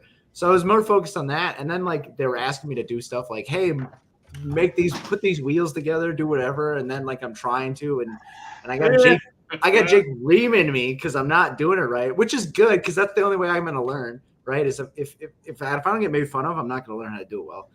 So it was weird, and then I don't know, I don't know, I didn't necessarily feel good after the first season, and then I came back the second season, and I was still getting blasted, 90% of the time, but it felt different. It felt more familiar, so it was nice. Friendly I don't know if I jive. was more or less helpful, but I felt more comfortable, which was cool. That's funny. Was she pushing more and more stuff on you? Rachel, no. Like her duties, she was pushing onto you. Yeah, she ended up doing almost nothing, and he just ended up doing all of her jobs. Well, I'll do whatever I'm asked. I'm getting a free vacation in Vegas. I'm not gonna complain if somebody tells me to do something. So, but yeah, I don't know. Except for when it comes to blowjobs. Next Next year? I told you Next year, Trevor. you guys start paying me a salary if that's gonna be the case. Okay. What's that salary got to be? It doesn't have to be It's you. not very high, to be honest. Trevor, it doesn't have to be you. But it could So I just gotta find somebody for you. Yeah. Oh. Well, that changes things. It's Vegas. You can find it. I was gonna say I'll just walk out and yell for somebody. Okay. Yeah. Hey, we got Hobo Jesus needs a BJ. You can find everything for about $10. Okay. Oh, you know this. $10, huh? Yeah, $10. Is that it? Is that the going rate? Are you really bad at You it? can find everything you want. Yeah. What's the quality? What quality do you need, Reese? That's the question. I could get away with one of my teammates' husbands doing it. So the bar is set really low. Pretty well, low. I was gonna say Pretty bottom low, barrel. Trevor. All right. He tried to get me drunk this last season, man. I don't know. So, another shot? Yes. Ray called it. We have to do it now. Okay. I got to go get it. All right. All right. So somebody asked me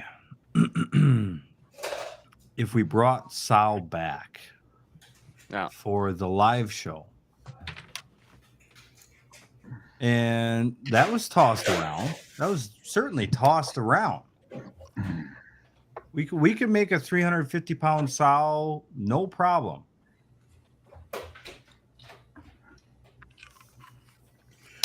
But it's so destructive, though. Is that what exactly? They Don't want want show? that. They don't want it.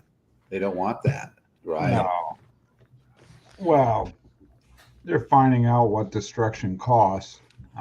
There's other ways to put on an entertaining show with bots without a lot of cost and labor fixing. And I mean, they're getting there. On us, right? Like I think this last year was really nice to see that they were finally like bringing that stipend back. Mm-hmm. Like that really kind of changes a lot of the math, in my opinion. But you mean like times 10? Yeah, I mean, like it's not as much as we spend on a robot, but well, they're getting the feel of it at least. Yeah. Well, 2 years ago, Fusion made $200. Mm-hmm. And what did it make last year? Yeah, that's not good. Yeah. Check my Cash App. Here we go. Oh boy, it started. It's not good. Here we go.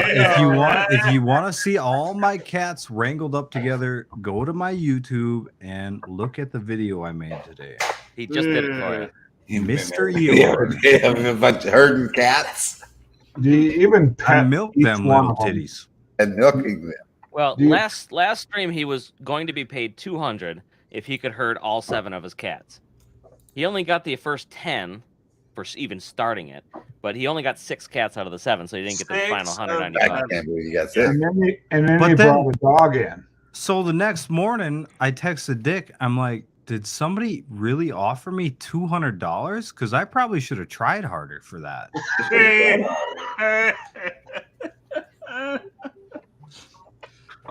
The whole point was to try to see you trying harder because you were enjoying yourself. Oh yeah, I was having a great time. Oh yeah, you were having a good time. Great time.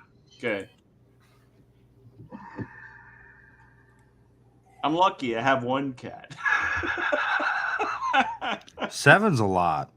7's a lot. It's a lot. You can't herd 7. Wasn't it an accident, Reese, that you had that many? Well, it's always an accident, Trevor. They just get knocked up. They're all whores. I actually had a segment that I cut out of this stream, which was about how many cats consider a cat lady. Apparently, it's 5 or 6 is too many cats. Thank you for the $5. We asked ChatGPT, how many cats does it take to be a cat lady? N plus 1. And the number is? And it came up like 1 or 2, and then some people consider over 5 or 6 being a cat lady. Cat lady. I think more than 3. No, I think it's at least 8. I think it's 1 more than you have. 1 more than you have. All right, fair enough. Fair enough. Reese, you got a question? I've got 2. I've got 2 Discovery cats. era. 3 would be too many.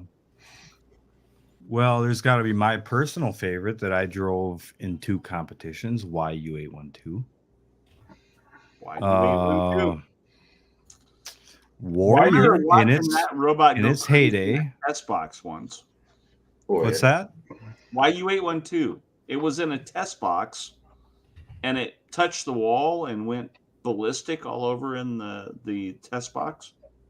It was kind of funny, actually. That was probably me driving. I think he drove in Saskatoon, YU812. So YU812 Warrior. Warrior back in its heyday, going up against 220s. That was quite the ordeal.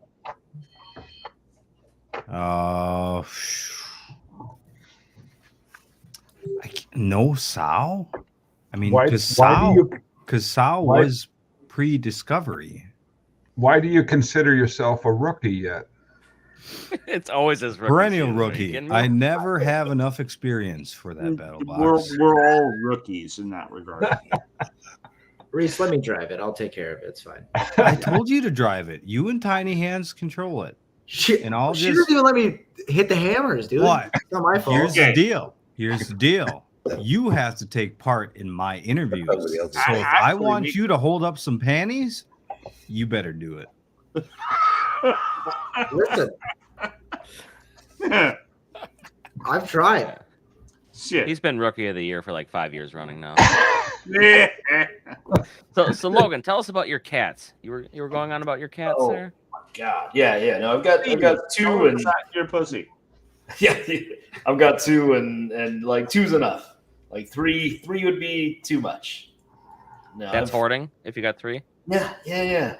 Again, it's n+1. It's always like one more is too many here. You got to get the third, try it out, and see if 4 is the real number. Yeah, no.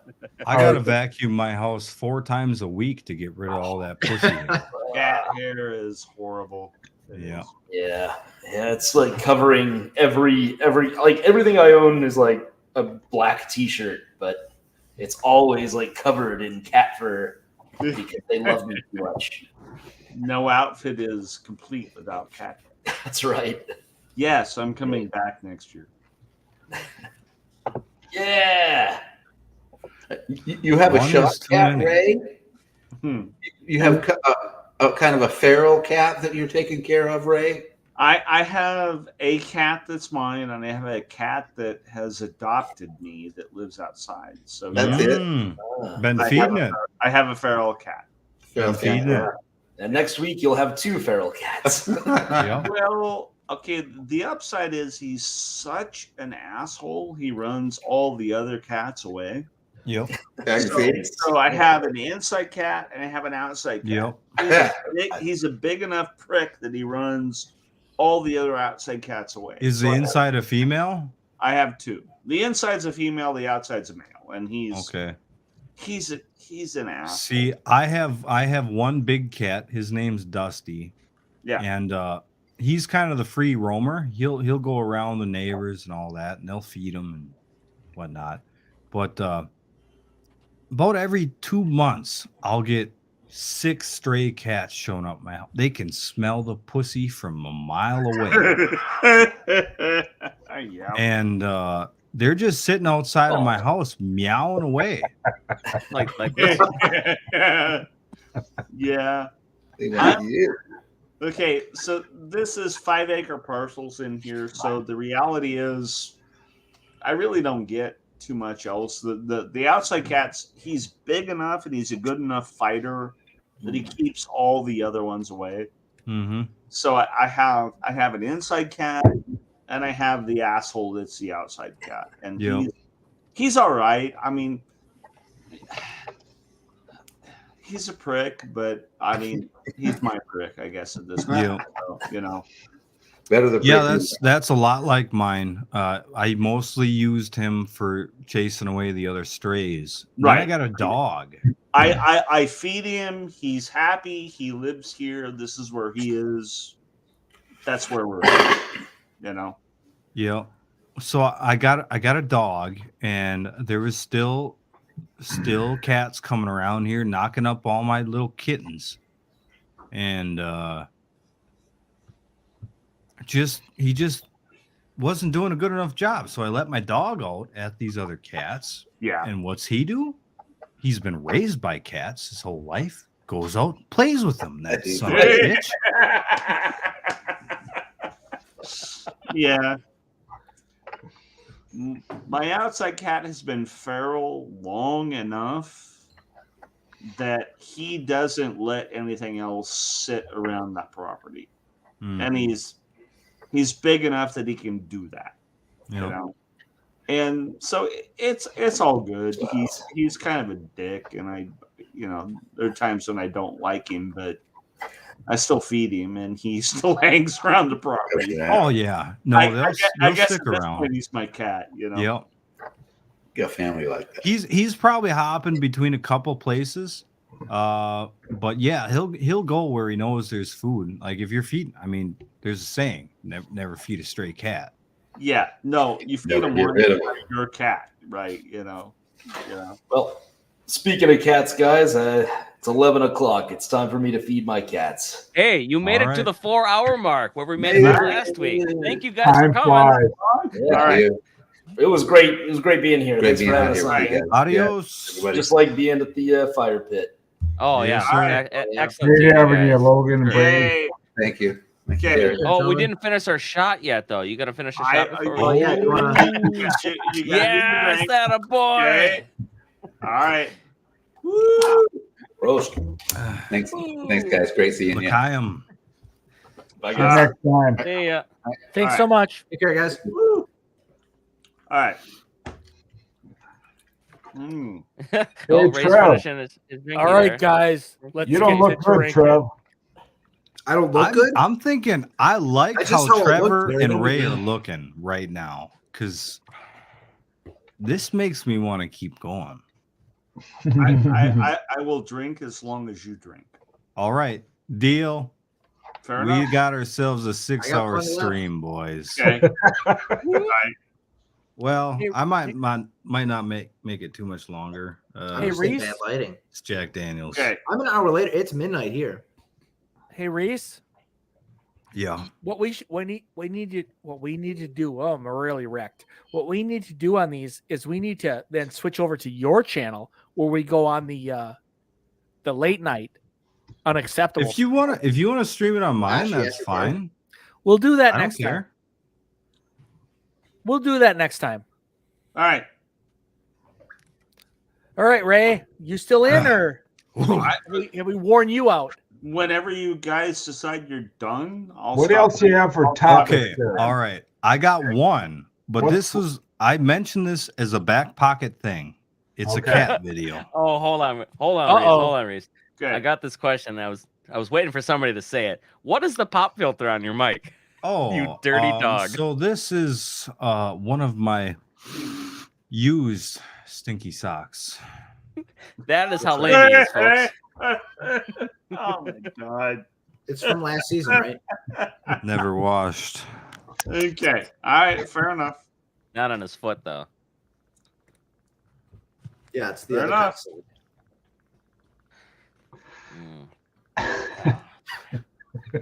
Yes, we are starting late night with Reese now. So if you were here night for with bots, Reese. we're probably out of that by now. Okay. Gonna try to be, but I don't know if Wisconsin has enough alcohol for that. Okay, smashing meat chunk. We stream together pretty much every night, and the way this came together was I was like, you know what? We're just having this party anyway. Why not just share this party?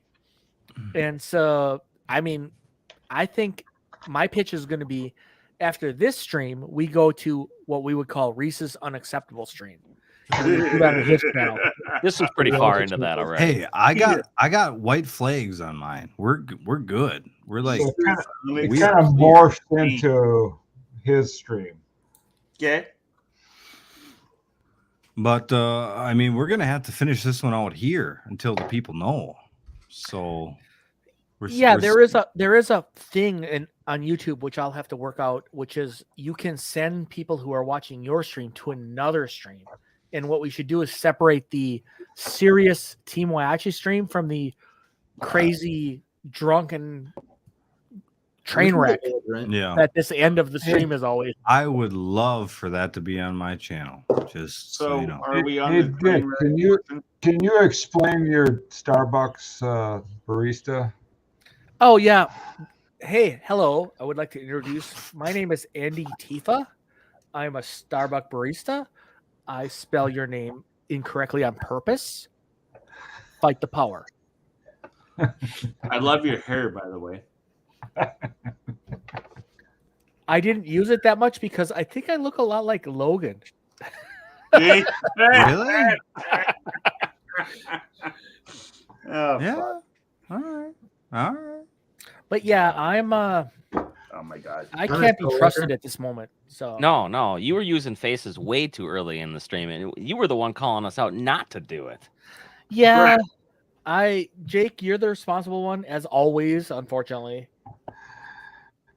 Well, I Trev's can got be a a little, message a up. little Happens when you're the unresponsible. villain. Yeah. Trevor. Let's put an end to Hobo this right now. Jesus After dark. All right. I am so Are you guys over the legal limit? Oh, I'm way over. happy Well, that what you is would legal? compare me Let to me see some Jesus. identification. I mean, legal to drive, right? There's not like a line that you can't cross at just sitting in your home, right? Not if I have anything to say about it. Can I see some ID? Well, before we start into the more shenanigans, we want to thank all of the people who stuck around for us for the 4 hours that you did already. Yeah. To get the bot Yeah. content out of the way. Officially and if you stick end around the any show. longer, just All be right. prepared. Fans are awesome. it This might get a is little when weird. some shit's gonna happen. Absolutely, 100%. Yeah, I was. It's at this point that I have to conceal my identity. That's Let's- how bad it's gonna get. I'm gonna be. This is full disclosure. For like the last half hour, I've been telling Logan and Brady in chat. Listen, if this is too crazy for you, just let me know. We'll let you go. Walk away. This is gonna get crazy. Yeah. Well, we So, got plenty I- of booze here. How about you guys? Another shot. Ray said another shot. So Another shot. I don't have much. We it's have probably yet about a to shot. see I one brought the cat. bottle with me. Yeah, I got my bottle. It's just in We the haven't Didn't seen a like this cat one? yet. Reese, like where the this hell one? are the cats? yeah, baby. Oh, well, give me- okay. give me So some. I made this Ooh, video. yeah. I made this video today, and well, normally my cats, they're like, I'll get 3 in a day and then 4 the next day. But I got them all today just for my videos. They're all pretty tired. Yeah, they Tom and Shy, they left pretty silently, but I think that's because we were taking over a little bit too much. Didn't let them talk. It was really late for them, and in the UK, Oh, yeah. they were real troopers for sticking in there. They were. Absolutely. 100%. They were I really loved their opinions and their perspective. Seeing an international perspective was very great important. to include them. We're glad they were here. Oh yeah, what was it, like 1 o'clock when they started the stream? Right, they were. Yeah, right. Do you pet every cat every day? I try to. As soon as I get home, I call them all up. Dusty, Bella. I forget What are their the names. names? They got names. What Why are don't they? you tell us all the names of your pussy? Wait. Dusty, Bella, Alex Pika, was doing it? Quentin, Simba, Scar, Nala. Is that 6 or 7? That's 6. Dusty, Pika, Bella, Simba, Scar, Bella. Nala, Quentin. Okay. All right. There That's we go. 7. 7. You're good. 7. I wasn't counting before. I just said there were 6, so you'd say them again. When's the last time you had new cats? Shouldn't you be It's having been a some while. new No, ones? they're overdue, but I've been so lately what I've been doing is letting the dog out at all them strays that come around. Literally, them motherfuckers sit outside my bedroom window till 3 o'clock in the morning, fucking my meowing away. Oh my god. Like, I know you in there, baby. Come on out. Boy, Weasel's designs would probably get better right now. I have seen some crazy inventions written in his notebook that he won't show anybody, like levitation devices and freaking Iron Man. You mean the outfit type deal. two-handed, not going to 5, 3 and 4? Just crazy manifesto shit. All right. Dude, this is something I've talked to Rachel Count about. 10. I have a to 0 crazy backwards. idea. 10, all 9, the 8, 7, time, 6, and 5, 4, 3, 2, 1, 0. I feel like 90% of the time, I say something to Rachel, and she goes, "Don't ever say that to the team." It's just like, she's got some reason that it won't work. It's ridiculous. Someone else has thought of it. When she tells you not to say it, that's what you need to say. Okay, you All right. gotta say it. You gotta say it. Right? Say it. I mean, I couldn't list everyone, but like one of the random ideas I had was like, and I think other people have kind of brought this up before, is like with like, I don't know, maybe it could work in Fusion, but like some of the people brought up like, you know, the idea of like an industrial sort of like Today, Junior. grinding kind of thing, where like it's like Trevor. it's like two sort of things that Jesus, like really? You're just I gonna keep don't going know. Okay, all right. First put of all, the thing in the It's thing. two things. They're grinders. Number one, And they're working. where like instead of just sort of one sort of barrel that attacks, like why wouldn't it work to have like two? I don't know if it would be at the same sort of degree or if they would work at like opposite angles. You'd like, be sort of good at grind up milking the bot, titties. stuff like that. Like would that work? Like I just don't know that it would work. And that's a lot of the reason why she tells me not to say a lot of these things is like I don't really think them through. I just like I have these random thoughts. Always say what's on your mind. People will tell you. I don't think I should. I think I'd get kicked off the team. Say what's on your mind. Oh, People Trevor. tell you to go to hell, but still say it. Okay, Trevor, Spit it out. we would kick you off for holding back, you son of a exactly. You yellow belly son of a bitch. Spit it out. You've been Absolutely. holding out. Throw those ideas out there. Okay. I'm afraid to. I got to be honest. No, don't be afraid. Throw them out. I am afraid. We can still tell you no. Exactly. Throw them out there. Or What's maybe, funny? What's funny maybe is Trevor will give you a little criticism that will help you construct your next idea. Well, no, that's sort of what Rachel is. That's sort of what Rachel is. But there's sometimes I'll say something and I'll watch Terry go, and he just won't say. He won't say anything. He won't say anything. Okay. If Terry doesn't respond to what I said, I know it's a crazy idea. Like but he likes crazy ideas. Let that fly. Okay, Well, just throw it out there. Okay, Let's hear it. Let's hear it. Let's be serious. This is the only one that I thought of, is like why couldn't it work to have like an industrial grade sort of like shredder? And I guess like part of the reason is like you can't like grab anyone effectively. You'd have to like get them into a corner and like sort of like grind You're them. talking about one of those finger claw things that like over it's reach each easy. other. Yeah, that's just sort of the one that I had off the top of my head. I've had a bunch of other random ideas. Whose like weapon would die first? Fusion. Like a claw because viper. sometimes it only takes 3 seconds. Trevor, let's be serious here. We haven't really talked about this, but when we have the team meetings, we throw out like the craziest, bizarrest. You got a spitball. Yes, just the crazy idea. Hey, let me finish. I'll say something if I think it's a good question or. Hang on. And then Terry just sits there and he thinks, and he does this thing where he like, absolutely, he pulls a cigarette 100%. and he thinks, and then he just goes, boom, and he tells you the facts of that issue. Yeah, and it's like, well, that is the round table we call like 100%. That's how this works. That's what I'm saying. If Terry doesn't say anything, I know do it's this a terrible 6 idea. times a day with Weasel. Okay. Yeah, you're at an advantage for not being me.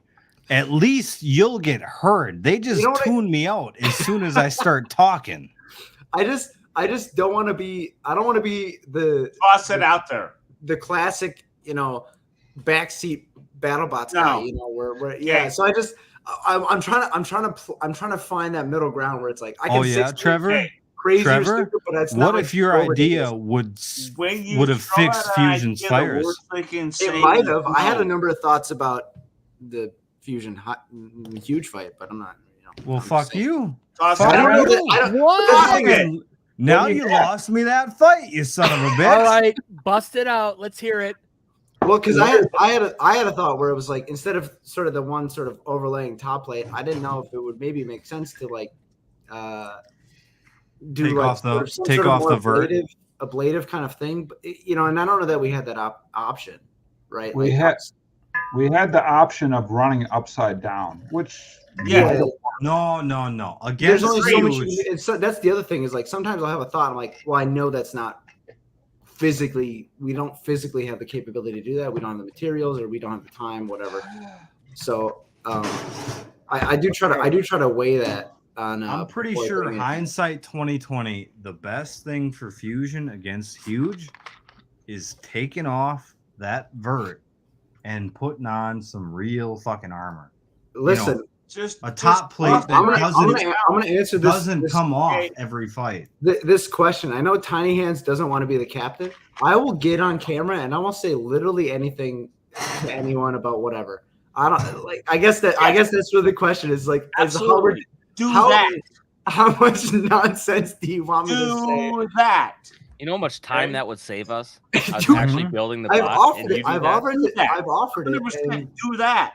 I'll do it. I don't care. I'll Okay. say I'll just make Throw it shit out up. I don't care. Let's Okay. talk about why she doesn't want to do it. She just doesn't feel like she's that important. And I trying to ingrain in her that I think it's more like I think Rich's perspective is her perspective is, and not everyone agrees with this, is that the captain should be someone who has a significant role in the development or creation Normally or true. work Normally or true. drives the bot, something like that. And she doesn't feel like she does enough in that regard, and so she doesn't necessarily want to. Oh, She but doesn't there's feel like plenty she of teams deserves the now that role of They don't captain. do anything. They don't drive. They don't Trevor, run the weapon, and they did you still are ever tell captain. her that So taking it's the been new. We can do that. We can That's do that now. I've said that. I said, listen, you don't need to do anything. You can be the captain. It doesn't matter. You're more, if anything, as the captain, you can sort of take on more of the like sort of TV making roles and save everyone else the time. And the Yes. BS. And I said, I literally told her, I said, I'll do that. I don't care. I'll lie on camera. I'll make Did up. she shit on ever the spot, consider dude. that I don't care. being the captain was playing her significant role that she wants to play? Hey Trev, how long do you think your marriage is going to last? Oh, come on. At least another year. Oh, come on, Trevor. That's minimum. disappointing me. That's like really swinging low.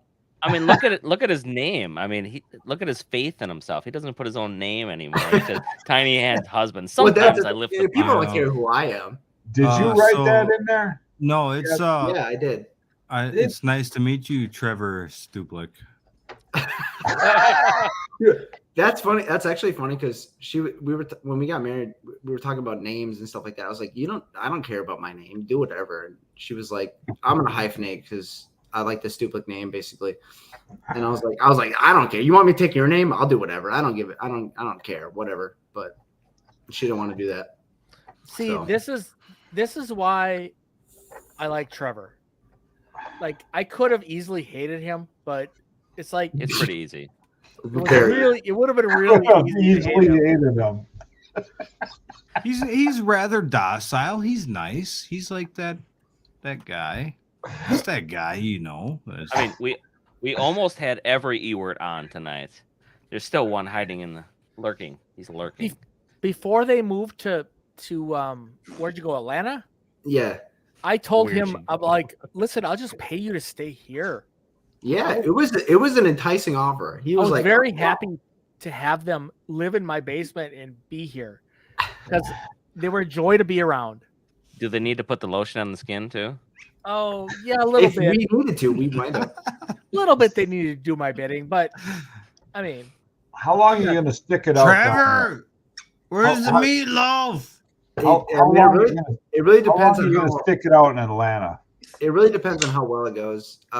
Sort of the sort of general rule we used was like, we'll give it 2 years. We'll see how it's going. If it's less and it's just not working, whatever. But like if it's working, it might be more. But we'll see. We'll see how it goes. Because I have a day job, but whatever. None of us have a day job. I literally have a day job and a side job. and Well, it's, I did- I hate it. Hey, I wish I could do one or the other, but Trevor, I've got 3 jobs. My job, my OnlyFans, and this. Oh, he finally said OnlyFans, folks. It only I'm took not him I'm not famous 4.5 enough yet. hours to get into this. So we got a lot of donkey ear video out there. Yes. There's not much, actually. In fact, if you subscribe to me, There's not much is not 0. I want to Yes. point that out. Okay? yes. Oh, we got a real Yes. question. Dick, you got this one, Ray? Is this true? I Ray? used to be a prison night guard. Yes, I did. Were you a shooter in the shooter tower? I have in fact used firearms against inmates in bad situations. Where was this? You can have firearms in there? I worked at Folsom Prison for 13 years before I retired. I think outside Where's the that? cell blocks, they're allowed firearms. Is that how it goes, Ray? So correctional officers' police status as a peace officer is only during work hours. It's unique compared to a sheriff or a police officer where they're a police officer 24 hours a day. Okay. So it's kind of a unique little version of it, but it is what it is. But I think, isn't it that they don't want them armed inside the prison, but in the towers and the Thank you, Toby. outside the prison cell area? There's plenty of positions that are in fact armed with lethal firearms. Most of the positions inside a prison are not that way, but there are like perimeter towers and whatnot where you're armed with lethal firearms. Yeah, I would suppose they don't want the firearms inside the cell blocks because they could be acquired. Yeah, How many, They're many in female they're guards? yes, they're in control positions where they can't be accessed in any way, shape, or form by inmates. How many female guards did you have at Folsom? Quite a few, actually. It was a decent percentage of the. Was it a maximum security? And honestly, some of them are great. Some of them are not great. It's like any other position. Some of them are really good at what they did. So they didn't have any problems like they're had in a UK prison there with the female guards and the prisoners? Yeah, it really didn't happen there. It was very controlled, the contact between correctional staff and inmates. And I'm not saying that there was never an issue, but it was virtually never an issue. Ray, was this a maximum security prison? I worked at the administrative segregation portion of Folsom Prison. So okay, the inmates that were too nasty to deal with the rest of the inmate population were held in ADSEG, and that's where I worked. Oh, okay. Yeah, so the nastiest of the nastiest, that's where I worked. Well, I guess, yeah, okay. Yeah, that's a big deal, right? You got the worst of the worst in the Folsom prison, right? Yeah, absolutely. I don't mean to be rude, but asking these questions as a donkey, asking these questions as a donkey dick is so.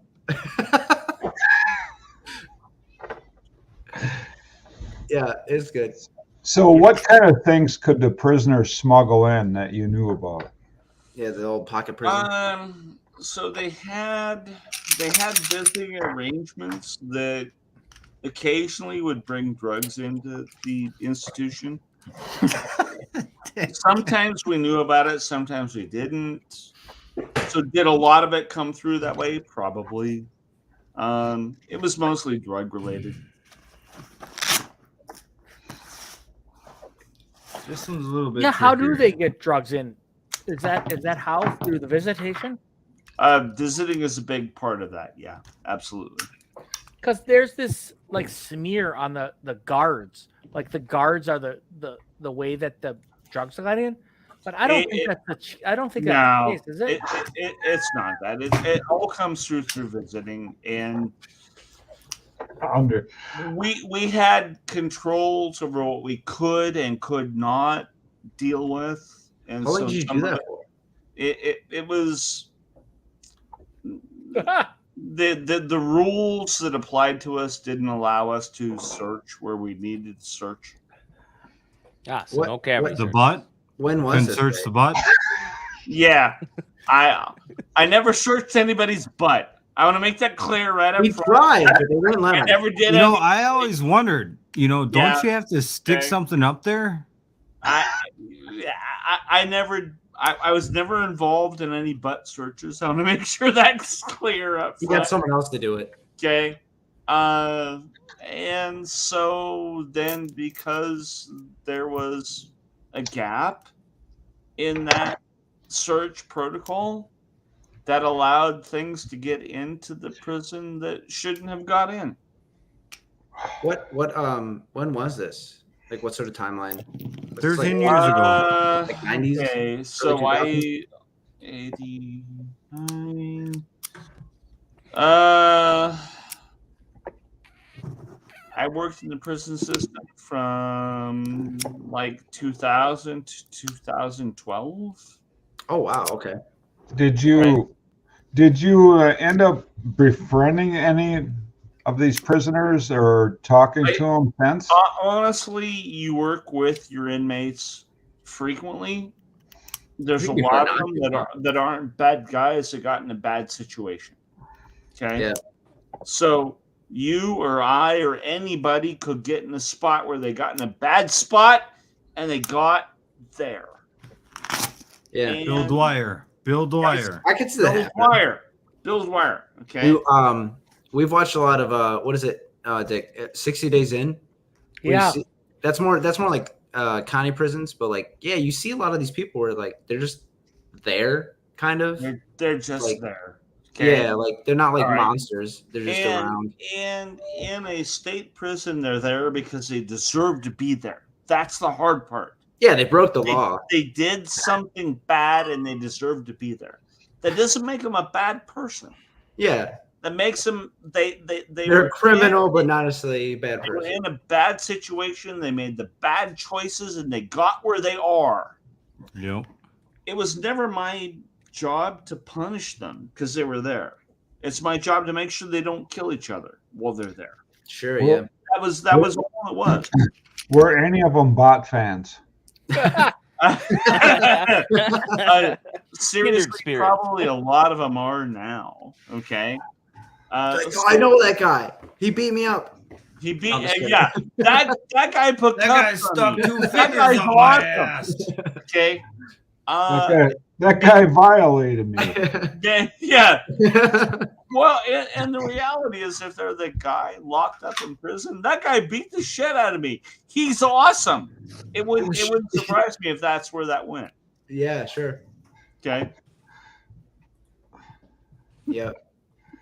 Classic. Oh, come villain, on. Haven't you seen The Longest Yard? Those guys, Which one? the guards, were the bad guys. Which one? Yeah. both of Which them, I one? guess they're the bad guys. And I'm not saying from the prisoner's aspect, I wasn't the bad guy too. Okay. Yeah, I mean it's tough. From society's aspect, I was a good guy. Okay. That's where you walk that line. There's a hard line to walk. It is a hard line to walk. And I'm okay with not doing that job anymore. I mean, you still probably talk to some guys that are there, right? I mean,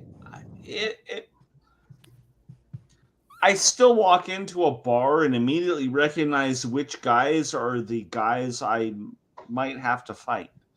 And it's weird. It's weird that you have to think that. So you're still in the area that you. I can't let that go. I can't. Interesting. Yeah. Interesting. Where is Folsom? Half an hour east of Sacramento. Oh, okay. So is that like where the worst of the worst went? Because that's what I heard. It was one of Johnny the Cash went there. higher security prisons in the state of California. Yeah, 'cause Johnny I think- Cash went there. He sang quite a bit. Folsom. Yeah, I think Tombstone should have a tripod. Yeah, This that was kind of a publicity stunt. It didn't really. This was kind of a fake thing, really. That's what I heard. Yeah, it was. It was like, okay, we'll like set this thing up for Johnny Cash to do this thing. It was absolutely a publicity stunt. Is that where he recorded that like live album? Is that what you're talking Yeah, about? a little bit. Yep. It's a good album. Yeah, it was. Oh, are you still? Was that a shot, Ray? Do we need to do a shot? I have a shot sitting in front of me, waiting for you guys. Oh, well, to geez. decide. You were ready for it. Whenever you guys decide you're ready for a Oh, shot, cheers. I am in fact ready. Cheers. Been drinking on my own here. I didn't know we were doing shots. I'm also drinking on my own. Hey, I'm just waiting for you guys to decide. Yes, I want Trevor. a shot. Trevor. Whenever you decide you want a shot, I have a shot in front of me. Should we have Trevor. Ethan on next, and then you guys can decide who the hell's going to be the frickin' villain for once and for all? Listen, Ethan is kind of No. he's a kind of a little Okay. wimpy villain. He's not a villain. He's an Listen, asshole. I'll be the villain. I'll be Okay. the heel. All right. The chat apparently wants me to be the Fuck captain. you, Trevor. You I fucking think- asshole. That's what I'm saying. Yeah. Why does your name say undersized where it counts? I don't know. I don't know. Tiny hands. Oh, you Did don't Tiny hands know. write that? You don't know, All right. Trevor. I didn't. You I don't think Jake know. did that. That sounds like a What? Yeah. Hello. Your attachment is. Hey, Trevor. All right. Where does it count? It doesn't count. Your heart, Yeah, I think- Trevor. Your heart. Ray, Okay. I think that Ethan is kind of a. Oh, you think so? It's huh? You think? So Okay. Tiny Hands has tiny hands, and so Trevor when are we has. drinking this I don't- shot? I don't- Huge with the tiny It hands. all I don't have a works cool out. nickname. I don't have even a not cool nickname yet. A tiny cock and a tiny hands matched together. It's all good. Yeah. It's all copacetic. Yeah. Milk All right, fat let's kitty. finish that shot. Let's go. All right. One. So, are we shotting? We're Yeah, I'll shotting. drink. All right. I have a shot. We're but I'll shotting. I'll drink a bunch of this. I love you guys. All right. Oh, I hit my limit. I'm out. I hit my limit.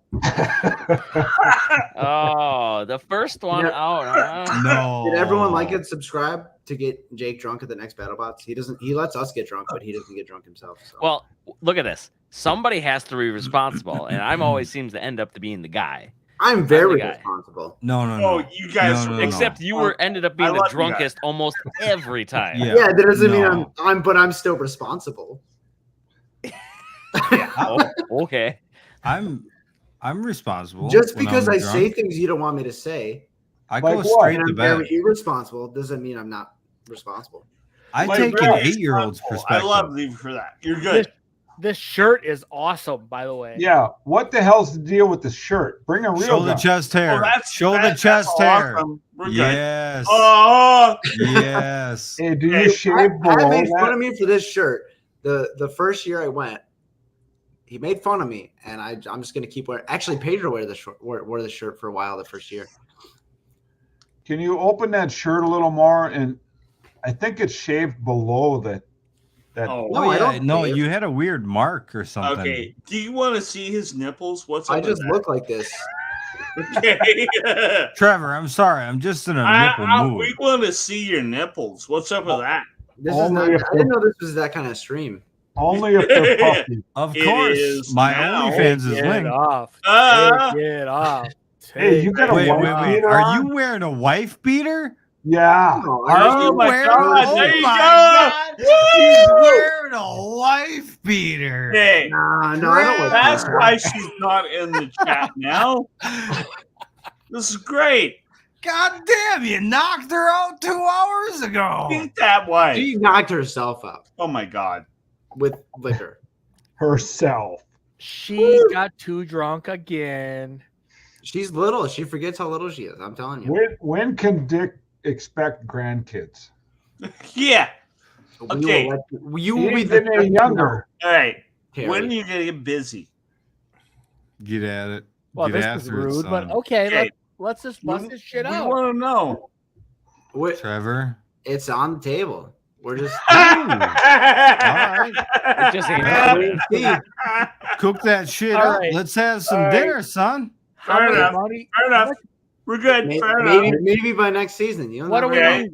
No. Hopefully GoFundMe not or during something? next Like, season. So, Tiny Hands gets pregnant, kind of. like day after tomorrow.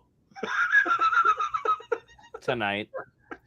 Yeah, no, Not she tonight. seems You good knocked tonight. her out. Not, She seems not good. You already tonight. knocked her Tomorrow. out, Trevor. Tomorrow. No. You Are can't. you one of those Yeah, millennials fair that enough. don't All want to right. bring Listen, kids listen, into like I this world? Dick will be Dick and Rose will be the first to know. Okay. Terry, you'll be the second to know. All right. And then my Nice. parents will be the third to know. What? Do we need a GoFundMe? Put or it in the something? Do we hit- group, do we hit a Trevor. value? I'd feel insulted. You got like a timeline in I here? am the Godfather. Do we need a fundraiser or something? What's the timeline? No You come fundraiser. to me What's the on the timeline? day of my daughter's When are wedding, you going to inseminate and you her? ask me for a favor? When is this gonna happen? Oh my God. You'll have, Okay. All right. we'll figure it out and we'll let you know. All right. So it's gonna be a while. We wouldn't give you No, a bad I don't. time if we that's didn't the think plan. The that was plan gonna is sooner go. rather than later. All right. Oh yeah, Dick. Do you want me to do the? Let me do this. Let me do this one. All of us think highly. Yeah, it's a little bit too spicy for YouTube, I suppose.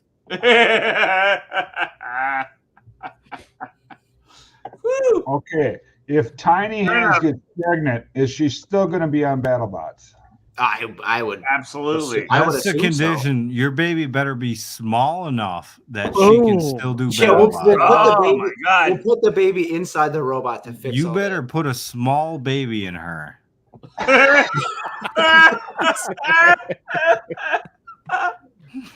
Oh my God. All right.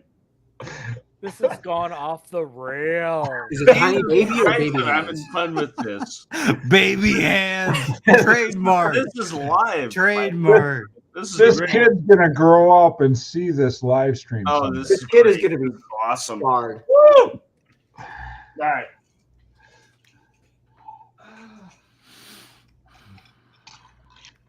What else do we got for chats?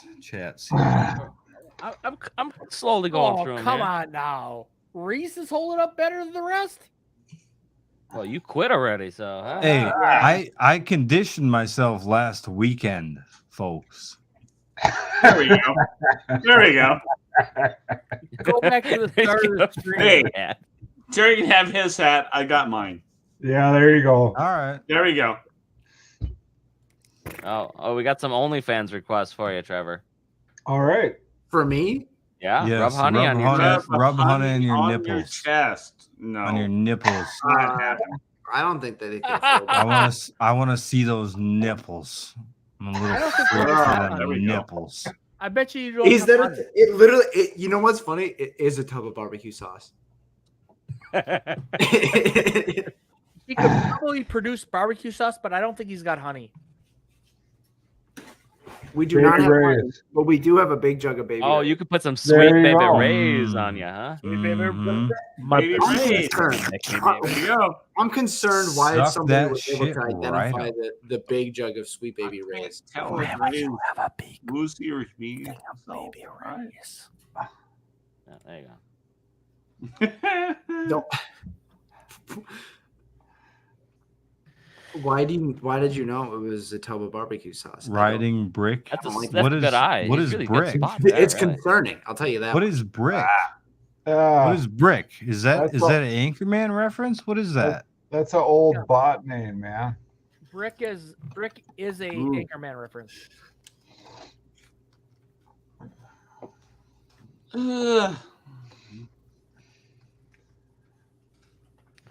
So, Dick, were you shouting then, or did you actually quit? Because Me? Yeah, you. What have Yeah. I done?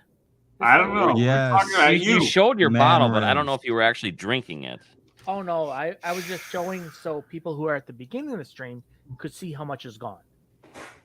Oh, I see. I see. Ah, yes. Ah. Do you really Norwalk's love lamp, actually or still you just going saying on that? yet. I've been is? chatting nonchalantly in there. Rick, hey, I have breaking news. It's not Please tell Norwalk. us about your breaking news.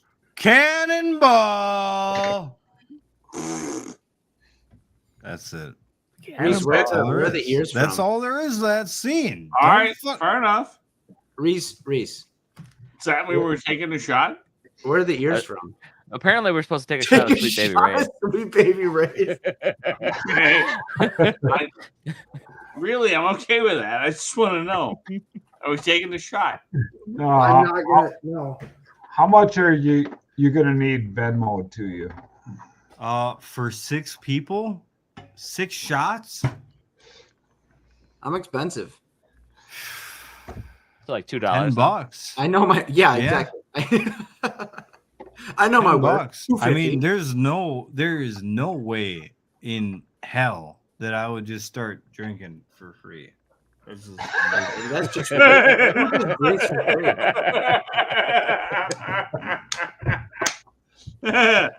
I'm Ron Burgundy.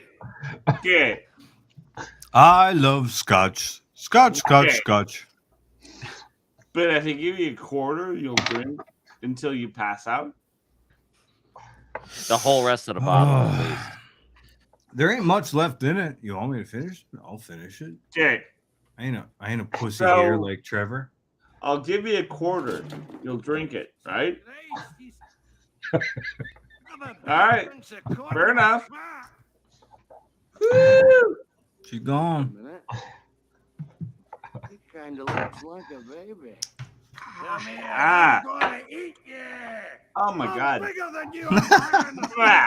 Oh my god, I haven't seen this movie in so long. Oh my God. I got my baby back.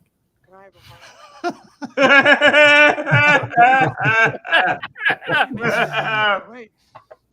You get the motor, you keep your money. Oh my God. Now get your baby. Right. Right. Right. I got my baby back. I got my baby back. That's the sad part. We're all fat bastards. Yeah, that's true. Yeah. Ribs with barbecue sauce. Fuck you! Fuck me! Fuck. We're all fat bastards. Yo, why did you play that video of me? I got my baby back.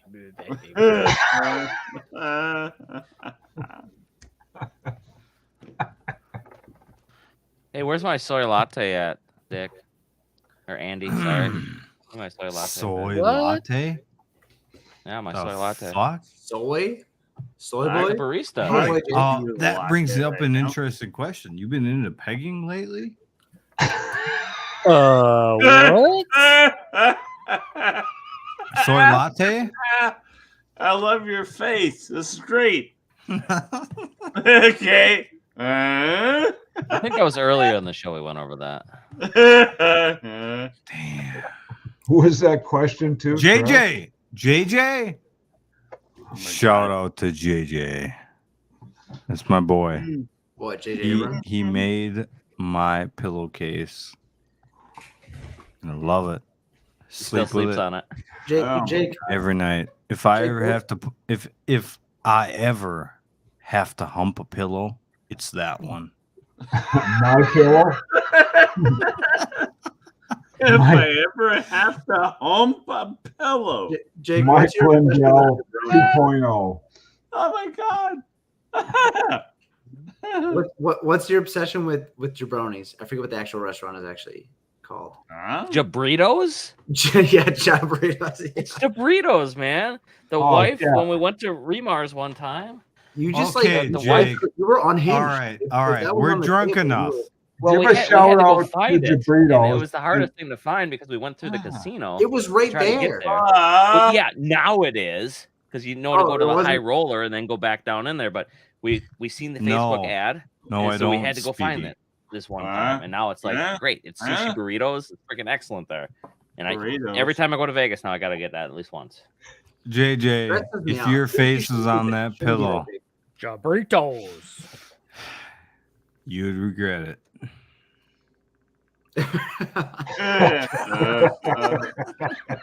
If I ever hump a pillow. We have worse quotes from Reese from this last season. We'll find them for you. Don't worry. Reese is the one-hit wonder. He's got his perfect lines every once in a while. Yes. Yes, Priscilla. I'm never. Let's watch.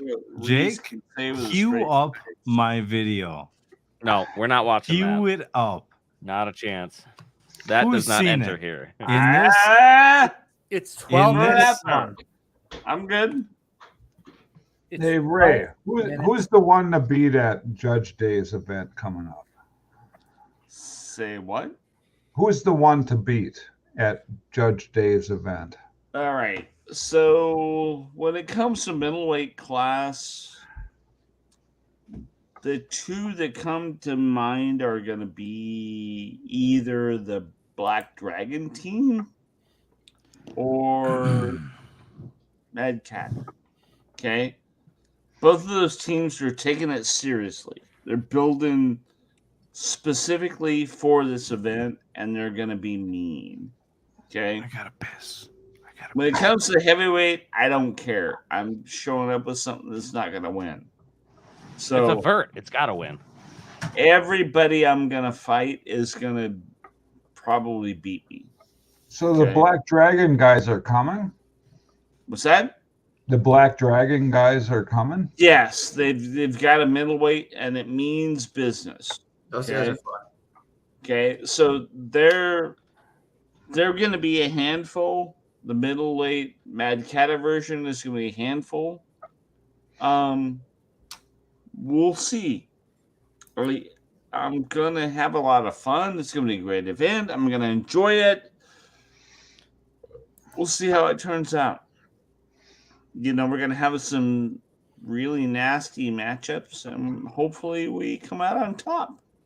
Is it going to be live streamed? Yes, they're going to be live streaming it through Twitch. And so they'll have a live stream for it. I don't know how much of this is going to be shown down the road through YouTube, but live stream is going to be through Twitch. Uh-oh. Where'd Weasel go? I wonder Yeah, how much he's Black 10-1. Dragon did. It should be fun. We're going to have a good time. But what's going to be shown down the road, I don't know. We have never went out to a Judge Dave's event. We did buy some Lexan from him for our arena when we ran a few events. It's going to be a fun event. We're going to have a good time. Whether it's going to turn into something that means anything down the road, I don't know.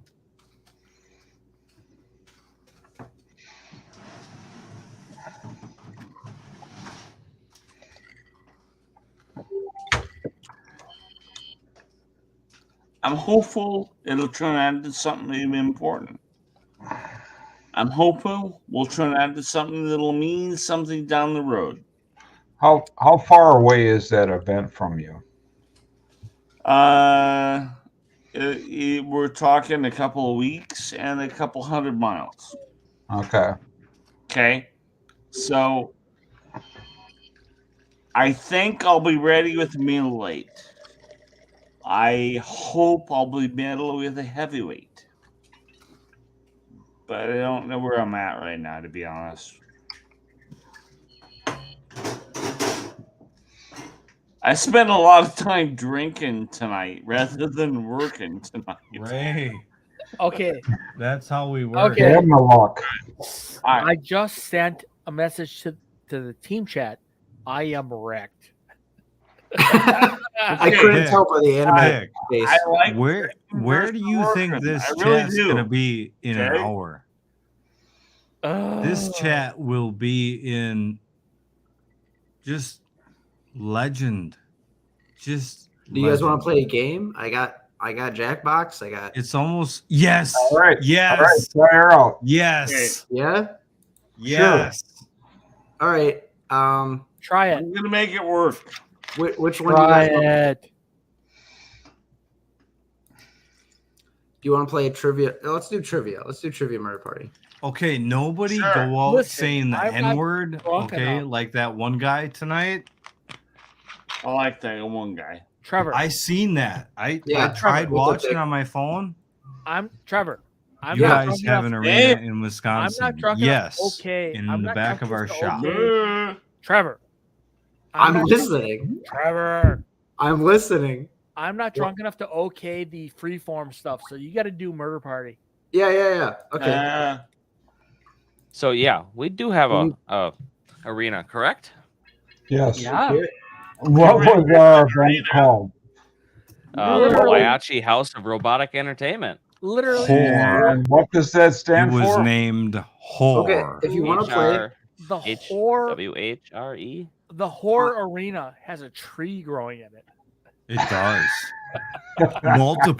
multiple trees. It's been sitting there for so long. I'm gonna turn off the audience. Sorry, audience. All right. Wait, are we supposed to log into this thing Hey, again and really do hold this? on. Anybody can join this right now. Yep. No. Yeah.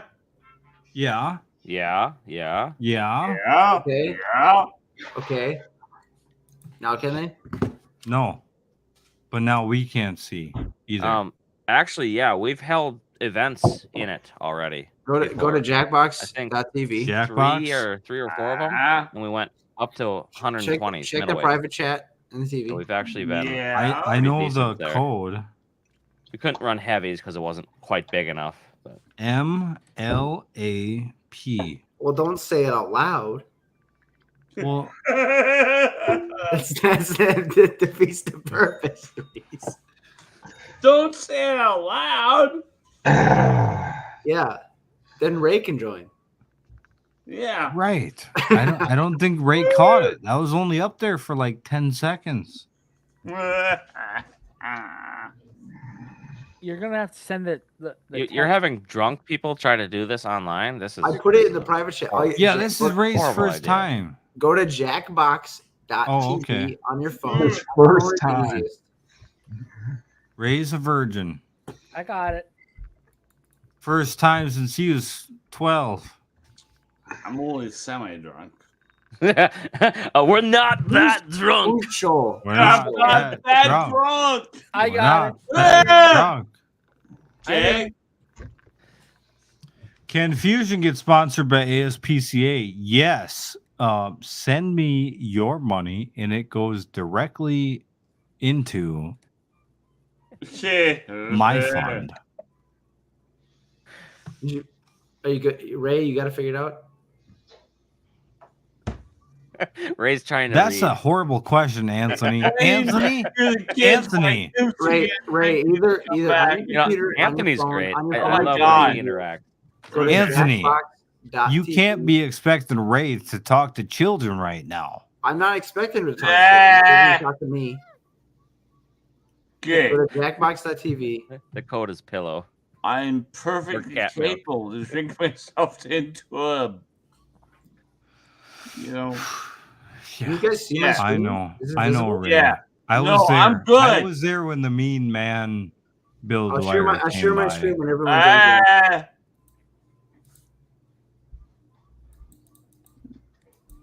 Touch me in the morning? What the fuck? What is that? I don't What is know. that? I don't know what that is. Touch is me that? in the morning. Hey, Okay. Who's Shoal? Who's Shoal? That's Oh, somebody snuck in. Yeah, you guys ever hear of if you those snuck new- in, good for job. you. Well, they could just go back and chat and freeze frame it too. It's not that. You guys hard. ever hear of those newfangled things called shorts? Why are we doing a 5-hour freaking long video? Because we're How many just shorts stupid are shit there shorts. in 5 hours? Terry, are you joining? Are you joining? Yeah. Because Terry, this is the Tuscan. Get with the times, old man. Okay. What you're trying to do here is recreate the Tuscany fire and all the everyone in? obnoxious Tuscany bullshit that fire. happens there. So Why that no- somebody the- down the road can come The reason by for and no create a audience is short because film. then anyone can join and it gets Ah. chaotic. Do I need? You mean worse than 5 drunks? Do I need a different? Yes, worse than us. Worse than 5 drunks. I love that Hey, statement. Trevor, can you go roll Tiny Hands out and bring her back? Yeah, she's There's probably no picked way- it all there's up no by way now. she- She's Drag gone. She's Tiny toast. Hands back. She's toast. Okay. No. $50 if you bring Tiny Hands back. Beat R.I.P. her with a Tiny hammer Hands. until she comes back. Mary Poppins. Are you guys joining? How much Yeah, I money would it? joined. How I much joined money would already. it take for you to bring Tiny Hands Racing's back? Mary Poppins. It's not up to me, Terry. Go Just ask don't her. racing's Hey, Mary hey, Poppins. Ray. Hey, Ray. She's I don't out. know what that is. She's Hey, out. Ray. How much money for you to come join our live stream? She just show up. Wait, and she what? go, Rachel. Rachel, I was meaning. Rachel. Yeah. Okay. I'm not gonna weekend at Bernie's. Are you guys Okay, in? let's do this, chat. What do you think? We got we got Wisco Disco. Ray, Ray. Antifa Boy, Ray. Eeyore, Terry, Ray. and Trevor. Order the panel from most drunk to least drunk. Who's Okay. ready? Who's ready? We got 6 people. I'm Okay, in, we got- I'm in we the got- middle of the pack. Middle of the pack. Yeah. Okay. Yeah, no, Right. Trevor's first. All right. I'm gonna start it. Start it. Okay. Are all 6 of us in it? Let's go. You got 6? We got 7, I think. I don't know. I'm in. I'm right, let's- okay with that. All right, some fans might be in. Who cares? Yeah. Let's do this. Who's most drunk? Put your answers in chat. More power to 'em. Boom. I don't know who Shoal is. Hey, I'm Donkey, by the way. I'm gonna skip this. Okay, it's just trivia. It's trivia, and then you play some games. Jesus, Ray, what's going on over there? I don't know. Prepare to die. Okay. You play in your phone. Beers. Okay. Beers. There's more. It's Can't pick been them a up at the same while. time. Yeah, he's about on his third beer. and a half beer. Fuck beer. Someone thinks me or Terry are the most lucid. Correct. Yeah. Who built the Pyramid of the Sun? Who did it? That's too easy. Oh, well, between those 4, I mean, it makes it really hard. I have a shot in front of me. It's clearly that one. There's only 3 wrong I have a answers. shot in front of me. Yes. You would be correct for sure. All right. Reese. The Aztecs. Boom, bitch. Boom. Okay. Y'all dead, huh? Somebody's dead. Okay, this one is more of an experience. These are precious family treasures. Shot. I don't know what to do with my hands. Trev, is this your game? Beware Yes, the one this is with the prettiest game, yes. fur. Donkey. Donkey. I'm picking. Nothing's Donkey. happening. God, you're slow, What Donkey. the fuck? You picked something for me. What? All right, I'll- Oh, yeah, I'll take oh, it. you I'll dead, take it. boy. I don't know what Get this out, means. Donkey. I'm already dead. Get out. Yep, you're Get out. dead. Bye-bye, Trev. I'm just a big fan of raising the stakes. Aztec. Oh, I heard drink. Somebody said drink. I'm not so I talk elevator rides. Why did I get a 20? Why am I dynamite? Help. Let's try another one. What is this? Pennsylvania If I speak Pennsylvania, what language do I speak?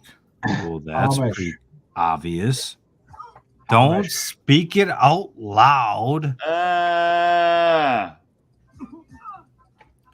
Now, me personally, Mr. Eeyore here, I have had a lot of interaction with these people. And, Okay, thanks, Priscilla. Fair enough. You have. I'm so bad at this game. This Priscilla is my gave game. it I up. lose it. Fair enough. I Did had Priscilla a give second up to the answer pussy? that. Come on now. You're the man. I'm terrible. I'm dumb as hell. I told you I had one brainstorm. I'm going to dictate a message to you. Wait, what? Get as much of what I say as you can. Everyone else will be typing Oh, too. You die. No. Get your typing ready because I'm starting right now. Dear person who was behind me in line at the coffee shop, I'm sorry you knew what you wanted, but were frustrated that I was taking a minute to decide. I ruined it. I ruined it already. I messed it up. I messed it up everywhere. I didn't understand the mechanics. I've already lost. All right. What am I supposed to type? You got a different game. All right.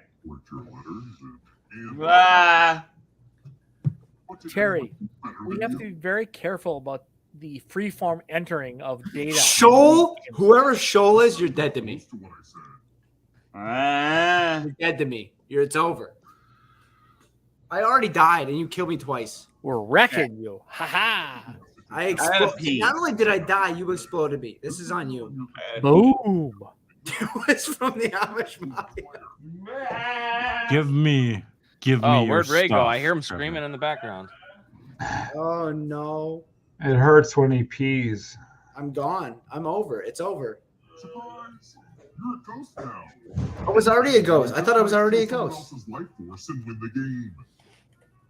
What do I have If you have done? the least money, you can carry the bomb. See, I'm generous. Donkey has the dynamite What now. the fuck? I did nothing wrong. Let's keep This is what you get for being friends with me. What would you not find in a classic game of Hungry Hungry Hippos? Oh, Oh. duh. Oh no. I Duh. don't What do you mean, duh? Duh. I don't know. I genuinely do not know. I don't know either.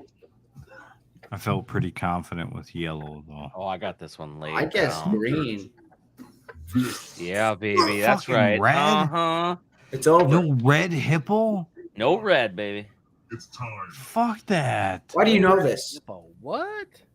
Okay, we gotta use these weird little dumbwaiters. Everyone pick an elevator door. If you all pick the same side, you all live. But if there's a split decision, I will kill everyone on the heavier side. Sounds Oh a- shit. Sounds a little like Saw. Saw. A little bit. A little bit. Feel free to chat and lie about what you're going What to am do. I picking? Whatever you want. Pick and try to lie to somebody else. I seen where it went. What does that mean? You just got to pick a side. Whichever side's heavier loses. I think so. Something like that. So Hey, does everybody pick go. left? Everybody go right. Everybody Oh, I go guess right. donkey. We lost Ray. What happened? We lost Ray. I'm not Died. listening to you, Reese. Speaking of Saw, we used to make special effects for Saw. Wow. Everyone picked left. I was hoping some people would die. Fuck you guys. I went left first, you I went left. motherfuckers. What the fuck? Everybody went left. Oh, I'm done for. Yeah, you were right, Anthony. You were right. You're They're just here. dumb animals. When one player is left alive, we'll go to the final round. Hey, what happened to our screen, Dick? What? Which anime series features Mikasa and Eren fighting skinless giants? Priscilla, help me out. I know this one. Type it. I've never seen it, but I know this one. Type it. I'm running low. Whoa, who just exploded? Fuck. I exploded. Oh my god. They blew me up. Them bastards. Don't put the guess in the chat. Ooh, I Don't help us. explosion. Why? Let It's us be probably idiots. wrong anyway. Oh, no, they're helping us in chat. Except we still got it wrong. I didn't. I did. Oh, chat. I don't watch any anime to know that. That was a guessing game for me. That's Chat is bullshit. helping us. I asked for help and I get blown up. Okay. Fuck that. Nobody They're picked racist top right. shit. Fucking racist. You're right, Priscilla. I'm sorry. I'm going top right. Nobody else goes there. Don't conspire. It's time for the volunteers. Here's the fun part. You get a sword. On your device, choose a row or a column to run your sword. Yeah, how did you get your ass in You're here? not picking a spot. Just take a Hey, step. Priscilla says we took the audience away. Well, what did you expect, Priscilla? We can't trust you guys. We can't be trusted. Let We, alone we you. can't trust ourselves, let alone the audience. Let's bring Priscilla into the chat. We should bring her online and have her challenge us. Stabby time. Don't Someone stab. forget. She's gonna Did someone not kill you. vote? She's probably gonna kill you. Oh, I got sniped. No. That looks just like you, Jake. Yeah. Wow. BattleBot XP is destroying us. Yeah. Yeah. Jerks. So we got a fan in here who's killing us. Morocco. Number 3. It's meant to be a guest, Terry. Duff Goldman. I don't know who Duff Goldman is.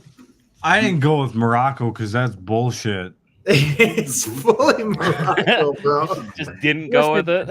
Are we literally getting wrecked by somebody I hope else in the so. chat? I don't expect us. Chat, fuck you guys. You're supposed to help me out here. It's 10, man. There's 10 frames. It's 10. Come on. It's not 12. 3. Hey, keep your mouth shut there. Yeah, Terry. if you're not gonna play the game, you stay the hell out of the chat, man. Come on. Come on.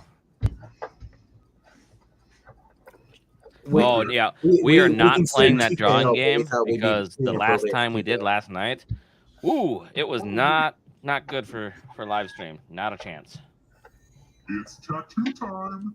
I know it's Oh my god, they got it wrong. Totally cliche, but whatever. Create a new tattoo on my back by drawing on your device. Interesting. Oh, God, okay. not this one. Oh, I bet we're gonna vote. I bet the losers are gonna vote. Oh man, Yeah, yeah. I wonder what it's gonna be. I'm a fucking loser. Yeah, where did Ray go? This is Probably bullshit. hurling. I think Ray's gone. You might want to cut him. So no cock and balls. Wow, that was. Oh boy.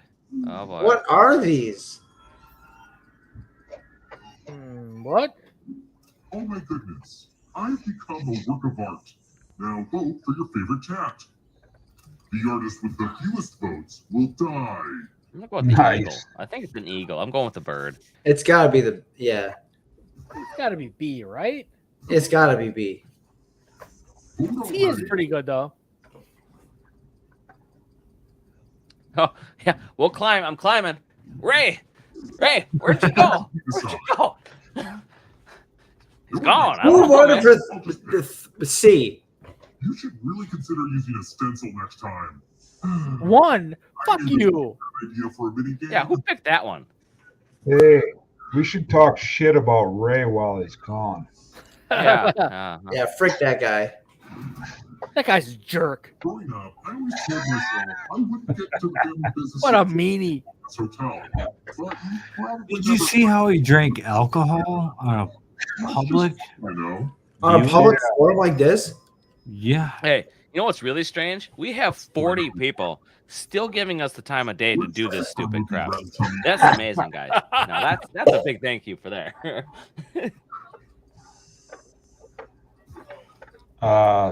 New York. God, who cares? Seriously. Okay, Ratatouille is a great movie. Trevor, you were just there at fucking Epcot. I was just there in Epcot. Okay, That's not what one of the Ratatouille choices. is. Lucky guesses. What are you doing? Nobody? Ratatouille? What's more French Really? than that?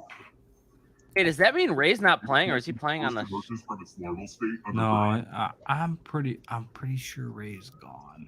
Ray's Yeah, left I us. think we lost him. Hey, Trev, tell us about Florida. Ray has left. Oh, Florida's a cesspool. What?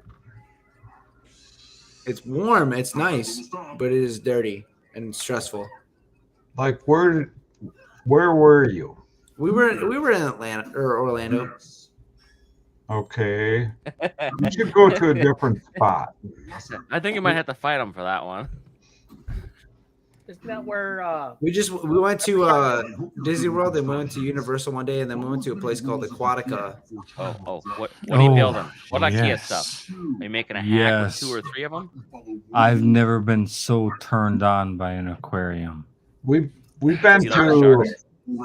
we've been close to So Universal Studios when we were at BattleBots IQ. Like we could see it across the chain link fence.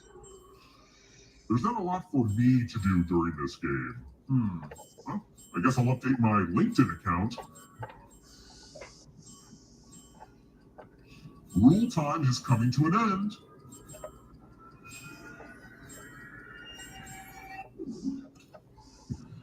There's always someone out there. Oh, I beat Jake last time. Yeah, I just had to stay. I was going too quick last time. This time I took a lot more time. Are we getting killed by a fan? Yeah, which is fine. I'm catching. Who's them, though. BattleBot XP? I win. Who's the criminal? Who is it? Right. I'm giving it the tongue now, baby. Oh, I'm ready for this. Cocksucker. I think it's Loading Priscilla. shelves I and a think new she's coming desk for for us. PC. Awesome. Yes, I would show off my rig, but yeah, it's too much to mess around with. Oh yeah, I'm sure. I'm sure it's just too much to handle. It is. It's stuck behind the screen, so. Shoals cheating. 100%. You're a little bit closer to escaping. Plot twist. Shoals a scammer. If a ghost catches you, they'll steal your life force. Then they You're lucky Donkey's not in this, you fuckers. Okay. Question. And ghosts get a third choice to help them catch up to you. Yeah. Time is almost up. That's tough. I know O positive's one. Yeah. Not F minus. Peace out, fables. I hate this. This is just quick facts that don't mean anything to me. I don't even know. David and Goliath. None of them. None of them. Wow. That's not good. Y'all. You know what that game said right there? Yeah. Fuck. Ray's y'all. hiding in the back. He's winning without even knowing. I have no idea who this is. I got one. Yes. Uh-oh. Here comes trouble. Goodbye, Reese. Fucking Donkey? No, I'm Donkey's dead. goner. Fuck you. Fucking game. Books and L. Frank Bomb's Oz series. Time is almost up.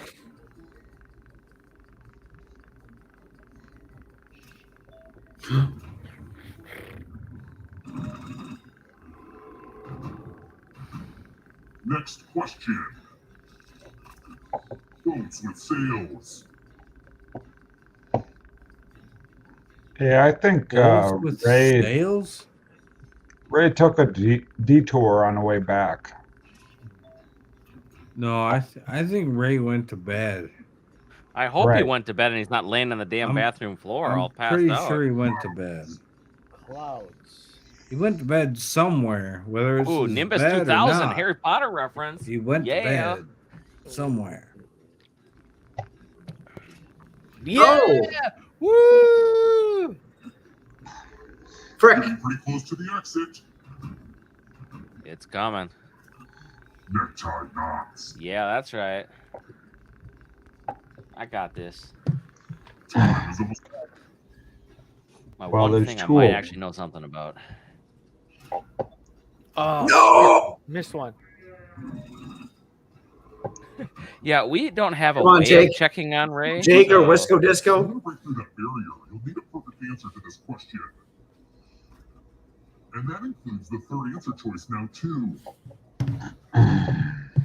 It gives us one that they can't grab. That's funny. Oh, yeah, Justin. We could check Justin. No, I guess. they did it. They did it. Oh, we hate you. Hey, Donkey, can you Okay, explain your okay, name? spill it. Which one of you was it? Who was it in chat that come join? Who was it? Who was it? Priscilla, you son of a bitch. I bet you it was that bitch. Who's Shoal? Did somebody Hey, catch bitch. us kick our ass? Shoal yourself. Priscilla is sweet on you, Weasel. Wow. What? Awesome. Yeah. Well, who wouldn't be sweet on this? Hey, Donkey, what's the deal with the name? Auntie Donkey? Tifa. Andy. No, Tifa. that's talking to Dick. That's not Donkey. I'm Donkey. My name is Andy Tifa. Hey, Shrek, you And I want to go will- and get some waffles in and I the will- morning? No, Donkey. I am Andy Tifa, and I will make your Starbucks coffee, and I will spell your name wrong on purpose. Sure. Fight the power. Dick.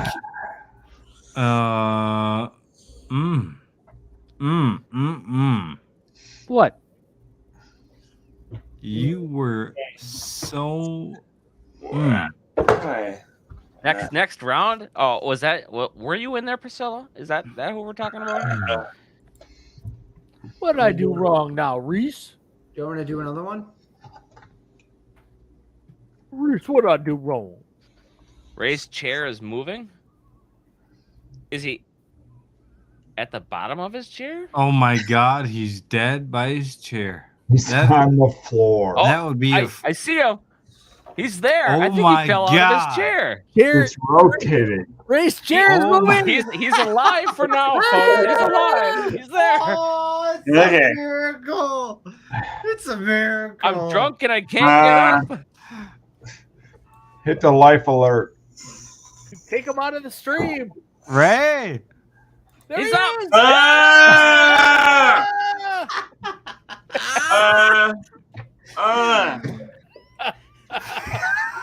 Take him out of the stream. He lost his hat, though, folks. He lost his hat. I lost my hat.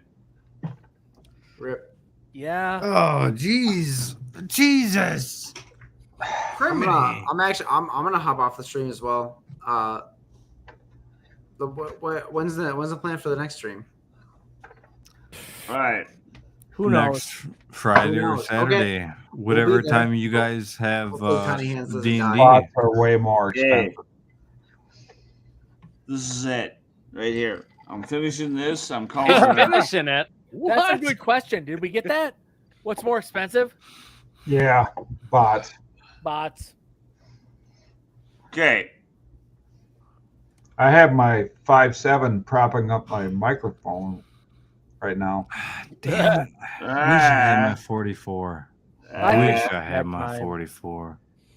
All right, I'll see everyone later. Hey, Trev, yeah, make sure yes. you use little Vagisil on that vagina. Yeah. Oh, Okay. stop that. I'm definitely leaving. All right. No. Goodbye, Good everyone luck, except Reese. Trev. Everyone except Reese, goodbye. All right. This is it. See you, Trev. I'll Love see you later, guys. unless your Take name is him out Rob. too, Jake. I love you guys. Okay. It's done. Hey, so since we're at the end of the stream, we're gonna thank all of 47 of you who are still in here. All right. Yeah, it's been a fun night, and Ray's It's been had a some fun fun, right? night. Ray? I'm done. R.I.P. Ray. All right. All right. Guys, I thought this was going to be a 6-hour stream. I'm disappointed. Yeah. Oh, we're closing it out right We're now. hitting Closing 5. it out right now. Right? Hey, if you want to pick this up, we're going to Mr. Eeyore's stream. No, you're Dick's not. gone? No, Dick No, he left? bailed. He bailed. Hey, Oh my God. back in the day, That we is did 12-hour record-breaking. streams. Dick has never left a stream in Yeah, history. he must have actually drank, you know. Yeah. Wow. Well, I'll see you guys later. Wow. I'll see Ah, you Hey, Trevor. next week or whatever. I don't know. Just let us know. Trevor, next week, just be sure to wash that sand out of your vagina. Tell us how that Tiny Hands thing went tonight. Okay. Okay, And I'll- we are out. Thank you, YouTube. Goodbye, Thank you guys. everyone. And well, we'll be back sometime.